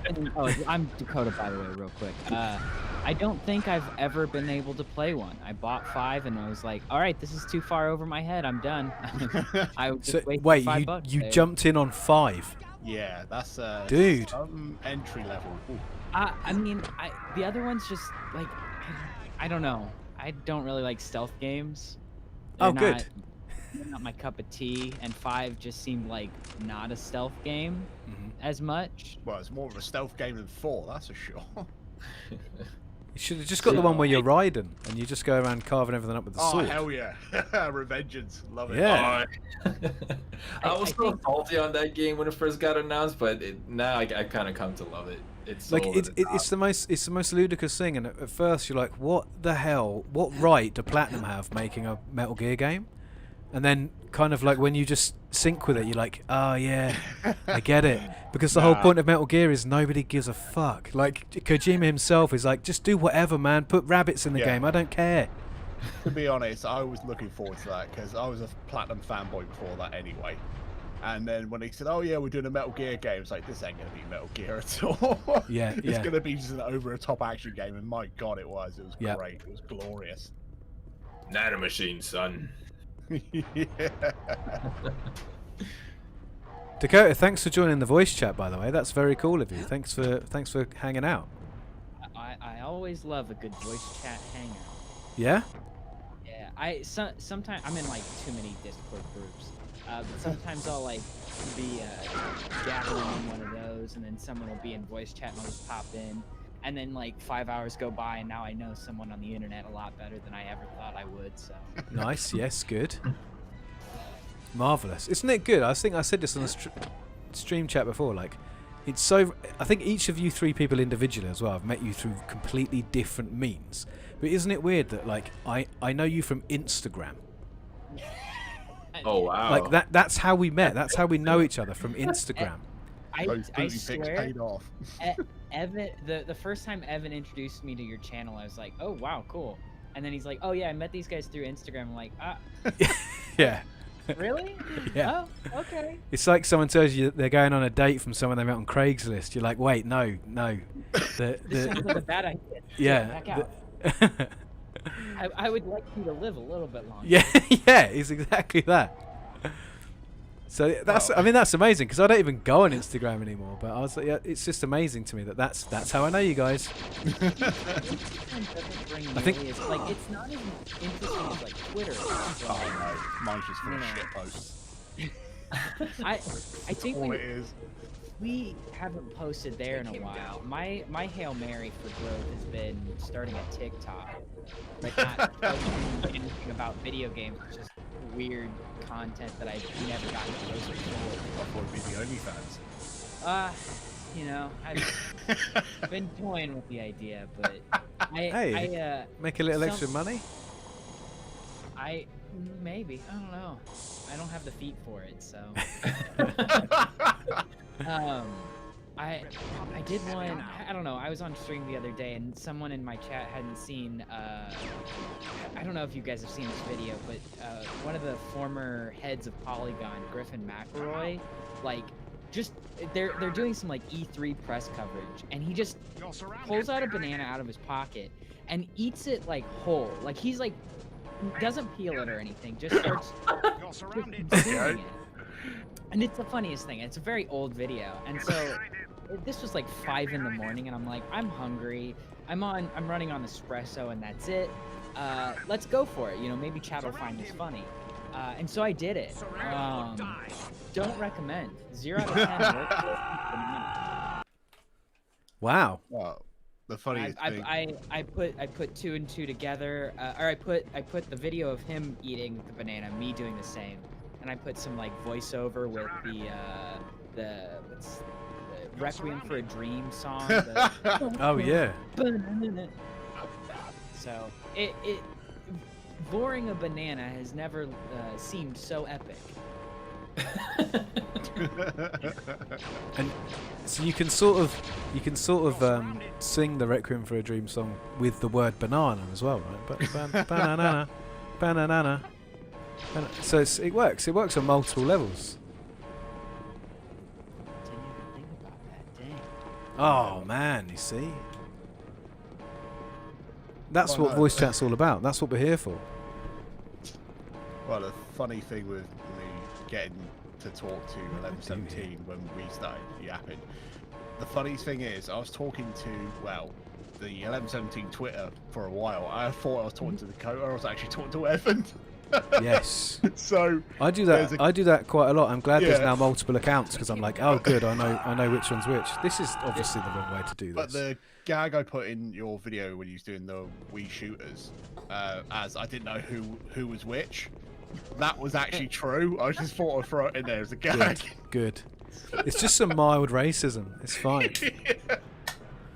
Evan's usually the one on Twitter. I don't have the password, and he's like, this is my baby. I like Twitter too much. I'm like, oh right, okay. That's an outlet that I don't have to do, but I don't know. I like Twitter too. I don't post there a lot, but I like interacting. No. Yeah. Well, saying that, mine's full of shit posts on that as well. So. I mean, you gotta have somewhere to post your ridiculous stuff. Right? Yeah. I've got my personal channel that's just me filming stuff on my phone and then doing nothing with it later, coming back to it 2 years later and going, huh, I should do something with this footage. So, you gotta have those outlets somewhere.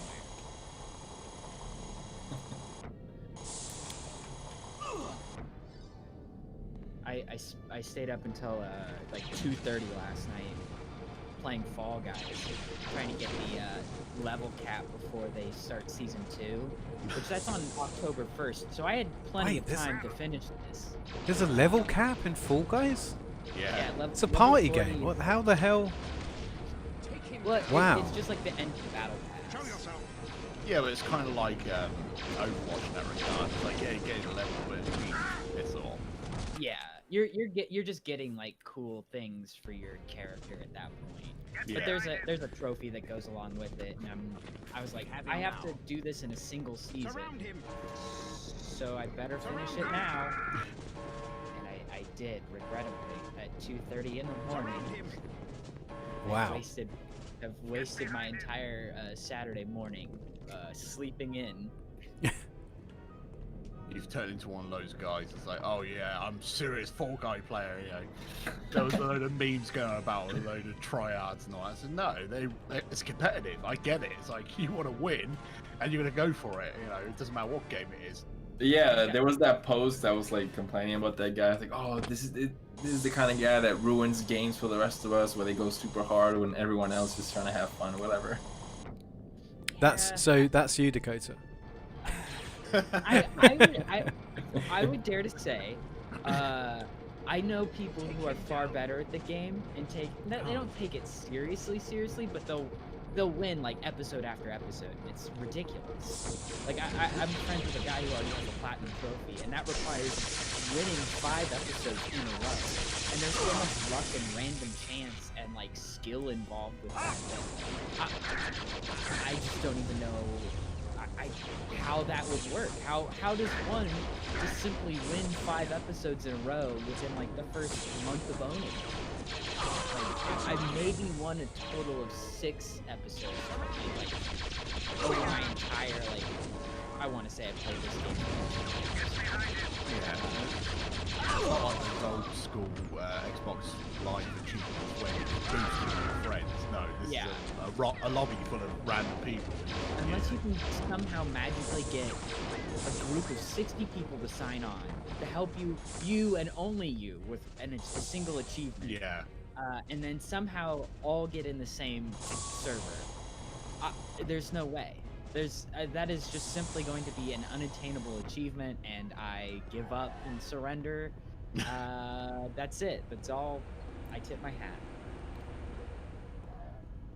I used to do that with getting like all the golden guns in like Call of Duty multiplayer games. Oh, wow. Get that gold UMP. Yeah, I used to do it every single Call of Duty game up until Black Ops 2, and that's when the blinkers sort of come off my eyes, like, what the piss am I doing? Yeah, Wowzers. stop playing those games. And yeah, I used to do that all the time.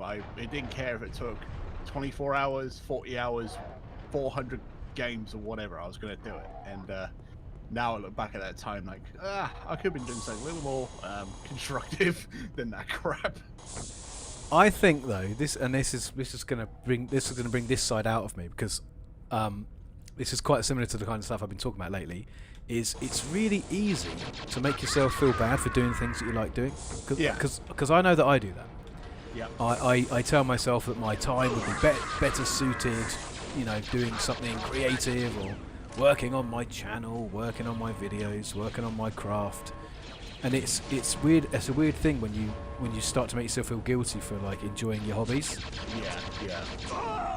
That's fair, but when my hobby is also, I feel like I should also be playing other games, expanding my repertoire, because I'm a little far behind on the whole video game playing thing. Like, I just got the first Assassin's Creed last week, and I'm like, oh, I should play through this, and then I got like a whole stack of games. Yet I decided to play Hannah Montana the movie game for the PS3 and Megamind in the same week. So like, where are my priorities? Like, I've never played I've played one Zelda game to completion, and that was a DS exclusive. So like, Is it Spirit Tracks?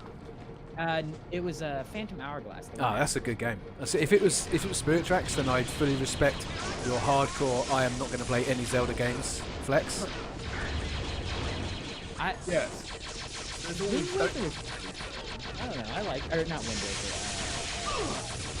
What was Phantom Hourglass was pretty good. I enjoy Yeah, I enjoyed it. I didn't understand it when I was playing it because I don't read when I play games. Maybe that's an embarrassing thing to admit, but I just like playing games. Just don't talk to me, you know? Evan and I are playing Fallout 76 together the other day, and I was just like, get on with it. I don't care. I'm here to shoot things and make things at the same time. Talk to me some other time, or walk and talk with me, NPC. Come on. Oh yeah, I felt that, especially playing Death Stranding recently. Because that was when Matt gave me the speech a few weeks ago, like, look, just play the game for enjoyment. You don't have to make a video about everything. Now I'm making a video about it, so oh well, what? And and yeah, I got in that mindset as well, especially like the first hour and a half of cutscenes at the start of the game and the last 2 hours at the end. I was like, I really don't care anymore. It's like you've talked to the point where I'm brain dead. It's like, if you're trying to go for some avant-garde, next-level thinking, you failed, Kojima. You failed me again. It's like, shut up and just get on with the credits, and we're done. I honestly I started can't getting a bit remember angry about it. I can't remember the last time I really enjoyed a narrative. Like, I feel like that's kind of embarrassing to admit as well, but like, I can't remember the last game that really grabbed me and pulled me through. Well, Death Stranding did grab me, but by the end of it, when Kojima had to explain every little thing at the end with this massive exposition dump, it's like, I don't care anymore. You know, you gotta leave stuff to the person consuming its imagination sometimes. You gotta leave it ambiguous. And he couldn't. He just had to tell you everything. Like, well, now I know the secret. The sausage factory is just making sausages. There's something special here. It's like Metal Gear Solid 4 where I had to tie up every single thing together. Oh, yeah. I know I keep going back to Kojima, but yeah, it's like, I like when stories can leave a little bit to the imagination. When it has to tell you everything, then I'm bored. It's like, I've got nothing to engage myself with.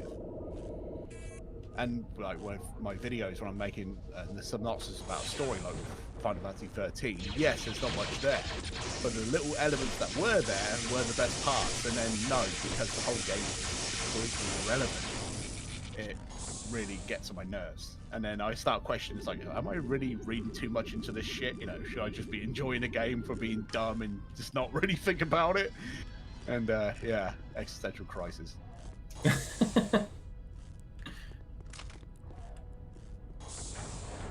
Yeah, I think I've played like 30 some odd games this year, and none have captivated my narrative needs.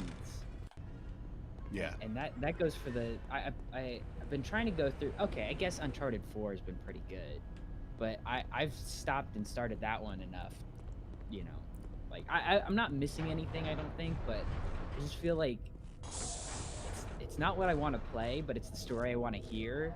It's something that I don't usually get when I play video games. It's usually like, all right, get on with it. I want to do whatever the mechanics are. But now it's like, you just play the game for me? I don't want to shoot people. I just want I want the characters to reconcile their marriage. I don't care about the treasure. His brother can die at some point. I don't care. Yeah, that's another thing I have no time for, melodrama. But I like the melodrama is what's keeping me going. Yeah, melodrama is good, but when it's melodrama for the sake of melodrama, like the example I use all the time is a remake of Tomb Raider. The characters that all Lara's crew is the whole idea is just pregnated on. They need to leave the island. It doesn't matter if doing so will kill them all. They have to leave the island. It's like the evolution of the dumb plot, where everyone has to be an idiot for this fucking plot to progress. Sorry for the swears. No need for swears on the stream, Scott. Sorry, and that bugs the hell out of me. It's like, God, it's like, can't we just use a little bit of logic here? It's like, yes, we can't leave this island because there's something going on. Let's fix it and then get off the island. You know? Yeah. I guess I did play Horizon Zero Dawn. That one picked up pretty quickly. I did like that one a lot. I still haven't played it actually. I've had it sat on my PS4 for years. I still haven't played it. Sam's got a good question. Sam says, can you think of a single game that leaves too much to the imagination? Ooh. Like, is there a game that's like too obtuse, leaving too much? I would say right now it'd be this game I'm playing because I've got You've been running no around. idea. The same grey corridors for hours now. Rescue the miners. I think I've done that, but it isn't marked as correct. Capture the base commander. Don't know where he is. So I don't know. I've seen his silhouette in a door, but I don't know where to. yeah, it was like he was like down a mine shaft. Like, how am I can't get to him. Can't get to the guy. So I would say there are these old games. I love old games, but one of the things I come back to is sometimes a modern game might hold your hand a bit too much. You know, a little dotted line, a little arrow in the HUD letting you know where you're supposed to go. Like, yeah, perhaps that's a little too far. But right now, I'm just like, it's a bit like the LucasArts adventure game thing, where you're like, I'm just going to use everything on everything, and I'm going to hope something works, because we're way beyond logic at this point. I'm going to just put the chicken in the jar and see what happens. It's kind of like when I've been playing, besides Metal Gear stuff, Baldur's Gate recently. Nice. And it's kind of has that feeling where it puts a bag on your head, slaps you across the head a few times, spins you around, and then lets you go. Right. And yeah. then, all right, you do have a quest line, but that quest line, the main plot line, if you want to call it that, gets instantly just forgotten about to just becoming an adventurer. And it's just this like stream of consciousness. All right, there is a main thread, but that could just go away for hours on end. You're just doing side quests and realize, like, hang on, was I doing the thing? Oh yeah, that thing. And then you just carry on that way. Wow. And yeah, I kind of love it because it is got a plot and it's got an aim, but it's also aimless at the same time. It doesn't make any sense, that, but it makes sense. I get it. I think sometimes there's a real joy in when you play a game and it just goes, here's the world, here's the rules, off you go. And it's kind of like up to you to, there might be a story or a narrative experience, but it's kind of like up to you to discover through the tools the game gives you, you know, find yourself, express yourself. There is something very, very cool about that. Yeah, but it's also the permadeath as well, because if your character dies, they're done. So the plot isn't revolved around a chosen one style character. Sure. Because that chosen one could die in 5 minutes. Yeah. Yeah. I'm like all down for it, but there is like a balancing act to get it right. Yeah. It's like I was saying earlier, I don't know if you were listening, but I've just finished playing Fallen Order, and having never played a Soulsborne game before, I get the feeling that Respawn really expected me to have played a Souls game, because it just kind of goes, here's the world, everything can kill you, have fun. And I'm like, well, what do I do about that? They're like, well, you figure it out, you know, you're supposed to be smart. I liked it for the first few hours, but yeah, it's very much like, oh, Respawn's doing Dark Souls. But having never played Dark Souls, I didn't have any context for that. Yeah. It just felt like but the thing is, an obscenely hard game. So Dark Souls now is so played out to me. It's like, if I see a Soulsborne game or it's inspired by Souls, it's like, I don't care. I really don't care anymore. I've seen it, I've done it, I've completed the games. I'm done. I don't want to play another one. Yeah, it's like seeing like when you see it's a pixel art rogue-like, you know, Metroidvania, and you go, oh my god, you're just choosing words out of a dictionary here. Did you hear Yeah, something? yeah. Just watch trendy at a time. Let's pull it out and make a game. Yeah. To answer the question about games that are too obtuse, I would throw the Half-Life franchise there, because like I get the general gist of it, but man, there's too many loose ends. Yeah, because I've left it loose. Yeah, like I haven't played Half-Life Alyx yet, but I can't imagine that all of my questions are answered. I would say the same with Portal, but like I'm still in like a fun limbo there, where it's like I don't really need to know much more. I'm enjoying myself where I'm at. Okay. And then what was the Wii Sports? I mean, like, why am I golfing? I have what's my motivation? What's your motivation? Am I stuck in this this paradise of sorts where I can perform like 5 different games? I don't know. Nintendo hasn't answered this question for me yet. They've only given me more questions, you know. That's Like, that's then they Nintendo's forte. The great sort of mask off is that all of these Nintendo worlds are actually just the most terrifying cosmic horror imaginable. But it's up to you to follow the clues. So I don't know if you know, but like when you play Wii Bowling, there are certain clues in the game that unlock this great cosmic mystery.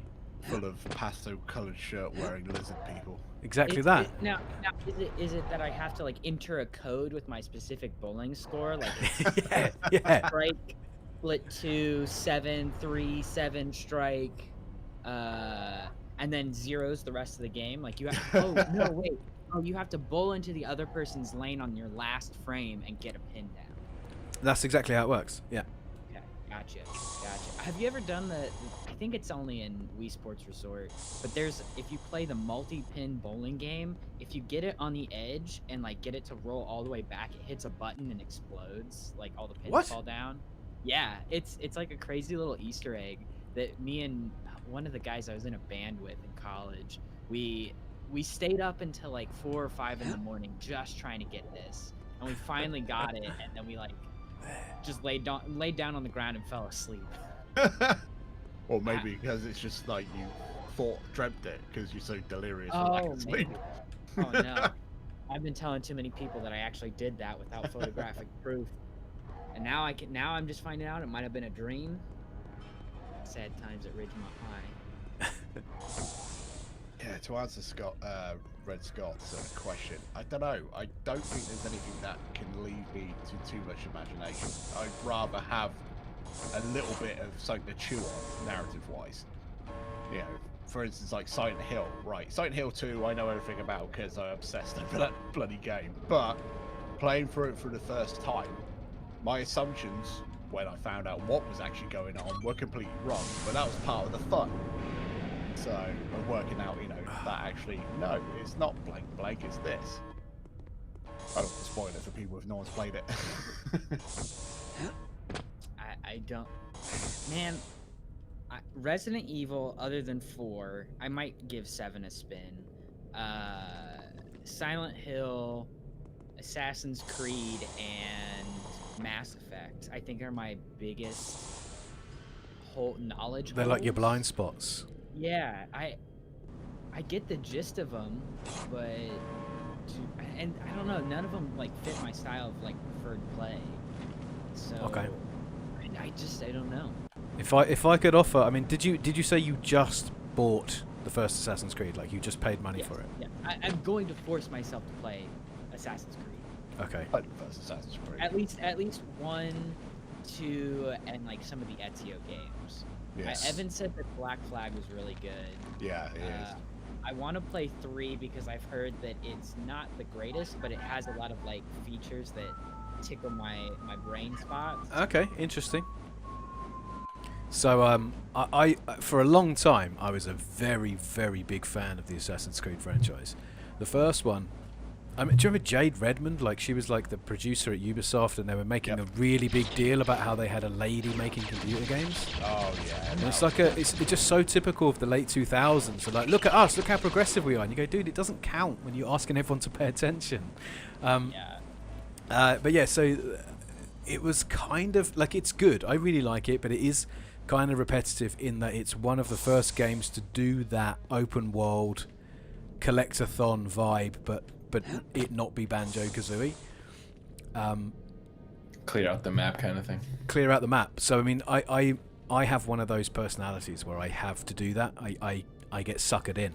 So I have to make it. I have to make the decision not to do it to myself, because it hurts. Because I will put 100 hours into a game just to find all the treasure chests. You know, like the story might be 8 hours long, but then here I am, 90 hours later, still just trying to find treasure chests, and that can't be good for you. Anyway, the first Assassin's Creed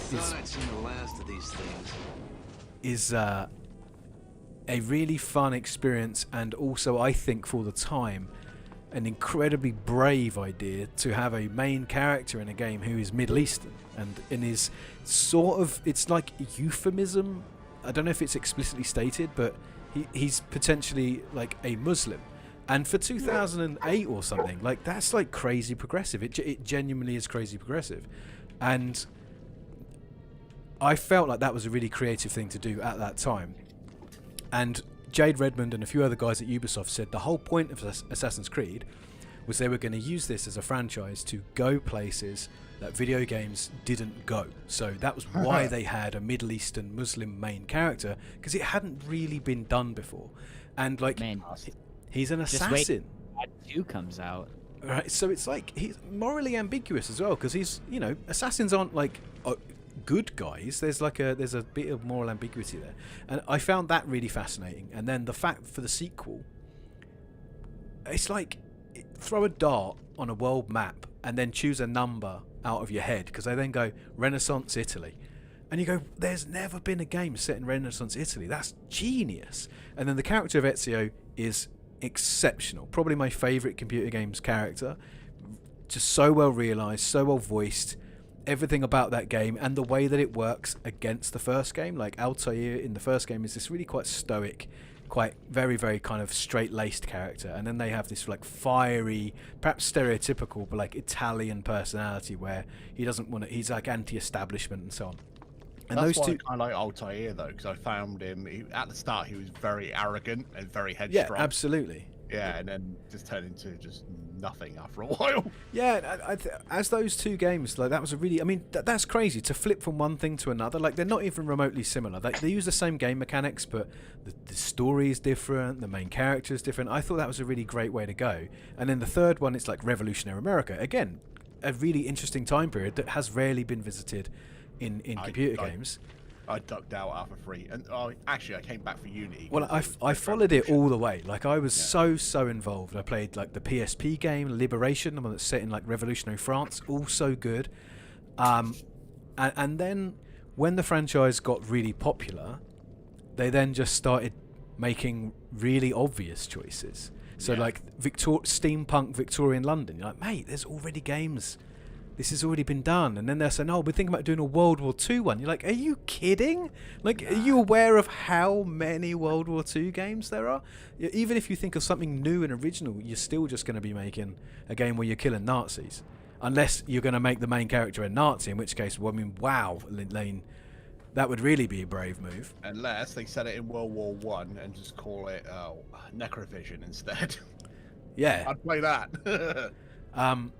So I think the franchise started out extremely well, and Black Flag is brilliant, because Black Flag is this great bit where you realise at some point Ubisoft realised that people weren't necessarily bothered about the story, they just really liked the gameplay. And so the first couple of games, they have this thing where you're in and out of the machine, right? You're like in the Animus, out of the Animus.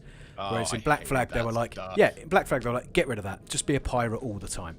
Yeah. The sci-fi part of that whole plot never vibed with me at all. No? It was so tacked on. It didn't have to have it.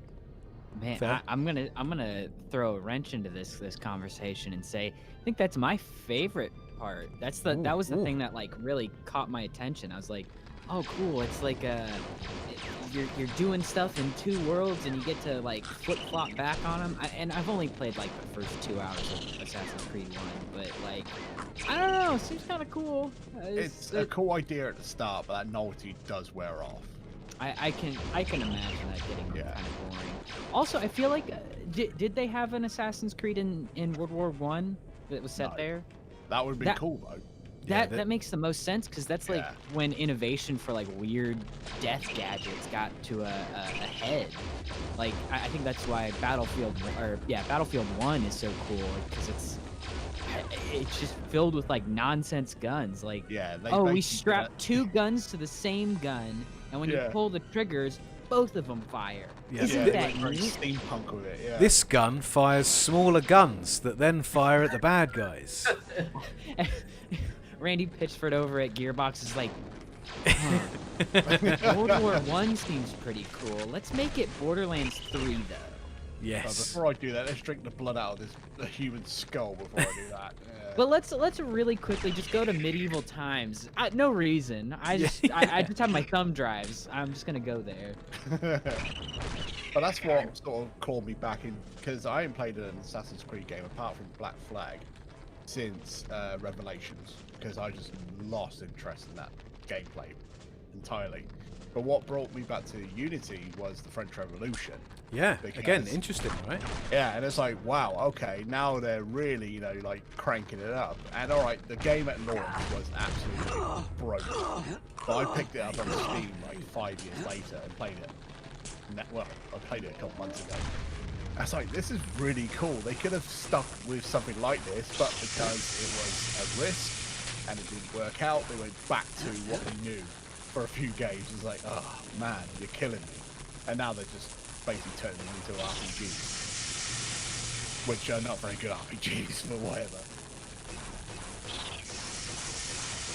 I like the idea that someone at Ubisoft is like, hey guys, remember how they were talking about rebuilding the Notre Dame Cathedral with our game? Wasn't that kind of neat? What if we just did that for, like, I don't know, Rome and the pyramids? Like, oh, that would be so cool, right? Yeah. Well, like, I love the idea of Origin. When they said, oh, we're going to set it in Egypt, it's like, yes, cool, I want a slice of that. And then when I played it, I returned it on Steam in half an hour. It's just such a boring void of a game. It's got all the trappings of like a terrible Ubisoft game. Yeah, it has. It's like so like. And that's coming from a guy who just finished Far Cry New Dawn. Okay. I'm like a hardcore Tom Clancy fan of games, so yeah, I feel it. I feel your pain. Hey guys, sorry to cut you off. I gotta duck out really quick. Got some stuff I gotta take care of. No worries, man. Everything okay? It was really fun hanging out with you guys. Yeah, it was great for you to hang out on the voice chat. I really enjoy this mode of streaming. I think we should do this more often. Absolutely. I was just gonna say, man, you should definitely do this more often. Just jump in here. It was a really good time, man. Oh, it's great having you, Diego. You guys have a good time, man. Will do. Yeah, so it was one of those. It's a, I don't know. I don't like to gripe on about how like we don't get as much creativity in computer games as when I was a boy. Like it's a very low forehead argument, you know. Like how dare you? I feel like that's a point at me. It's absolutely, yeah, definitely. No, it's just a. It's coming. The creativity's coming from a different space altogether. Sure. It's no longer like AAA developers getting the free reign that they once did. It's that guy just did a flip. Sorry, I'm watching the stream a little. Yeah, I saw that as well. That was cool. It's now the indie space that's making all the headway, and then when something gets big, it's because of the indie space. Like, I have this sinking suspicion that the like Wipeout type games like Fall Guys or whatever that's gonna start seeping into like bigger spaces, and not to say that like that'll be next year's Call of Duty. Yeah, it's a far better idea to like make battle royales into like a fun platformer type deal. Like a powerful, a shooter. Granted, Fortnite has been winning me over. little I've played of that. But with people that complain about lack of creativity, that's ironic because it doesn't take that much creativity to complain there's a lack of creativity. Yeah. You gotta, if you want to complain, you gotta reshape what you wanted it to be. Like, oh, I like the idea of Far Cry New Dawn, where it's like, oh, it's Far Cry 5, but like after the events of it. Like, oh, that's pretty cool. I kind of like that. Oh, it's a little survivory, and you have to craft stuff. Oh, okay, you're losing me here now. Oh, and remember the villain of the last game? Yeah, he's kind of cool. He's back. Yeah. Oh. Why? I didn't want that. Did you like Star Wars? Yeah. You want to see Darth Vader again? No. What about him as a kid? No. Do you ever wonder who made C-3PO? Did you ever think that? Did you ever find yourself saying, the thing is, I like Star Wars, but I don't like the mystery. I need to know who made all of the droids. Yeah, I'm with you. God, there's going to be someone like that. There always is.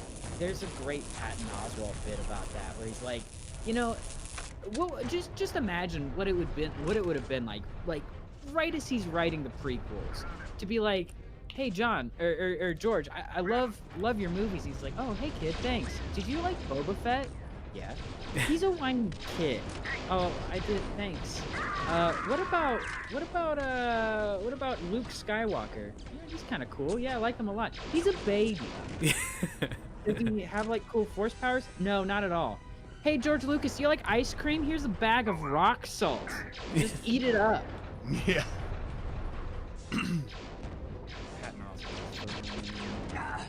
That's the only stand-up joke I remember almost like word for word, and it's from like 2001.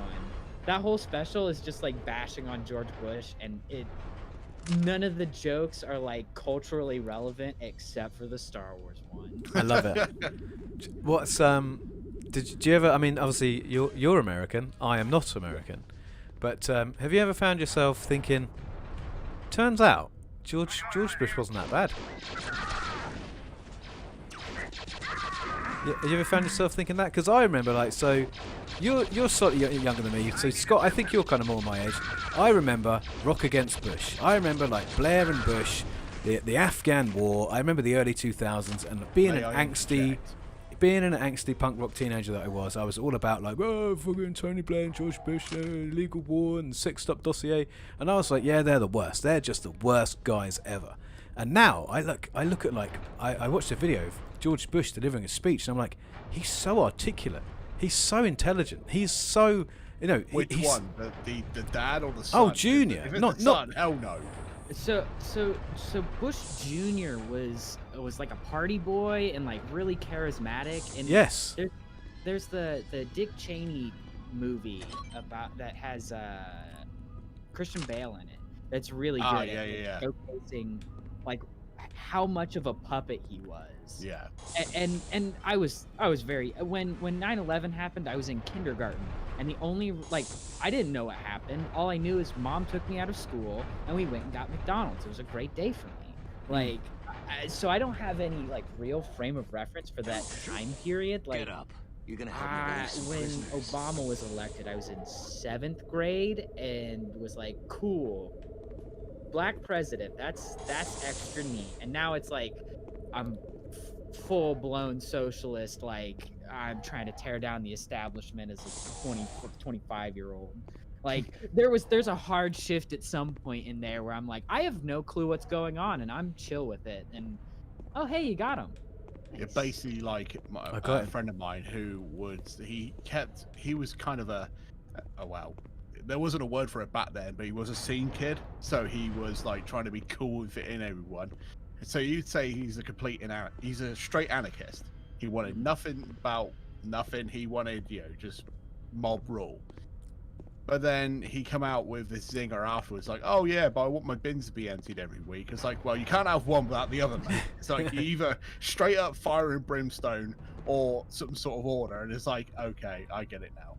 But to be honest, I don't care for politics, and I really don't care about American politics, especially. But I kind of like the voting system where you guys do vote for Commander Conquer villains, so I like that aesthetic. Keep it I up. think I already have. Oh, what's the Oh, I'm just hanging the Death Squad there. what's the Tim Curry line from Command and Conquer where it's like, Nice! we have one place where the communists cannot go. Nice! I've got a playlist on YouTube of great like video memes, and I think Evan stole that playlist and stole that video that I'd found, and I was so angry. I think he used it somewhere. I'm like, ew. I have a script like I've been writing for years about Elite Dangerous, and I have that as a gag, and I'm like, one day I'm gonna use that, and it's gonna be sweet. So what's the script that you all have been working on the longest that you may have like it may never come out? Man, it must have been, if it's not that Final Fantasy. It's gotta be 13, fine. Yeah, Final Fantasy for you, right? If it wasn't Final Fantasy 13, it was the Evil Within 2, and that's not even going to see the light of day. Wow. Tell a lie. I worked. Yeah, Final Fantasy 13. I worked on that script for 2 months, 3 months, maybe longer than that. So I had stuff written down before I actually played the game, like a few years ago. Yeah, pretty nuts. Where are you going? So I tell you what, I'm going to tell you. I'm going to put it up in a second. I'm going to open Google Drive and I'm going to tell you exactly. Right, so I'm going to pause the game. Alright, so we're going to alt-tab out of this. Hopefully nothing bad happens. I can tell you exactly what the file is. It is what happened to LucasArts. Oh, wow. And this was an idea I had where I was going to make just a nice quick video about, the history of LucasArts. And it ballooned into my magnum opus. Like this, if and when it gets done, this will be the thing that I'm remembered for. And it's, it's probably not going to be that good. But, no, it's just a rant into a madman. That's what my scripts always end up looking like. But there always gets to a point I always think, I have quite a lot. I mean, you probably gathered I have a lot of philosophy around this kind of stuff, like around about what we do and why we do it, and all the kind of creativity and stuff. So sometimes I get to a point with a script where I've been working on it for so long, I just go, you know what?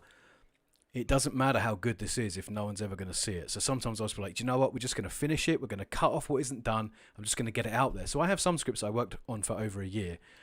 When I just went, do you know what? This is stupid. Let's just finish it.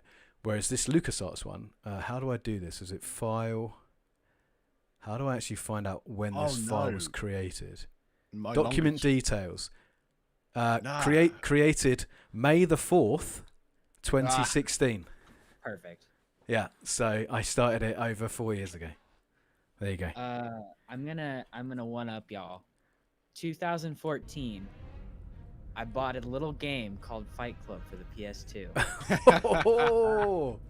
I played it to completion, and now not just beating the campaign mode, but beating the arcade mode with every character, beating the versus mode with, or beating the the match mode or whatever, where you have to beat 15 people in a row and they don't refill your health every time, to collect the 3 or 4 secret characters. One of them is a sub-character in the film. The other is Fred Durst. Yes. I remember that. And hold on, the best and final character that's very difficult to get, Abraham Lincoln. Why wouldn't it be? Of course it is. So, well, I want to play really it now. cool I want to play combat. Fred Durst. It's a very bad fighter game that I got a it's little terrible. too good at, to the point where Evan's like, he coined the term, or the turn of, it's not a turn of phrase, but he just goes, oh, is this one of those things where you get really good at something that's really bad? And I Yeah. go, Yes. that's frequently what happens. As But the AVGN said it, you adjust to its crack factor. Yeah. Yeah. And so I started it was supposed to be like a series where I review games that came out 15 years or 5+ years after their movie counterparts. So games like Godfather or Fight Club or Reservoir I like the Dogs Godfather had game, one. though. I kind of like the Godfather game, though. Oh, Godfather game, they're not all Yeah. bad. That's the Nah, that's the good. cool part. And so I'd written a script, and it didn't. We never got it off the. We never got that series off the ground. And so I was working on these like bigger scripts that were supposed to be like they had parodies built into them, and I had written the script again sophomore year, and again it didn't get off the ground. So at this point, I'd already written like maybe like 20 minutes worth of content that just all got scrapped. So I came back to it a year later, or 2 years later, and rewrote it from the ground up. And it's all about this guy who's like, all right, you can either choose the Project Mayhem mission or you can beat this game. And I'm like, oh, okay. Well, obviously I don't want to do whatever that was. And so in a roundabout way, or no, it was do the Project Mayhem mission or convince someone to play this game. And so I do the review and I say like, oh, no one should have done this, whatever. And then I get the guy who gave me the ultimatum in the room, and I was like, oh, but it's also got a multiplayer function. And the multiplayer was actually really cool because you could build your character and they would get injured and you'd have to either repair them or fight them some more until they were just completely broken or dead. And it was like a really cool like fighter system. And each like build that you could do, you could like make a beefy guy, but he would automatically have bad stats for like kung fu fighting styles.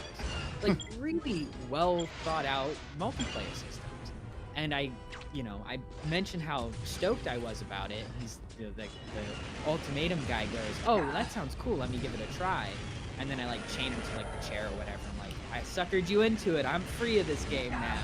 And it was like the only script I've ever written that has a joke that like arcs so well. That video is going to be 35 minutes long on just Fight Club, the video game. We never made it. Think about it this way: it's just the creativity. Like the game, in the end, is second place to what you've done. You know what you've Back in 1 created. second. That's true. I'm very sad that we never ended up making that. And there is no way I will ever. I don't have the resources anymore. Like I don't have a house, and I don't have like 20 people to use as actors. So you're gonna go full nostalgia critic on it, basically. No, I'm just gonna let it die slowly. It'll be a piece of vaporwave. Forever. Yeah, I'm now thinking about it. I have a script for the rebooted Need for Speed game, which I wrote completely after playing the game when it first came out in 2015, I think.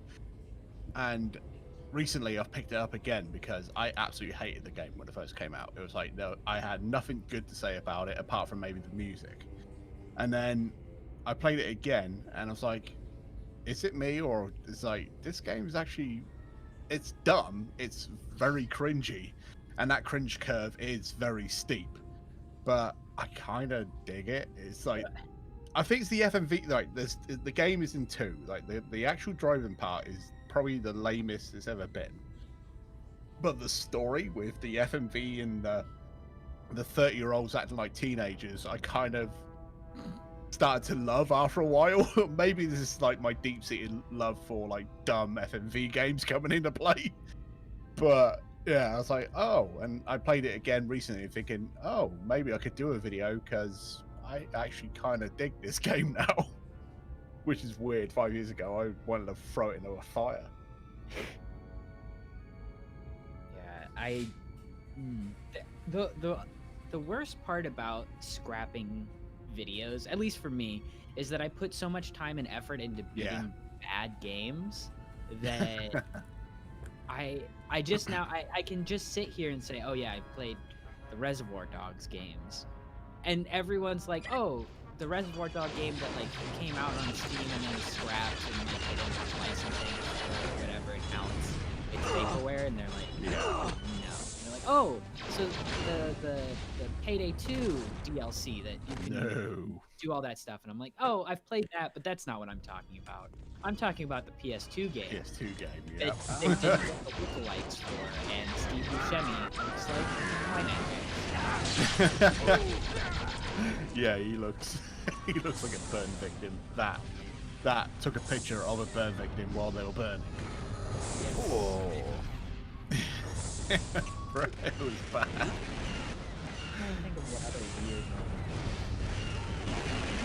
Yeah, I think that Need for Speed one might be my longest like in development script. That's like 5 years old. Did y'all ever Right. play Tron 2.0? Yes. That game is pretty cool. That's a cool game. Played multiplayer a lot as well. I forgot that it had multiplayer. Yeah. The Tron game for the PS3 has a pretty cool multiplayer. Still legacy. Yeah, that one's pretty cool. That caught me by surprise. I think that was in Games of Gold a few years back. And that's the first time I ever played it on my Xbox One. But I had one. And yeah, I pretty much 1,000 points that game. Just for the fun of it. I was like, oh, it probably be a load of crap, but I just fell in love with it. It's pretty fun. Especially the think I multiplayer. Perimeter defenses are too I gotta strong. get You back have to into do it. something I about have those too many ion games to get cannons. back in. My backlog is just. Yeah, it's mine terrifying. is. I'll just I look add at it and I more to go, the pile. I'll just play more. Ah, let's have a look at my right. So I've got my GOG thing set up with all my accounts that you can put on there, and my own games at the moment across Xbox, PS4, Steam, Origin, Unreal, and is 2,024 games. I've got digital. Shit. 2,000 games. Yeah, 2,024 games. That's a lot of games. That's a lot of games, I need dude. to start a Twitch channel and start playing through these things. Yeah. Well, that's great. So you say, I'm going to start streaming, then you do what I did, and you go, I'm just going to play games I've played like 15 times before. Yeah, every time. it's genuinely hard to play like new games on the stream because you're trying to do so many things, but you also just want to focus on the game. I've been when I stream, I think to myself like, this isn't gonna be interesting to watch. I'm not gonna do it. So I did one stream where I played Connect games, and on Twitch they have these channel points that you just accrue by watching. And so I set those up to be exercises, so people could like queue up exercises for me. And then if I like failed the challenge, I would do the queue. That was a nightmare. I was jello the next day. It made for a pretty entertaining stream. And then just recently, I got like a trainer for my bike, so I can bike indoors. And I'll get up real early in the morning, and I bike and play games at the same time. So that gets sweaty and ridiculous. Again, jello days. But if I just keep ramping up these challenges, soon I'm just gonna be playing upside down, blindfolded with habanero peppers in my mouth, and I've never played whatever game that is in front of me. I don't know. Streaming was a lot harder than I thought it would be. Nah, I can't ad-lib. That's my problem. I can't riff. So when I do, like when I have streamed in the past, it's just I just sound like a nut bar, just ranting on everything. So I think the last game I did play streaming was Final Fantasy 13 2, and I was just going off on everything. See, the trick is you get some suckers to join in your group chat, and then you get them to do all the hard work for you. Yeah, I only had like 3 people watching me, and I was like, I must sound like a psychopath. It's just I don't know if this is gonna work out. I don't know what this is. I don't know if it's the game or if it's just the idea of having like public voice chat. But this is one of the most popular streams I've ever done. Like, there's been loads of people on tonight. I've been really happy. Very pleased. Has it been bigger than your Oregon Trail one? Ooh, it might, maybe actually, yeah. I was gonna say, I thought that Oregon Trail one was a pretty excellent stream. That was good fun. That was on at the right time. Like I had like maybe 2 or 3 hours left at work, and so it's just like just a good way to chill down on a Friday. Yes, yes. So a real quick question about the game here. The shadows, they're all like wonky. Yeah, so the Unreal 3 engine, which is what this is based on, I think they added volumetric shadows to the engine for this game, and the way that their environment casts, I don't think it's particularly sophisticated, like in the way that it's programmed. So the shadows appear like everywhere. You can turn it off, but I don't know. I just think it's great. I think it's neat that shadows appear completely randomly on objects, so you can often tell where people are because you can see their shadows.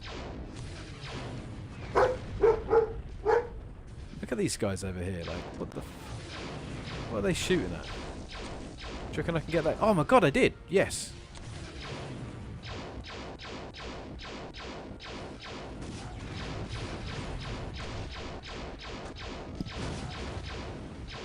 Said about having 2,000 games, I probably played Broforce more than anything else. That's a good game. I beat it, and I don't have the skill to continue. Yeah. That's a Devolver Digital title, right? Yeah. I love their R for reset model, where it's like the games are hard, but they're fair. So you're just like throwing yourself at a wall for like hours, and then when you beat the one boss, you're just like, success, first try. I'm so good at this game. Hotline Miami is easily top 5 Oh favorite. yeah, love that game. I remember when it came out, I had just gotten Steam. I think I beat that game in 2 or 3 nights. Wow. While in high school, doing 2 to 3 hours of homework every night, in one of 3 sports. I don't remember what sport it was at the time, but it was either cross country, swimming or wrestling, or track. And then I had a job on top of all that, and I would just stay up till 2 in the morning playing this game. I can sleep in class, it's fine.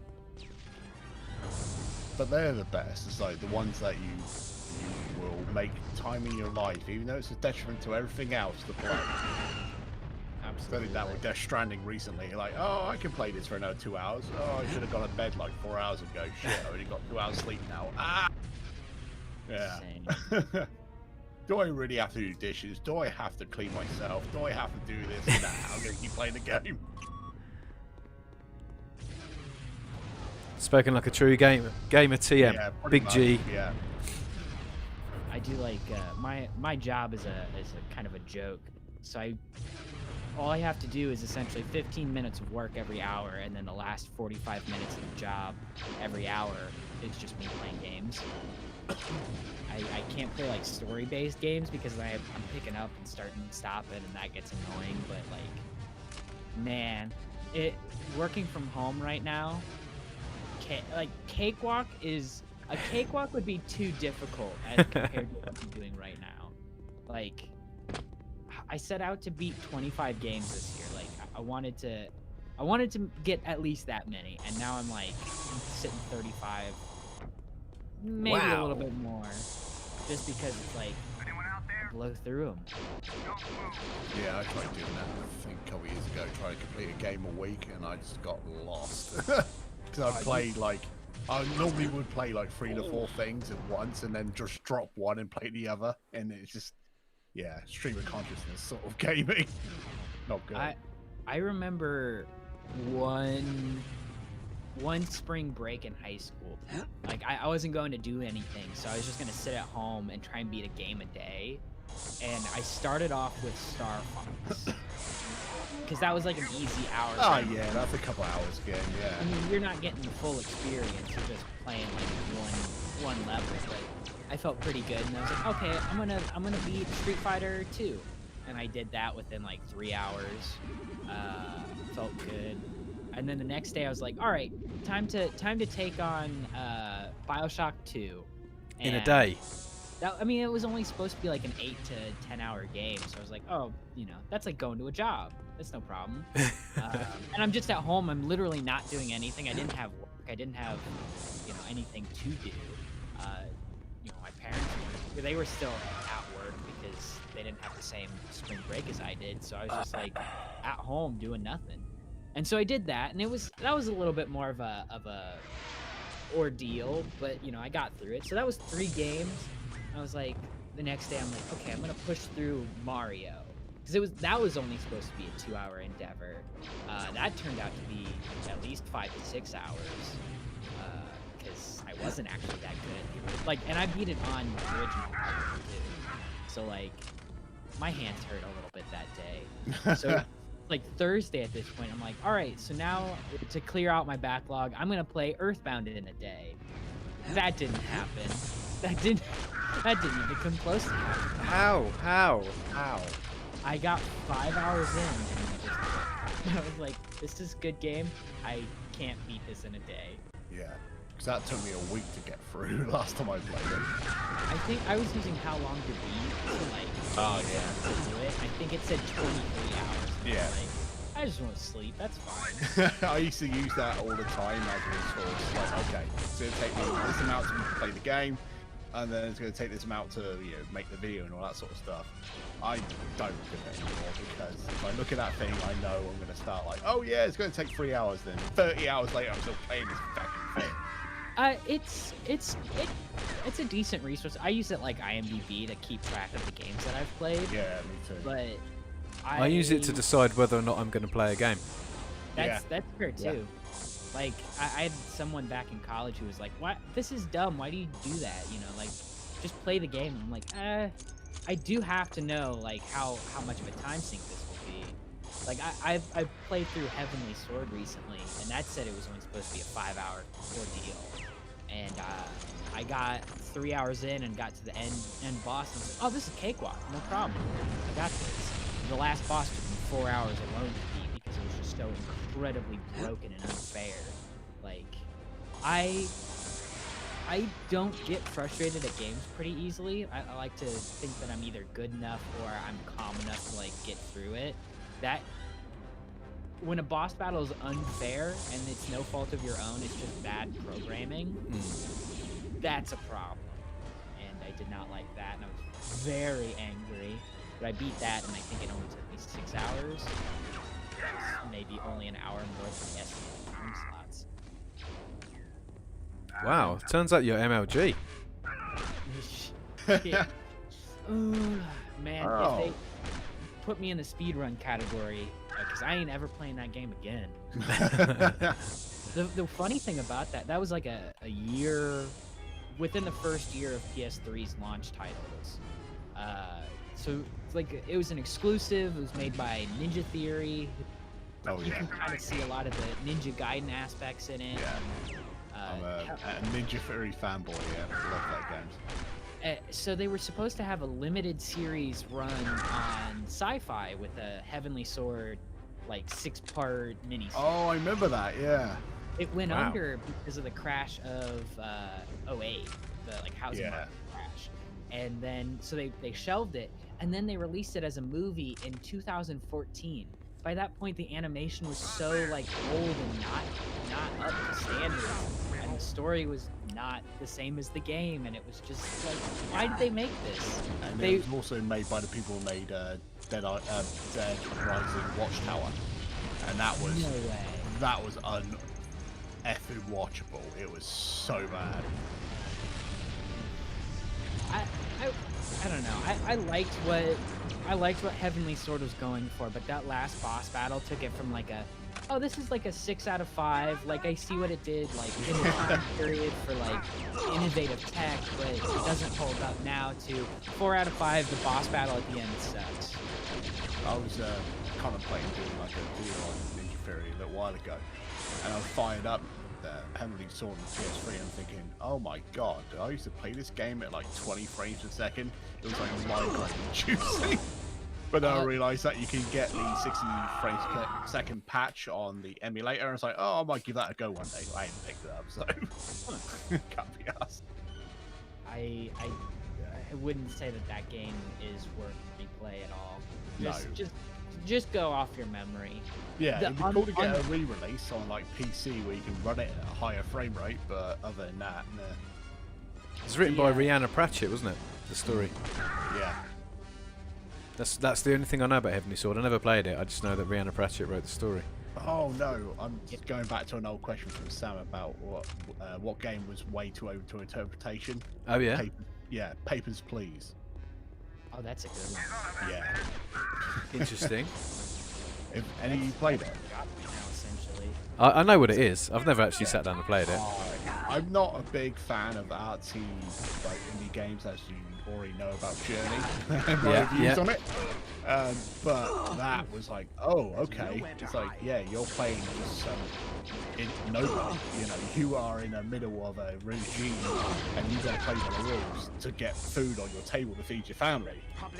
And for some reason, I found that captivating.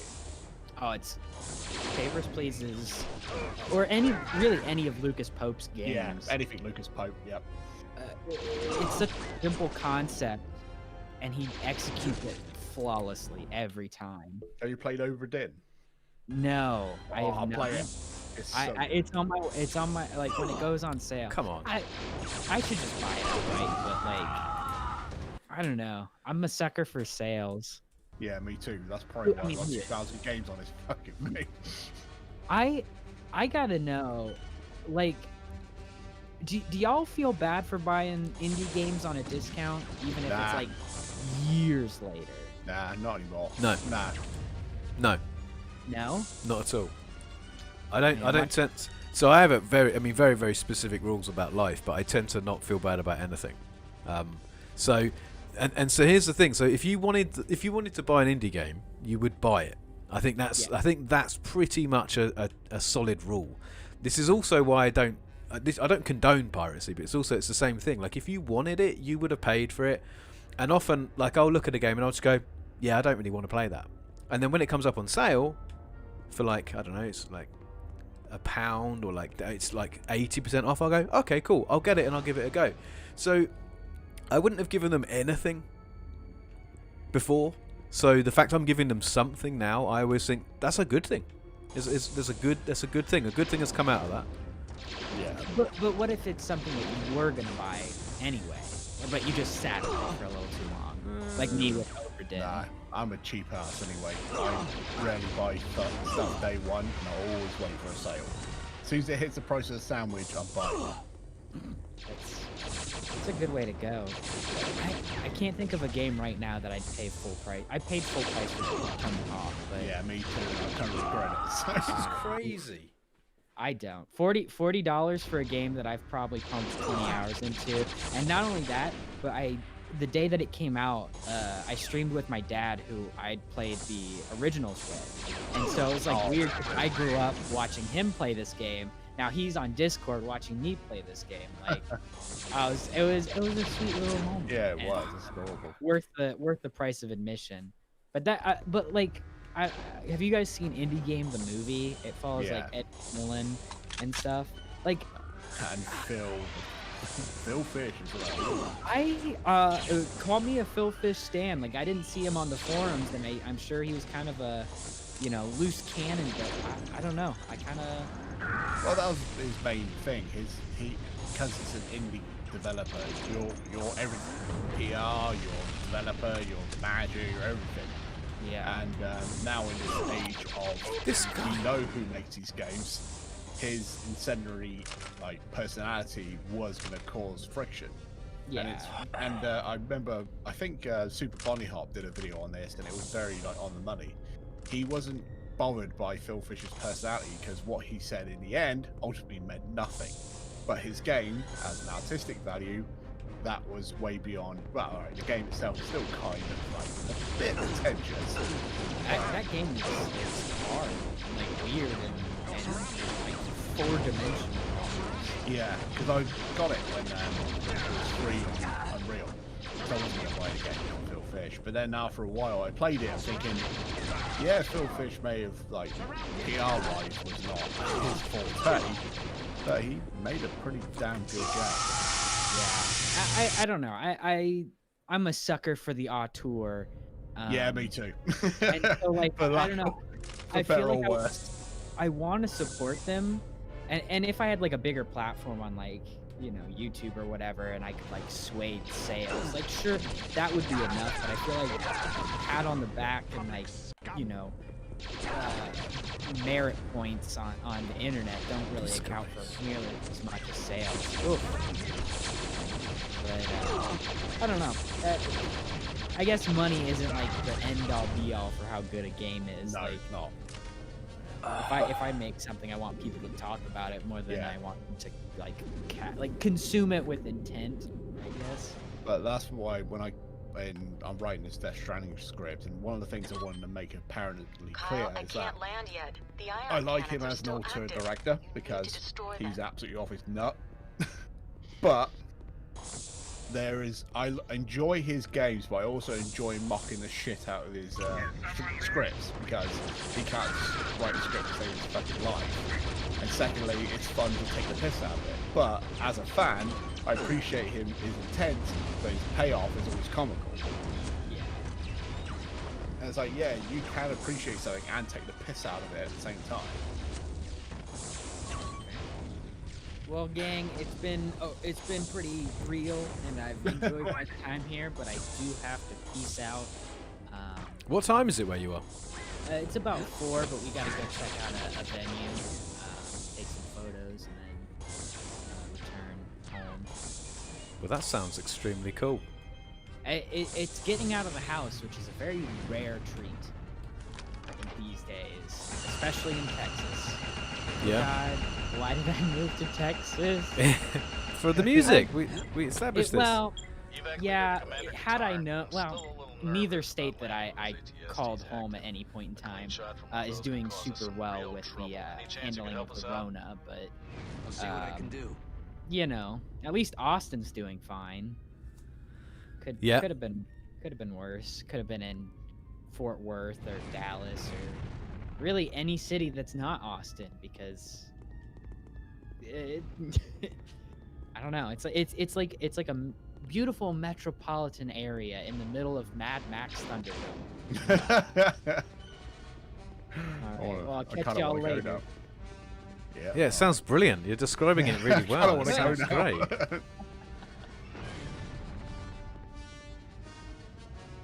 Okay, well, thank you for joining the chat, and thanks for joining the voice. It was really cool. No problem. It's very cool to have you. Also, the first time we've ever sort of chatted, you know, in person, so to speak. So that's extremely cool. Yeah, that's true. That's true. I'll text Evan, see if he can it's all clear. hop on. I don't know what he's doing Thanks, today. Commander. But, We're on our Cool. way down for the prisoners. yeah, maybe you can get both of us on in the same go. Could you imagine that? You wouldn't know who's talking. Good work, Kyle. We don't sound that much alike. Our significant others have both told us at one point or another that we go into our video voices. Yeah. I don't know what that means. Is this like in special intimate moments, or? No, it's like if we're trying to explain something, we'll go, well, if you look here, and I can't recreate my own video voice. I don't know what that sounds like. I hate my video voice. It's so high pitched, and I always like record myself to pitch it down because I'm always talking a bit too high. Like, shut up. I do that, but I think that's a sign that I think it's a sign that like you're a bit sort of passionate about what you're talking about, because I find myself like, I really care about this subject, and that you can tell by my voice. Yeah, but imagine seriously. Imagine trying to listen to like an hour of that shit. You just want to tear your ears off and never want to hear anything again. My dad was a radio DJ for the longest time. Yeah. So like I saw how he prepared, like he brushes his teeth, like make sure that he has like a very clear mouth, and then like when he sits with his chest forward and starts to talk with a little bit more of the back of the throat. Yeah. Oh my God, he's that's sort so of how pro. I try to take my VO sessions at. But then, yeah, you start to slip into the higher registers for something, and then you're like, oh, I gotta redo like half of this because I got a little too passionate. Nah, see I think that's where I depart from it, because I think I'd actually rather people know that I really care about what I'm talking about. So I don't really mind sounding a bit like a dork, because at least then people would say, well, you really did sound like you cared about what you were talking about there, you know? Yeah, but if you're just having that one affliction for the whole video, it's just going to drive. I mean, maybe not the whole. Yeah, sure. It's hard to care 100% about everything, isn't it? It sort of doesn't necessarily feel that genuine. Well, no, it's not about not caring. It just sounds like you're very, very high pitched, and sometimes that can sound very disingenuous too. Because you Maybe. You got to think of it as you voice sound like acting. the Dreamcast guy. Yeah.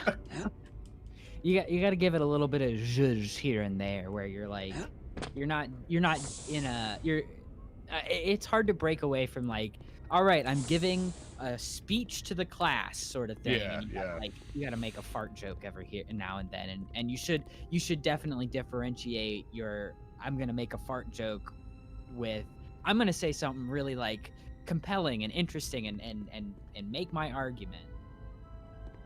There's got to be like an ebb and flow to your voice, and I thought you said an ebb and flow. I was going to say, who's this guy? Is he the new 1117? That's when 1117 finally makes it big, and that's when Evan's going to turn into his alter ego. Ebb and flow. Yeah. On that Pearl Jam vibe, absolutely loving it. So I used to. A lot of the reason I've deleted a lot of the old videos on this channel is because I've been through quite a lot of different voice styles over the years, and I did one where I was like really quite impassioned, but it was like that kind of like YouTuber false enthusiism, like, "Hey guys, what's going on? Welcome to another video," and so I did that for a bit, and it just felt very, very fake. Yeah. And then I did another bit where I was just like trying to be more well-spoken than I am. So I'm not particularly well-spoken. I've got a home counties accent, which means I sound posher than I really am. But, you know, I'm not really. But compare me to someone who actually is posh, I sound pretty common. But I went through a phase where I was trying to speak as properly as I could, you know, enunciation. And again, I started, when I listened to them back, I was like, oh, I don't really sound like me. And so I've settled now into, I only really want my videos to sound like myself. So my go-to voiceover methodology is to pretend I'm with somebody and to just talk to them as if I was talking to them as a human being. And I much prefer the way that sounds when it comes out, because I sound real. Whereas before, I was like, It's very smooth. I definitely like your delivery a lot, because it's not in your face at all. Like, I think a lot of essayists, when they try and make a point, they're trying to sound not verbose, but like, I don't know, proud. Sure. And that comes along with a more like, you know, maybe a little bit of less of a dynamic range, because they're just sitting at the top and they're always like full volume, telling you exactly as it is, and the same pace and the same like cadence. Whereas if you can find your own rhythm, that's a lot more natural than what you end up with is something that people actually want to listen to. And that's super hard to find, if we're being honest. It is. And it's still I still struggle with to this day. That's the best thing about doing this, though, right? As a hobby, because I just think if I ever got to the point where I felt like I had nothing left to learn, it would become very dull. You're just knocking out videos like, oh, I know how to do this, I know what I'm doing, I know how to do a voiceover. Like, all of a sudden it would be really monotonous, and it's great to have things left to learn, and there's always more to learn, there's always more you could be doing, which is great. Yeah, you mean to tell me you don't want to paint by numbers top 10 video list every week? Oh no. Well, I mean, this is the other thing is I've done them. I've been there. All right, put a gun in my mouth and. I did that. You know, when I think I said before earlier on the stream, when I started YouTube, I was incredibly naive about what you're supposed to do, and so I just looked at like big channels and looked at what they were doing and went, okay, I could try that. And so like when I think about me being a naive YouTuber, like 9 years ago on the platform, it was like I would look at Watch Mojo and I go, oh yeah, you know, that looks okay. I'll try and do that, and and there are still a few things on the channel that I'm not necessarily proud of, but have tremendous views, and it will just be because I'm going to do a listicle, you know, top 5 of this, or top 5 of that, because I guess I didn't really know what what I had to offer. Like, I didn't really know what my brand was, or what it was that made me excited about making videos. So that's a weird thing to come to grips with, I think. You know, just suddenly going, I'm going to just admit I don't really have any ideas. I'm going to find my way through it. Yeah. Rather than going, I'm going to do top 10 Metroidvania pixel permadeath roguelikes on the Switch. But we all get it's Switch. like, I think we talked about this in the Halo stream. It's like you got to climb that cringe curve. You got to find what you're comfortable with. Yeah, definitely. And then you want to climbing the cringe curve is a hell of a saying. That's fantastic. Well, you got to just try and find your way, because I've like what you just said there. I've looked at old videos where I was putting on that YouTube voice. What's up, guys? What's the blah, blah, blah, blah. And I hurt inside every time I hear that, because that is the guy I want to beat up. I want to nick his pocket money. Yeah, for sure. You're not that guy. It's like, knock it off. It took a while for myself to find my rhythm as well, because I went from one extreme to the other. But now it's like, okay, I'm cool with what I am. It's like, all right, I may be a little bit sarcastic, a little bit sassy, or whatever. It's like, this is what I do, and I'm happy with it. Yeah, definitely. So, like, so they used to do quite a bit of the angry stuff, right? Grumpy Gaming HD, right? That wasn't really grumpy, ironically. It's like when I went and tried to make a character, the console snob, that's when I sort of experimented with that. Which was loosely inspired by the cinema snob, because I loved Brad, I can't remember his surname now for a while. I don't watch his shit anymore, but whatever. And I wanted to be that sort of like sarcastic, sardonic, just like asshole. Yes. But I wanted to do it in a way where it wasn't like the low-hanging fruit like the AVGN, but AVGN made it his own anyway. But I mean, there's a lot of. I'll never hear a bad word said about. Yeah. But there's a lot of imitators doing the same thing. You know, the Armet 21, Avery Reviewer, even early Spoonie was the same sort of premise. Yeah. And I wanted to do something a little bit more low-key, low-pitch, if that makes sense. Because Brad, the snob, was that kind of character as well. He was a bit snobbish, a little bit up his own ass, but... You mean to tell me the cinema snob is snobbish? Yeah, I know. But it had that sort of, like, more... like disgusted, like artist sort of character to it, and that's what resonated with me. And I was like, oh yeah, I could try and do that type of character. But that only lasted like 3 videos, and that was it. Yeah.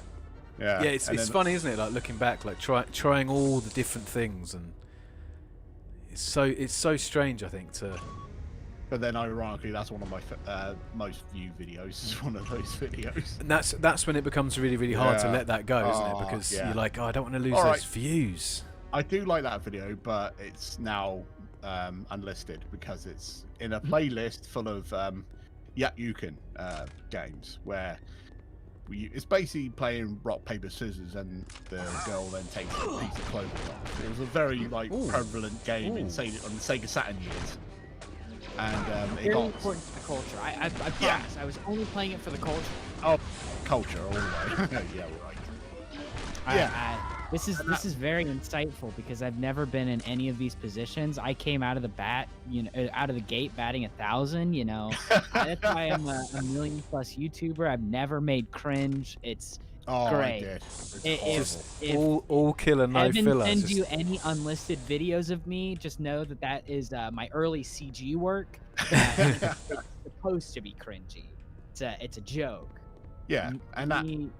But eating carrots doing ASMR was a funny joke, and it's, if you look at it, it's really like high quality computer generated animation. So is it the obviously very high counts of irony in amongst that? You know, there's no sincerity to it. Of course, it's you know what it is, just completely self-aware. Eating carrots doing ASMR, you know, like it's parody. It's a joke. I swear that's one of my favorite videos, like during making it, but then like in post I'm like, no one's gonna find this nearly as funny as I did when we filmed it. And then the weirdest part is, like, when I started doing Twitch, people like asked me to do ASMR, and I got complimented a lot on my voice, and I was like, this is weird. I don't know if I would ever do this. And then Evan posted the unlisted link in my Discord, and I was like, chaos. Like the comments are like, oh, this is actually good ASMR. I'm like, no, it's not. No, it's me being embarrassed. Oh my, this is bad. All right, gang. Well, I gotta peace out. It's been real. It's been real, man. It's been real. Yeah, it's like that Cinnamon Snuff character was pretty much, I was trolling people pretty much. That's excellent. Yeah, 'cause that was, Ghost in the chat just asked, is this the last level before you get the glow stick? I think it is, because after this we fight Desan here. No spoilers, but this is the point before Kyle then goes, in order to get, in order to fight this guy we need to go back and get the Force. So yeah, we're about to do it. Okay, cool. You're gonna get the saber. We're about to get the saber. It's going to be great. So the entire length of this stream is going to be no saber. And getting shot in the face. Getting shot in the face a lot.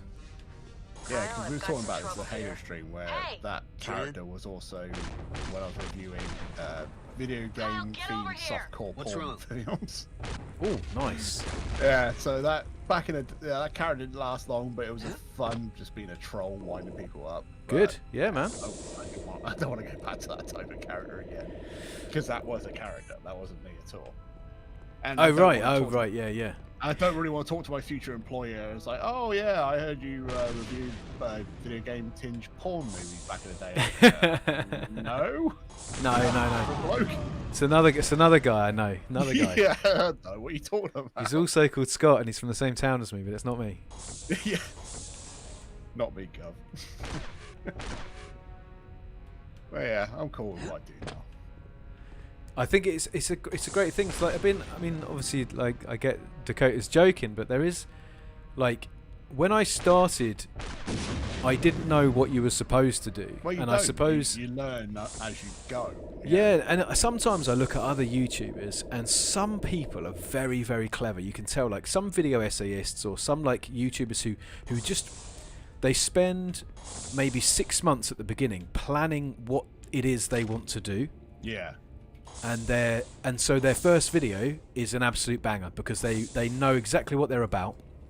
They know exactly what they want to achieve, and so that from day one they're already achieving their dreams. They're already achieving their goals. Yeah. And I always think, like, it's hard not to get a bit jealous and go, I really wish I had your insight. I really wish I had, like, if I'd known characters who do that, have had a background in other media that's helped them do that. Exactly, and I think that's the weird thing is, it's hard. It's easy to forget that. Like, I'm speaking about myself. Like, it's easy for me to forget that these things, this person isn't just, they just came out the womb fantastic at making YouTube videos. They have a background elsewhere. Yeah, because like the one I like to use as an example is ReShade, because he was with GGG, well, you look like an overgrown whatever, the Canadian like gaming mag for a long time. Oh yeah. And he ended up taking up the video side of their channel and did like the whole background of Halo. And then a few years later, it makes his own racing channel and he just like hits the ground running. But you don't realise that he had like 5 years of previous experience doing it on another channel before he did it on his own. And you forget about that. That's it's oh, here we go. We've been force grabbed. Oh, a lightsaber to a gunfight. We get exactly. We're being thrown all over the place here. There we go. That's it. That's it. Enough of this charade. You're pathetic, Katan. As a Jedi, you might have proven a worthy adversary. My sort of like influences now have been mostly essayists as well. Yeah. I want to do something that's not what they do. Like, I look at like people like Chris Davis is my main influence at the moment, but he is so analytical and so like he treats it like science more like anything else, and he does it really well because that's his thing. He's very analytical. Yeah. And I would love to do that shit. Good. But I'm also I like making dumb jokes. Yeah, So no, I can't exactly. be I'm that exactly the serious. same. I'm exactly Like, the same. I can't be that serious for that long. I have to say something just dumb. Or not dumb, but just You want a I have to worthy put some adversary? spice on it. I'll give you a worthy Yeah, adversary. 100% this. And it's like that's where I like doing. It's like, yeah, I want to give all the information, but I also like to piss around a little bit and mess with people, you know. And, Back to the valley. We're back to the valley, Scott. Yeah. Valley of the Jedi. We're going to get some powers. So I actually legitimately love this bit. So Jeff Bennett is like one of my favourite voice actors, specifically because of Kyle Katarn. He does loads of other good work. But this bit here is the best bit of Star Wars stuff. Like his father's Force ghost is talking him out of it. And I need it now. And there's a line coming up. believe that this stream of power It's just the best bit ever. or that you can safely wield the Force with anger in your heart? Jan is I dead. know, this My scene anger is, is all I very have left. reminiscent of Deus Anger Ex. and revenge. Is that how That's you it. would want Anger to Got and that very revenge. rigid facial animations and the hologram Then talking. remember her as she was. So good. May the Absolutely Force love be it. with you. Ghost says, I knew a Star Wars fan who actually got upset if I said Sith spit. That's taking it to the next level, like taking Star Wars swear words offensively. Good. Yeah, man, this bit is so good. This is what I loved about Jedi Knight, because I think I said this in my video before. I like the idea that in Star Wars is like kind of like black and white, the mythology. You know, you're good or you're bad, and that's it. If you're motivated by revenge, you're a bad guy. And then this game came out, and the main character is 100% motivated by revenge. He goes and gets the Force and gets a lightsaber, all that stuff. He gets the Force for all the wrong Find the reasons. sun. But And first I think that's good. I think that's a really. I mean, I know you're not like super into Star Wars, Scott, but for me, I think that was a really cool thing to add into the mythos. And this was like before. This is like just I think episode 1, maybe episode 2 had been out, like Attack of the Clones. So like the idea of adding in these layers of ethical quandary. Well, yeah, it's like the most interesting for me in like any sort of story is the Shades of Grey, not that book, but No, but yeah, I like exactly. like with Red Scott Your Sam plan saying before, worked, it's Master like Dersan. I like the ambiguous Yes, characters. Tavion. Like, The death of if they had a Katar's Star woman has Wars where driven you him don't mad know who you're and actually delivered playing the value until of like the the Jedi very end into or our whatever, hands. Yeah. that makes Contact Admiral that's why I Fire kind of and like prepare the troops. what was it the Force Unleashed. Yes. I liked it to the point where you're a bad guy, and then all of a sudden, no, I'm actually a good guy now. Like, no, don't have a spine and make him the bad guy. So But I was back in the day when there was still that moral choice bullshit going around in gaming. Yeah. So you had to have a choice. It's like, no, I'd rather you tell me a story and put me on that path, and if that's the path, then I'm cool with that. I thought that Force Unleashed was a really, really cool idea. When they're like, oh yeah, you're going to be Vader's secret apprentice. And I was like, wow, that's really cool. You get to be a bad guy. Because did you ever play TIE Fighter, like back in the 90s? Yeah. You're just the baddies. You are. You're not redeemed by anything. You are baddies. You're playing the Empire. And like you're infighting, so you're not really fighting the rebels that much, but you're just the Empire. And it's like, it's played so straight where you're like, duty and service and all that kind of stuff. It doesn't mention the fact that you're actually the villains, and it's brilliant. Yeah, and I thought Force Unleashed was going to do the same, and I was a bit when it kind of like flipped and it was no longer about being a bad guy. I was slightly less interested. The story is actually really good and I do like it, but the idea of the opening few levels when you just like you're carving through rebel troops, that was awesome. And there's a phase as well in Star Wars games where every other one seemed to be the bridge between one film to the other. Yeah. And that got annoying as well. And even with the Fallen Order, that's another bridge between one to another. Like, who cares? Just have the balls to just go off and do something mental. And it's like, all right, you want a Dark Souls in a Star Wars universe? Just go mental. It's like, put them on a planet where you've probably heard it in some sort of novel and whatever the canon, I don't care. Just go nuts. It's like, all right. That's exactly what I want out of a Star Wars thing. Yeah, exactly my personal favorite book, I've only read one or two of the Star Wars books, Mercenaries, I absolutely love because it's taken the concept of Han Solo and all that sort of stuff, and then just made it into like this ragtag crew of just assholes who are going for a common goal, but they would sell each other out in a second. Yes. I just love that concept. I think I said before, like, I mean, obviously you don't have to watch that many of my videos to know that I'm mega into Star Wars. Yeah. But I've said before, I think what I like about it is the rules were laid down 40 years ago, and they're pretty simple rules. You know, here's the rules of the universe, here's how things work, and then it's up to all the different creators who've come to that franchise over the last 40 years. They've added to it, and they've made it better. Yeah, they've made it much better. Like KOTOR 2 changes the mythology of the Force. I love KOTOR 2. Yeah, like it just absolutely, like, it's a bit like a Last Jedi type thing. Like, it just chucks everything out the window because this is it from now on. This is the decision I've come to. Even like the gameplay of the Knights of the Republic has not aged well.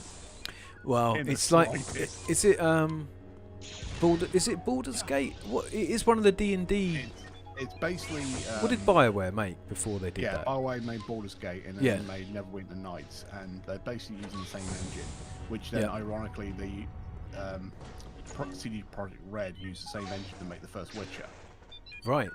So the engine is pretty, it's not very well optimized even to this day. Yes. But the games themselves, especially KOTOR 1, are very clunky on PC. Yes. And I was like, and I gave it another go a little while ago. I'm like, is this me? Do I remember this game wrong? Because I remember it playing a lot more smoother than this. Yeah. And I thought, I know why. The last time I played it was on the Xbox. It's like, all right, okay, that makes sense. Yeah. It's a funny thing. Like, I played the mobile version of KOTOR a couple of years ago, and it works surprisingly well as a mobile game. Yeah. Because it's quite slow. Same Baldur's. They've got a PC, I've been expecting you. Tablet and phone version of Baldur's Gate as well. You've come for your lightsaber. Because that's where the new version started on. They were on mobile and they got ported over. Because even the PS4 version is actually really nice, especially when you get to control the characters with the controller. It's nice. I sensed a disturbance in the Force. Days, all point and I'll click. tell you about And this it while actually your works trial really is being prepared. Oh, here we go, Luke Skywalker. Here we go. Bob Bergen is the voice of Luke Skywalker in this. He voices Luke in most things. He's very good. Why can't you Jedi ever do things the simple way? If the ways of the Jedi were easy, there'd be millions of us like I instead said, of with dozens. Star Wars, I'm casually. I like the games mostly. I've watched all the films now, and the only film I really kind of resonate with is Rogue One. That's only because it's a war film in Star Wars. Yeah, 100%. Yeah, it's like it's one of the only Star Wars films that's actually focused on war. Yeah, I think that's the only one that kind of resonated with me. The rest of it's like whatever, it's entertaining. For the first time in his life, Dessan was at peace. Yeah. He'd found Same beings who Trek. liked him for who he was, never used to watch beings who Star encouraged Trek him to at all develop his until like talents. 10 years ago. Over time, however, and now I'd rather watch things that than changed. Star Wars. Fair. He became That's only cold, because severe. every He single belittled his episode fellow you students watch for what he is a perceived different to be their bag because weaknesses, there's someone else and writing it and argued they're having their own sometimes spin on violently it. with his They're still the teachers. same characters, During a training but they're session, doing he struck down wildly and killed a different fellow things. student Yeah. in cold blood. Yeah. So Some said he was too so weak to be a I Jedi. got into. I think it's He probably fled about an before we age could thing. So I didn't get into Star Wars as a kid, but counsel I got into Star Wars as a and he's teen, not been heard from since. and Until now. I'd never really experienced like a film that was such a I'm sorry about like you. a well thought out world, like a well thought out just give me my universe. Like lightsaber it and I'll was be I think out it was the of the way. first film I'd As seen you where wish. Your it lightsaber wasn't is set in somewhere real the ruined life. I think temple it of was the like in South. like all To the find it, planets you'll need to utilize your and I have a primary part force of my skills. brain that I've During your come to test, I'll realise in see the if last I can couple of find years some is information really on really the Sunk excited when whereabouts. things have got Good luck. names that you can remember. Yeah. So as a kid, I and again it's weird having this realization now because looking back, I was obsessed with dinosaurs when I was a kid, and one of the things I loved most was remembering the names of all the dinosaurs. And it's like I've always resonated with something that can be remembered. And Star Wars, from the get-go, there's so much that you can know. There's so many names of things that you can remember. And it's such a weird, specific thing to realise that part of my psyche responds really well to this. But that was one thing that like fully brought me into Star Wars. And it's one of the things I like about like Lord of the Rings and all that kind of stuff is there's so many names to remember, characters and places and all these things. Yeah, And, I kind of got that with Warhammer. I didn't really play the tabletop game at all, but I read all the rule books. I still buy fucking White Dwarf as well. Oh yeah, yeah, yeah. every month. But I don't really play the tabletop game, but I just love the lore of it. Yeah, the lore's amazing. The lore is ridiculous. Oh well, 40k is ridiculous, but Yeah. that's what I love about it. The normal Warhammer, I'm not as much into it because it's kind of bland. But Yeah. that's because most fantasy stuff is. Yeah, true. But 40k is just, it's a space opera, and I love it because it's just these big, ridiculous, armored, plated, religious Like nut super jobs. monks, yeah. It's just ridiculous, and that's what I love about it. And I gravitated towards it quite a bit. Yep, 100%. Yeah. Again, same thing. I got into Warhammer as a teen, and what I loved about it is there's loads of stuff to remember. There's loads of names to remember, and yeah, there was just a part of my brain that just really, really likes things that I can remember. Yeah, I think I more resonated with its spectacle. It's Nice. just ridiculous. I just love it. It's kind of like when I got into mecha and all that sort of stuff. Oh, Not yeah. no anime, but in that sort of Warhammer sort of and mecha sort of like scratch the same itch Yeah, to me, yeah. where it's just ridiculous like things happening. And yeah, Yeah. like one of my favorite games for Warhammer is Space Marine, because it's everything that you want from a Space Marine game. It's a third-person action game. It's gory as hell. It's Yeah. ridiculous, and it's the perfect, like everything. All the stars aligned on that game. It's like it's not outstanding, but as a Warhammer fan, it's just like Oh yeah, everything locked it's the together best. It's the best Yeah. Warhammer game. It is by Yeah. far the best Warhammer game. and it didn't get up its own ass about its own lore and all that sort of Yeah, stuff. It was yeah. just a thoroughly enjoyable game. And it's I think Mark Strong's in the voice cast as well. yeah, he is. 'cause- Yeah, 'cause- he 'cause is. why wouldn't you be? Yeah, he's the Grand Inquisitor. Yeah. Yeah, and once again, Mark Strong punching above his weight when it comes. He's amazing, isn't he? He's just so Yeah. good. Well, I was surprised they never made a full film of 40k, because they can make a series of films. Well, I think it's a bit like a sort of Star Wars thing, and I think there's enough in it that you could tailor it to different audiences. Because I always thought Yeah. you could make a 40k like Saturday morning cartoon Oh, for hell kids. yeah. Like it wouldn't have to be like super gory and super dark. Like it wouldn't have to be grimdark. But it like could be like a Clone Wars thing where there's that layer for the adults. You know, you don't. Yeah. As a kid, you will completely ignore it or completely oblivious to it. But there's that layer, like, oh, okay, you're nodding for the adults who are watching it right now. Thank you. exactly. Yeah, it'd be cool. It would be really cool. But then also, I mean, did you see the animated film they made? Yeah, It was. yeah, it's all right. Yeah, it was all right. But the thing is with Warhammer, and yeah, it would be great to have a series of it on some sort of film or TV show, Netflix show. But there's so much lore behind it. They have to either condense it or trim out most of the stuff because there's so much of it. Yeah, but that's what's. For me, that's what just makes it so good. Is it's evolving all the time. So I also really love Judge Dredd comics. Yeah. I was Part of the big into reason- 2000 AD. Yeah, part of the reason I like 2000. Part of the reason I specifically love Judge Dredd is the lore is ongoing.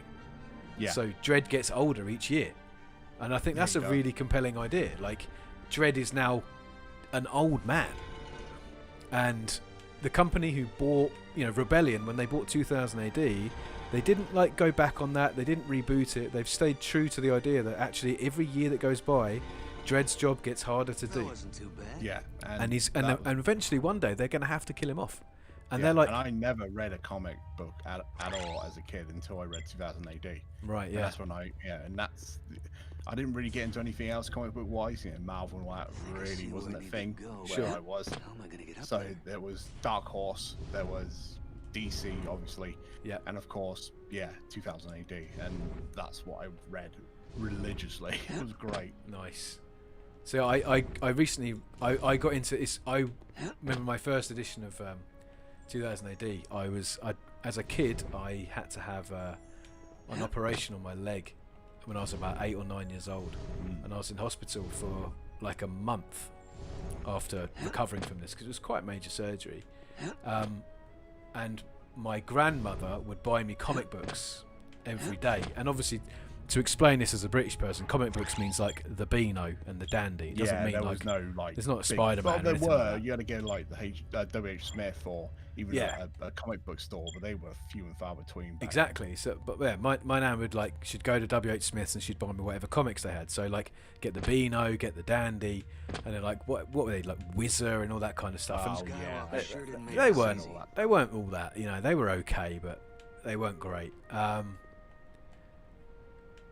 But yeah, so what would happen is my nan bought me these comics. She bought me like all this stuff, and then I guess what happened is she ran out of comics to buy me. So she would then she accidentally bought me like at 8 years old. She bought me 2000 AD. Yeah, here's all the hard stuff. Jeez. Yeah, and it was obviously brilliant. And so I remember the first issue I read, it was Armored Gideon, and Armored Gideon is like the most fucking metal character. He's just a giant robot who eats demons, and I'm like 8 years old, and I'm looking at this like full panel artwork, this giant red robot, and it's like chomping down on human bodies. There's like sacrifices, satanic cults. Yeah, This stuff is it's absolutely pretty out there. wild. And from then I was like, this is my favourite comic ever, because like Dennis the Menace is not doing this kind of stuff. But my when I was about 8, 9, 10, my sister worked at Blockbuster Video, and this is like early 90s.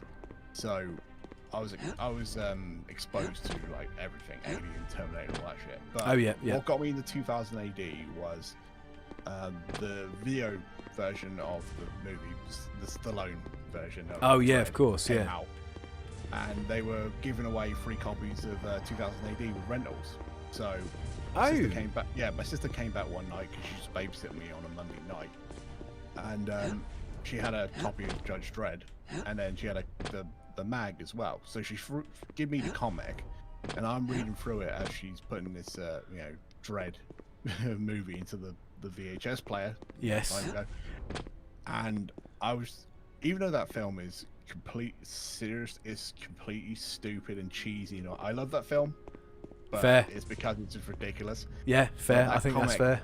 But after watching that movie and then watching that and then reading the comic afterwards, it's like that's when a light bulb hit in my head, and I was like, okay, I like this stuff. I want to carry on reading this. And yeah, that's when I started getting into 2000 AD. And Awesome. I don't think I missed an issue for like 10 years. I've missed a lot of issues since then. Could only pick it up every now and then, but geez, it was very like an eye-opening experience. But I'm always exposed to like older content anyway. Ever since I was like 8, 9 years old, playing like mature games. Well, right, granted, back then those mature games were only like 4 pixels big on an Atari 2600 or a Master System or whatever. Yes. But yeah, being exposed to like horror movies and all that at that sort of age, all right, that would probably put a lot of people in some sort of therapy sessions. But Definitely.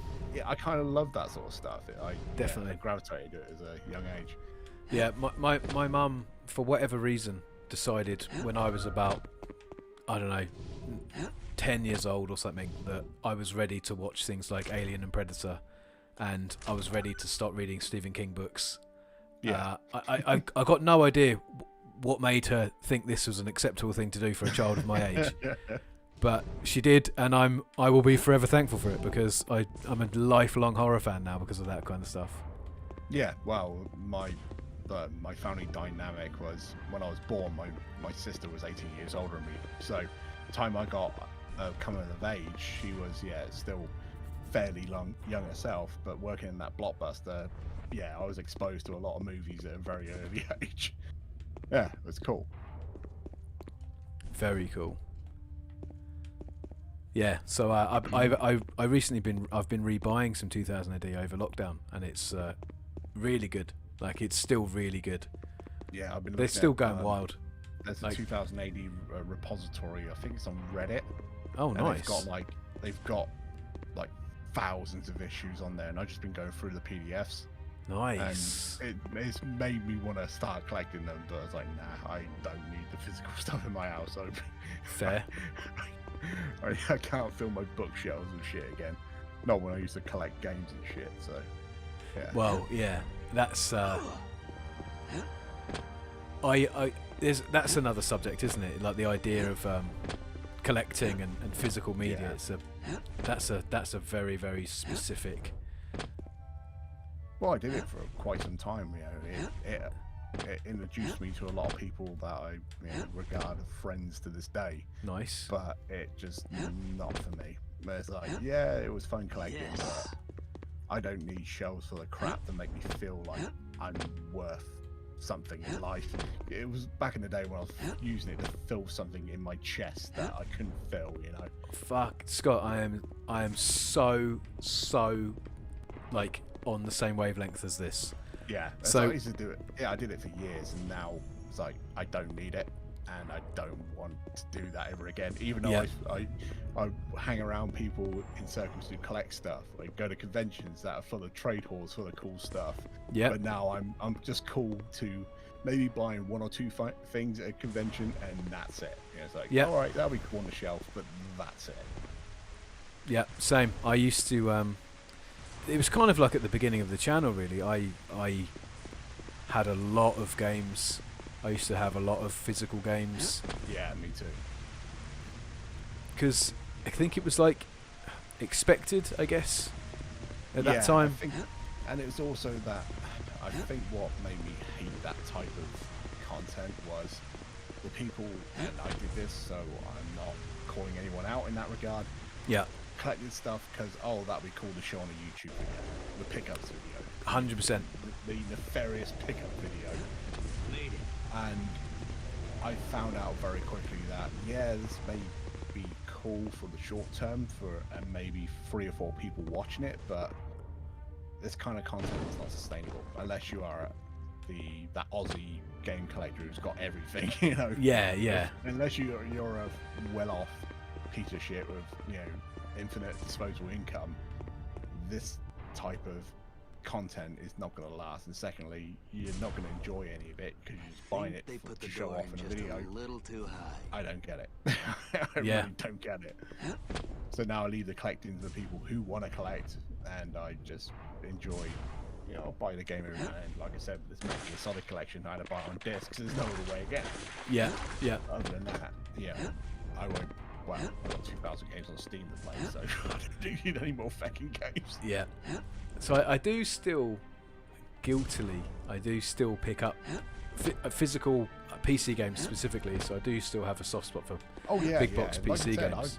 I've got a few big box PC games as well, and I bought them specifically to just like, oh cool, I've got the actual things now. Yeah. Like Thief Deadly Shadows, I played that game. Oh mate. Religiously, but when I first played it on my first gaming PC, that was a bent copy. That was a copy. Oh right, yeah. Yeah, that was a burnt disc. So, burnt CD. So I never played it legitimately until it came out on like Steam and GOG, but I never touched the physical copy.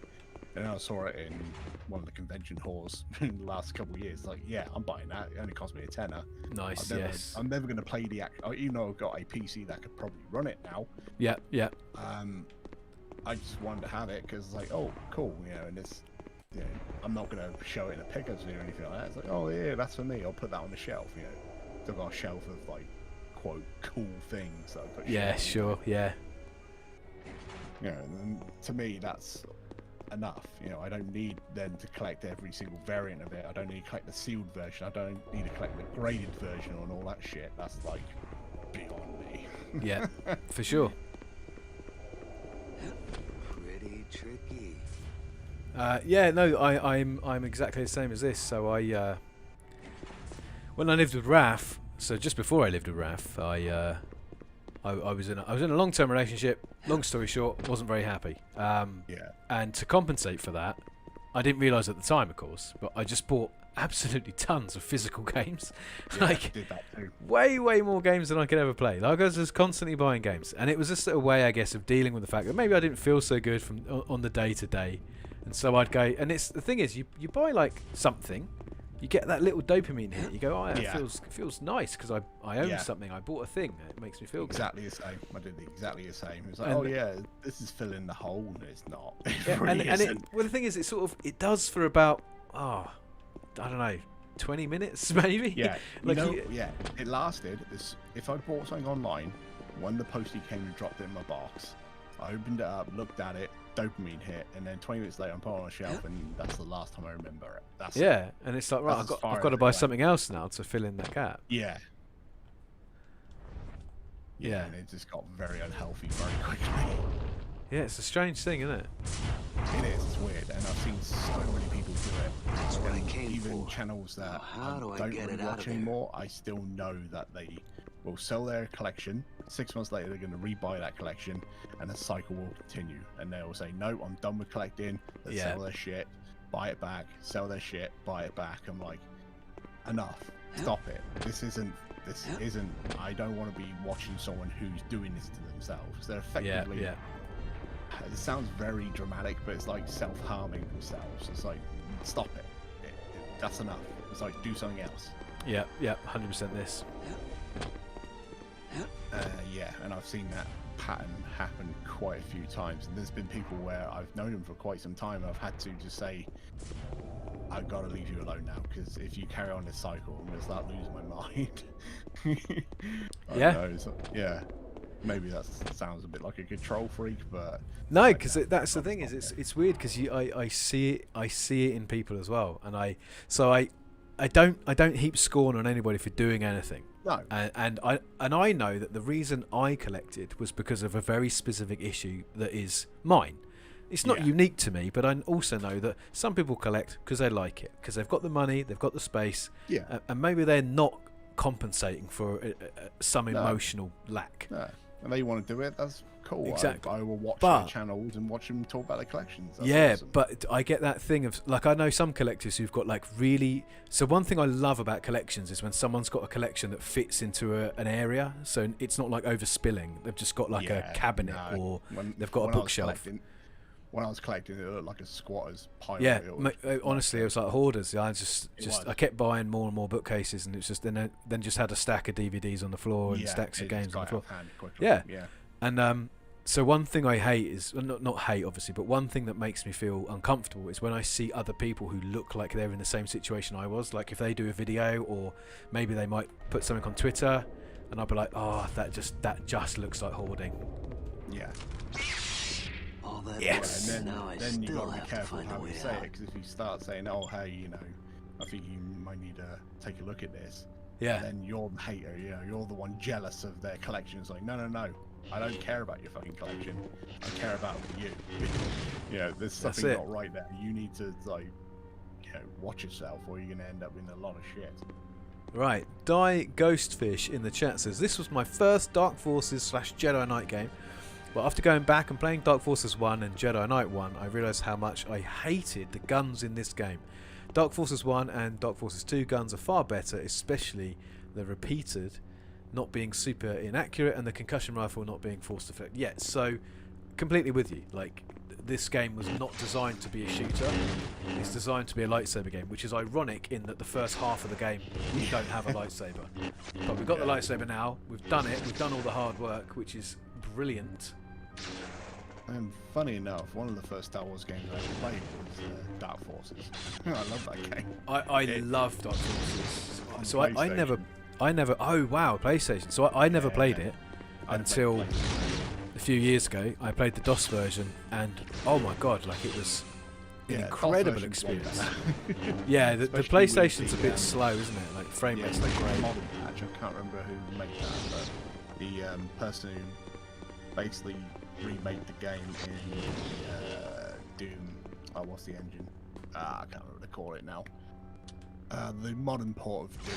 Is it like the source port thing? Or? Like GZ Doom, yeah. Oh, yeah. Made it using GZ Doom. It's really cool, actually. Yeah. It was a bit buggy when I first played it because it was in alpha or beta, but now it's complete. It's apparently the definitive version of play. And also Jedi Power Battles. Oh mate, that's a great game. That's a great game. Yeah, I think I remember. I think I was talking to you about it when we was talking about Fallen Order.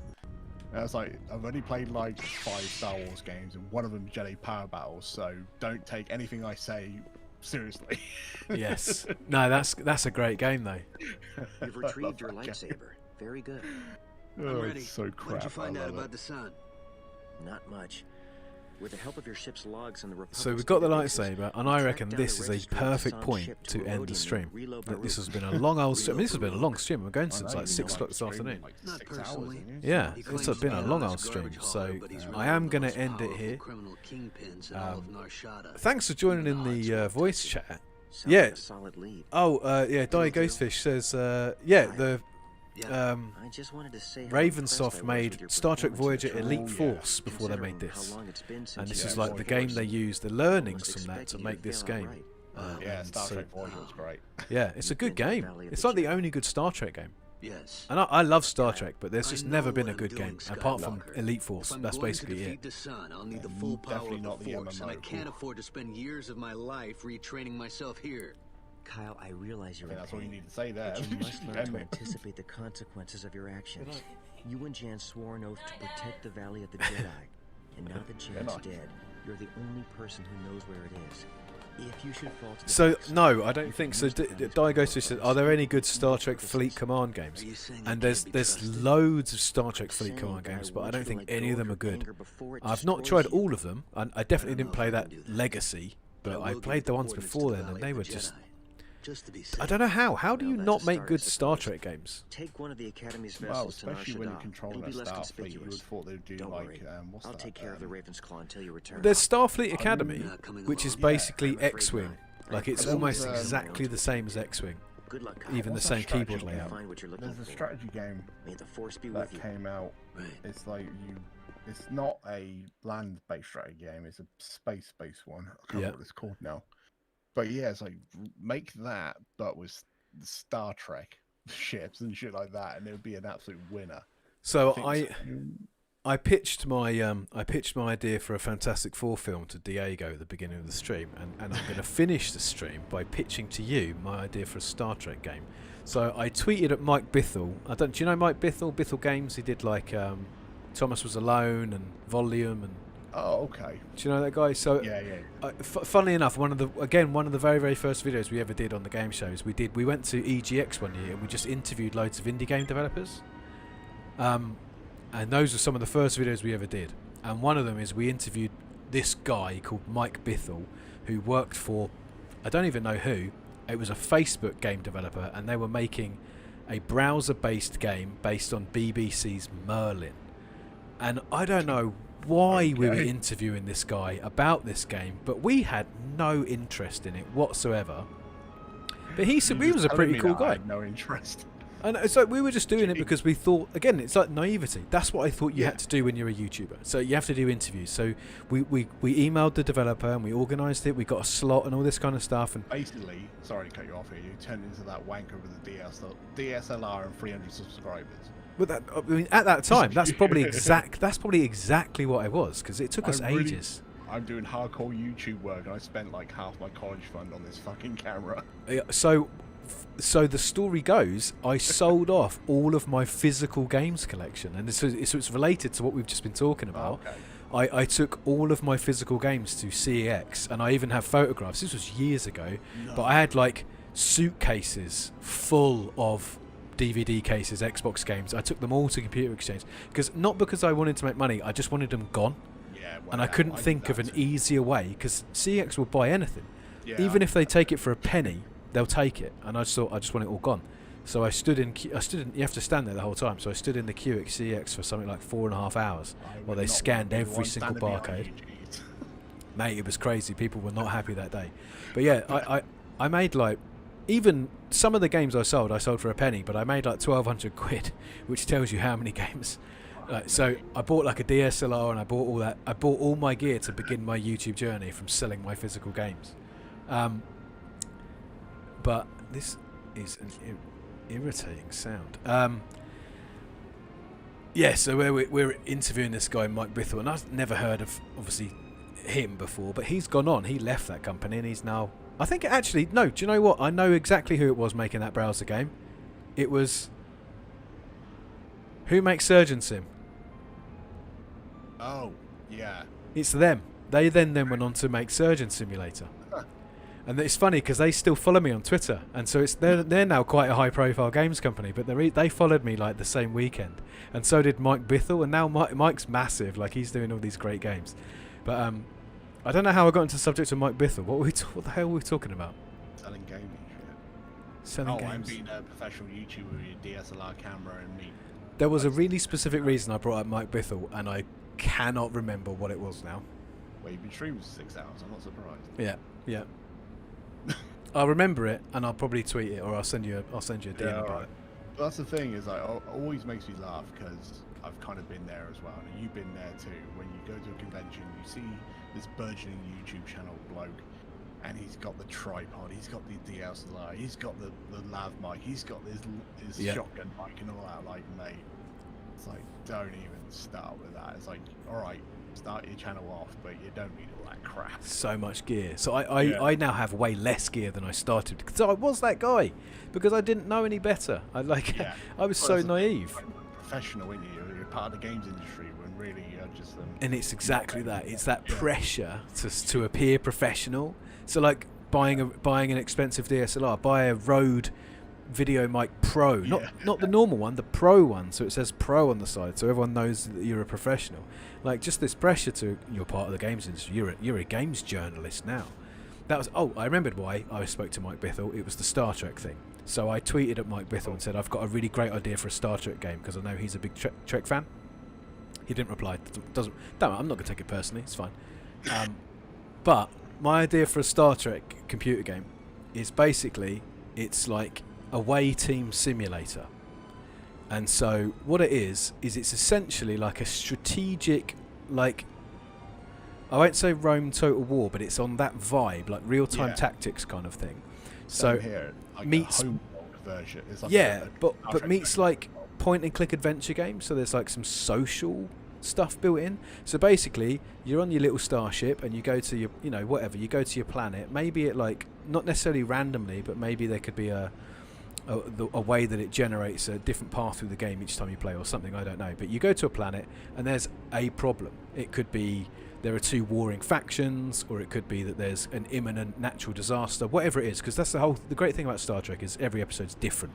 It could be there's a star about to go supernova or something, and then, like, it's up to you to figure out how to solve the problem. Because for me, that's what Star Trek was all about. It's like problem solving. It's not violent overtly. The best episodes of Star Trek are not the ones where they fire the lasers or fly the spaceships. They're always the lamest ones because they're using the shortest, like the short route to get to some sort of like ending. Yeah, and like really great Star Trek is about completely transcendental themes like communication, what it means to be human, or like my favorite Star Trek episode is Darmok at Tanagra. Did you know that one? It's like they go to Picard gets beamed down to a planet with another alien, and even though the universal translator can translate what he's speaking, it sounds like total gibberish. And he's like, Darmok on the ocean, and he goes, Darmok at Tanagra, the beast at Tanagra, and he just keeps saying these like random phrases over and over again. And by the end of the episode, you learn that, like, the method in which they communicate is like rooted in metaphor. So the words can be translated, but the context can't. So it's like some sort of planet made by David Lynch. Yes, and it's a really good thing, because the whole message is like, if you imagine a universe of infinite possibility, of course there would be a race that would communicate in ways so alien it couldn't be translated, and so you have to find common themes. And there's no fighting, there's no explosions, there's no lasers. It's just two people struggling to communicate, and it's such a great piece of Star Trek. So my whole thing is like away team simulator. So you get given your problem, and then what you've got to do is you've got to choose your team. So it's a bit like XCOM, when like you choose like your loadout. So you go, I want a science officer, I want a security officer, I'm going to take 2 ensigns, and then I'm going to have like the I don't know, I'm going to have Riker. It's like, he's like, XCOM, like, oh yeah, now you're talking. Yeah, and then so you choose your team, you've got your specializations, and then you beam down to the planet, and then it almost becomes like a point-and-click adventure. Like, you choose your team member. Well, actually, almost like XCOM. You choose your team member, you move them around the map, you get them to do whatever it is. Get the tricorder out, scan the rock, whatever. Like, you're using the vocabulary that already exists in Star Trek and making a game like a tactical based game or like a social based game, so you're not just fighting. So you can have combat, like maybe a situation goes a certain way and you go, good luck, we brought Worf, so he's down there like with his bat left or something, like caning people. But playing to the strengths of Star Trek, and I feel that's the problem. The reason Star Trek never really translated to computer games is because they never did it on the basis that Star Trek's not about fighting. Oh yeah, because that's the thing. Is like most of them, well, all of them had some sort of conflict. Yeah. Which it happened, but it wasn't the main meat. Yeah, like definitely. The MMO. It's like And the all the biggest worst Star Trek films are the ones where they go, we're going to have loads of explosions in this film. Yeah, Like loads of, you know. The MMO was the biggest flop because they basically wanted to bring back the Klingon War, which makes sense for an MMO, you pick a side and all that, but the main meat of the game isn't trying to build links with other races, it's all about combat, and the combat is fucking awful to begin with. Yeah. At least, if the combat was good, I suppose, at least that'd be excusable, but... Red Scott Sam says, I didn't even know there was a Merlin browser game. I'm not even surprised, because this would have been in and out so quick. Do you remember Merlin? Do you remember BBC's Merlin? It was like a prequel to the King Arthur mythology. It was like Teen Merlin. Oh mate, it was pretty dire. But yeah, there I am interviewing Mike Bithell. Yeah. Wheeling nightmare. No, I'm not having that. No. Sam says, what would you consider to be a normal amount of games to have? That's a good question, actually. That's a really good question. How many? I have. That's not helping at all. How many physical games do you have in your house right now, Scott? Physical games? About, let's say, 30, 40. I think that's about the limit. I was going to say, I reckon under 50 is good. I think under 50 is acceptable. I've still got like my PlayStation 1 games, my childhood games, all the Resident Evils and Metal Gear and Silent Hill, and then most of the other stuff is like a couple of PS2 games, and then mostly just PS4 games. That's it. That's good. Yeah, I've got a drawer downstairs by the telly. By my desk here, I've got a bookcase, and I've got like all my big box PC games. So I've probably got like 20 or so big box PC games up there. Not a huge amount, because I'm making a conscious effort to try only have the ones that mean the most to me. And then downstairs under the telly, I've got maybe a dozen Xbox games. I've got about a dozen Wii U games, and then that's probably me done. It's probably me done. So yeah, I'm probably somewhere around the same. Well, my vices used to be, not much anymore, was Humble Bundles for digital Oh stuff. my god, yeah. That's how you get 2,000 digital games. Yeah, and that's where I would get most of mine, would be in bundles.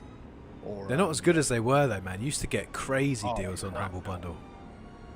They're absolute crap now. It's like, oh yeah, make your own bundle. It's like, I don't want to make my own bundle. Give me a bespoke one, and I'll take that. You know? I want to pay $11. I want to walk away with 23 games. Yeah, and that's what pretty much beefed out my digital games pretty quickly. And Steam sales, they're always a bad idea. Yeah, definitely that. That's wild. I mean, 2,000. That's way more than I've got. I've got nowhere near that. I would not want to know how many games I've actually played out that list. Probably, if I was going to be realistic, maybe 200 of those. Wow. But that's over like a course of, well, I don't know how long I've had my Steam account, probably since, well, I had it when Halo 2 came out. No, not Halo, Half-Life 2. Mm-hmm. That was when you had to have a Steam account, but that was back before the store and all that shit was even a thing. So, yeah, damn, that was 16 years. Oof. Whoa. Oof. Yeah. Wowee. Yeah, I was, like, one of the first people in line to buy Half-Life 2 from the shop. I waited for midnight launch for that game. Nice. Physical.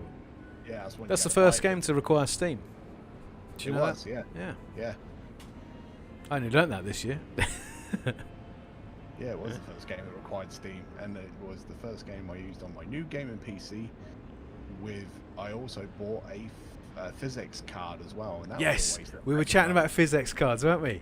Yeah, I was so happy that you also had one, because it's such a specific piece of hardware that existed for such a short period of time. Yeah, especially for that specific amount of time. It's like Yeah. even then, and they finally dropped physics cards, dedicated ones, and had like the SLI where you would just load it onto your GPUs. Yeah, exactly that. Yeah, they just started putting it onto GPUs. Yeah, it was just like I must have spent £350 on that fucking thing, and I've probably used it for about 4 games. Yeah. I remember it was Ghost Recon. Ghost Recon, I don't want to say Advanced Warfighter because I think it was before then, so it was probably like one of the ones before then.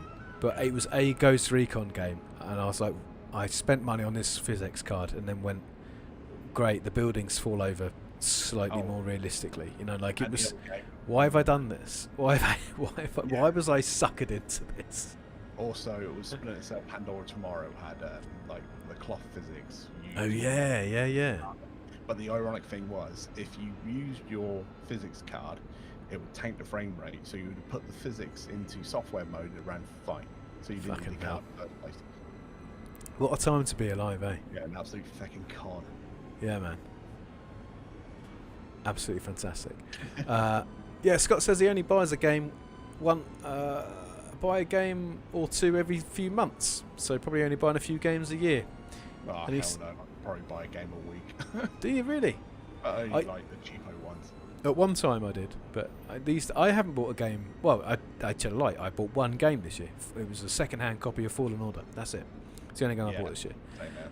I'm starting to get very strict because I can see it getting out of control again. I can see myself just going so deep into that, just buying so many games. And I've sort of broken my rule, because I normally don't buy full price games when they first came out. I broke my rule and I've bought 4 full price games: Death Stranding, Tony Hawk, Final Fantasy Remake, Final Fantasy 7 Remake, and Resident Evil 3. And Resident Evil 3 was not worth the money. Oh, bold. Yeah, I was going to make a video on it, and it would have been just me pissing and moaning for 20 minutes. Fair enough. Yeah. If it needs doing. Well, maybe in the future.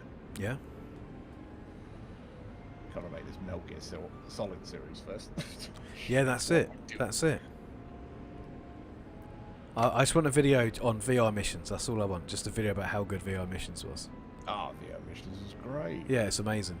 I've probably played more VR missions than I have Metal Gear Solid. And I said I've clocked Metal Gear Solid in a night. Me and my mates used to do it quite a lot, but I reckon I put more hours into VR missions. I love those. I love that. The ironic thing about the VR missions, especially in Europe, is that we never got it on the disc. You had to buy the expansion, and then it was like GTA London, wasn't it, where you had to put the VR missions disc in first, let that install onto the RAM, and then put in the Metal Gear Solid disc for actually play the game. Yeah, exactly that. Yep. Remember that? It's like, it was never done anywhere else. Like in America, you can just buy the VR mission standalone and it will work. But for us, we had to do this weird disc swapping thing. It was brilliant.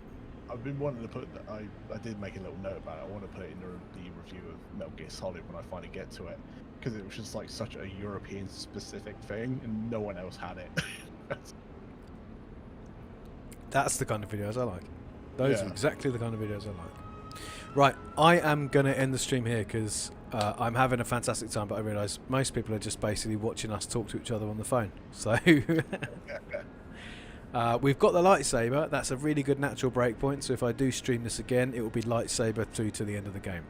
Next bit's Nar Shaddaa, as Die Ghost said in the chat. And it's good because you get that bit where Kyle Katarn's like, I'm not a Jedi, I'm just a guy with a lightsaber and some questions. And that's and then we get shot to shit by those laser sniper rifles. Thanks for joining me, Scott. It's been absolutely wicked. I'm absolutely loving the idea of doing voice chat through streams. I'm really enjoying it. I hope people in the chat also enjoyed it. That was really fun. Thanks a lot, mate. I'm gonna end the stream now though, so thanks for joining me. I've had a fantastic time with you tonight. Hope you enjoy the rest of your Saturday. Oh, well. And take it easy, everyone. Thanks very much. Thanks for joining us, Sam. It's been wicked to have you here. I've missed you on a few streams, so I'm really glad that you came with us the whole time. It's been absolutely wicked. I had a really nice time. Nice chill vibes. This is exactly what I wanted on my Saturday night chill stream. Glad we achieved it. Thank you very much, everybody. I will leave as usual, I will leave the stream finished window up so everyone can finish their chats, but I will sign off and I'll just be in the text chat just while we finish our conversations. and I'll catch you all soon. Thanks so much, everyone. Big love. Thanks, Scott, again. Thanks, Sam. Toodaloo.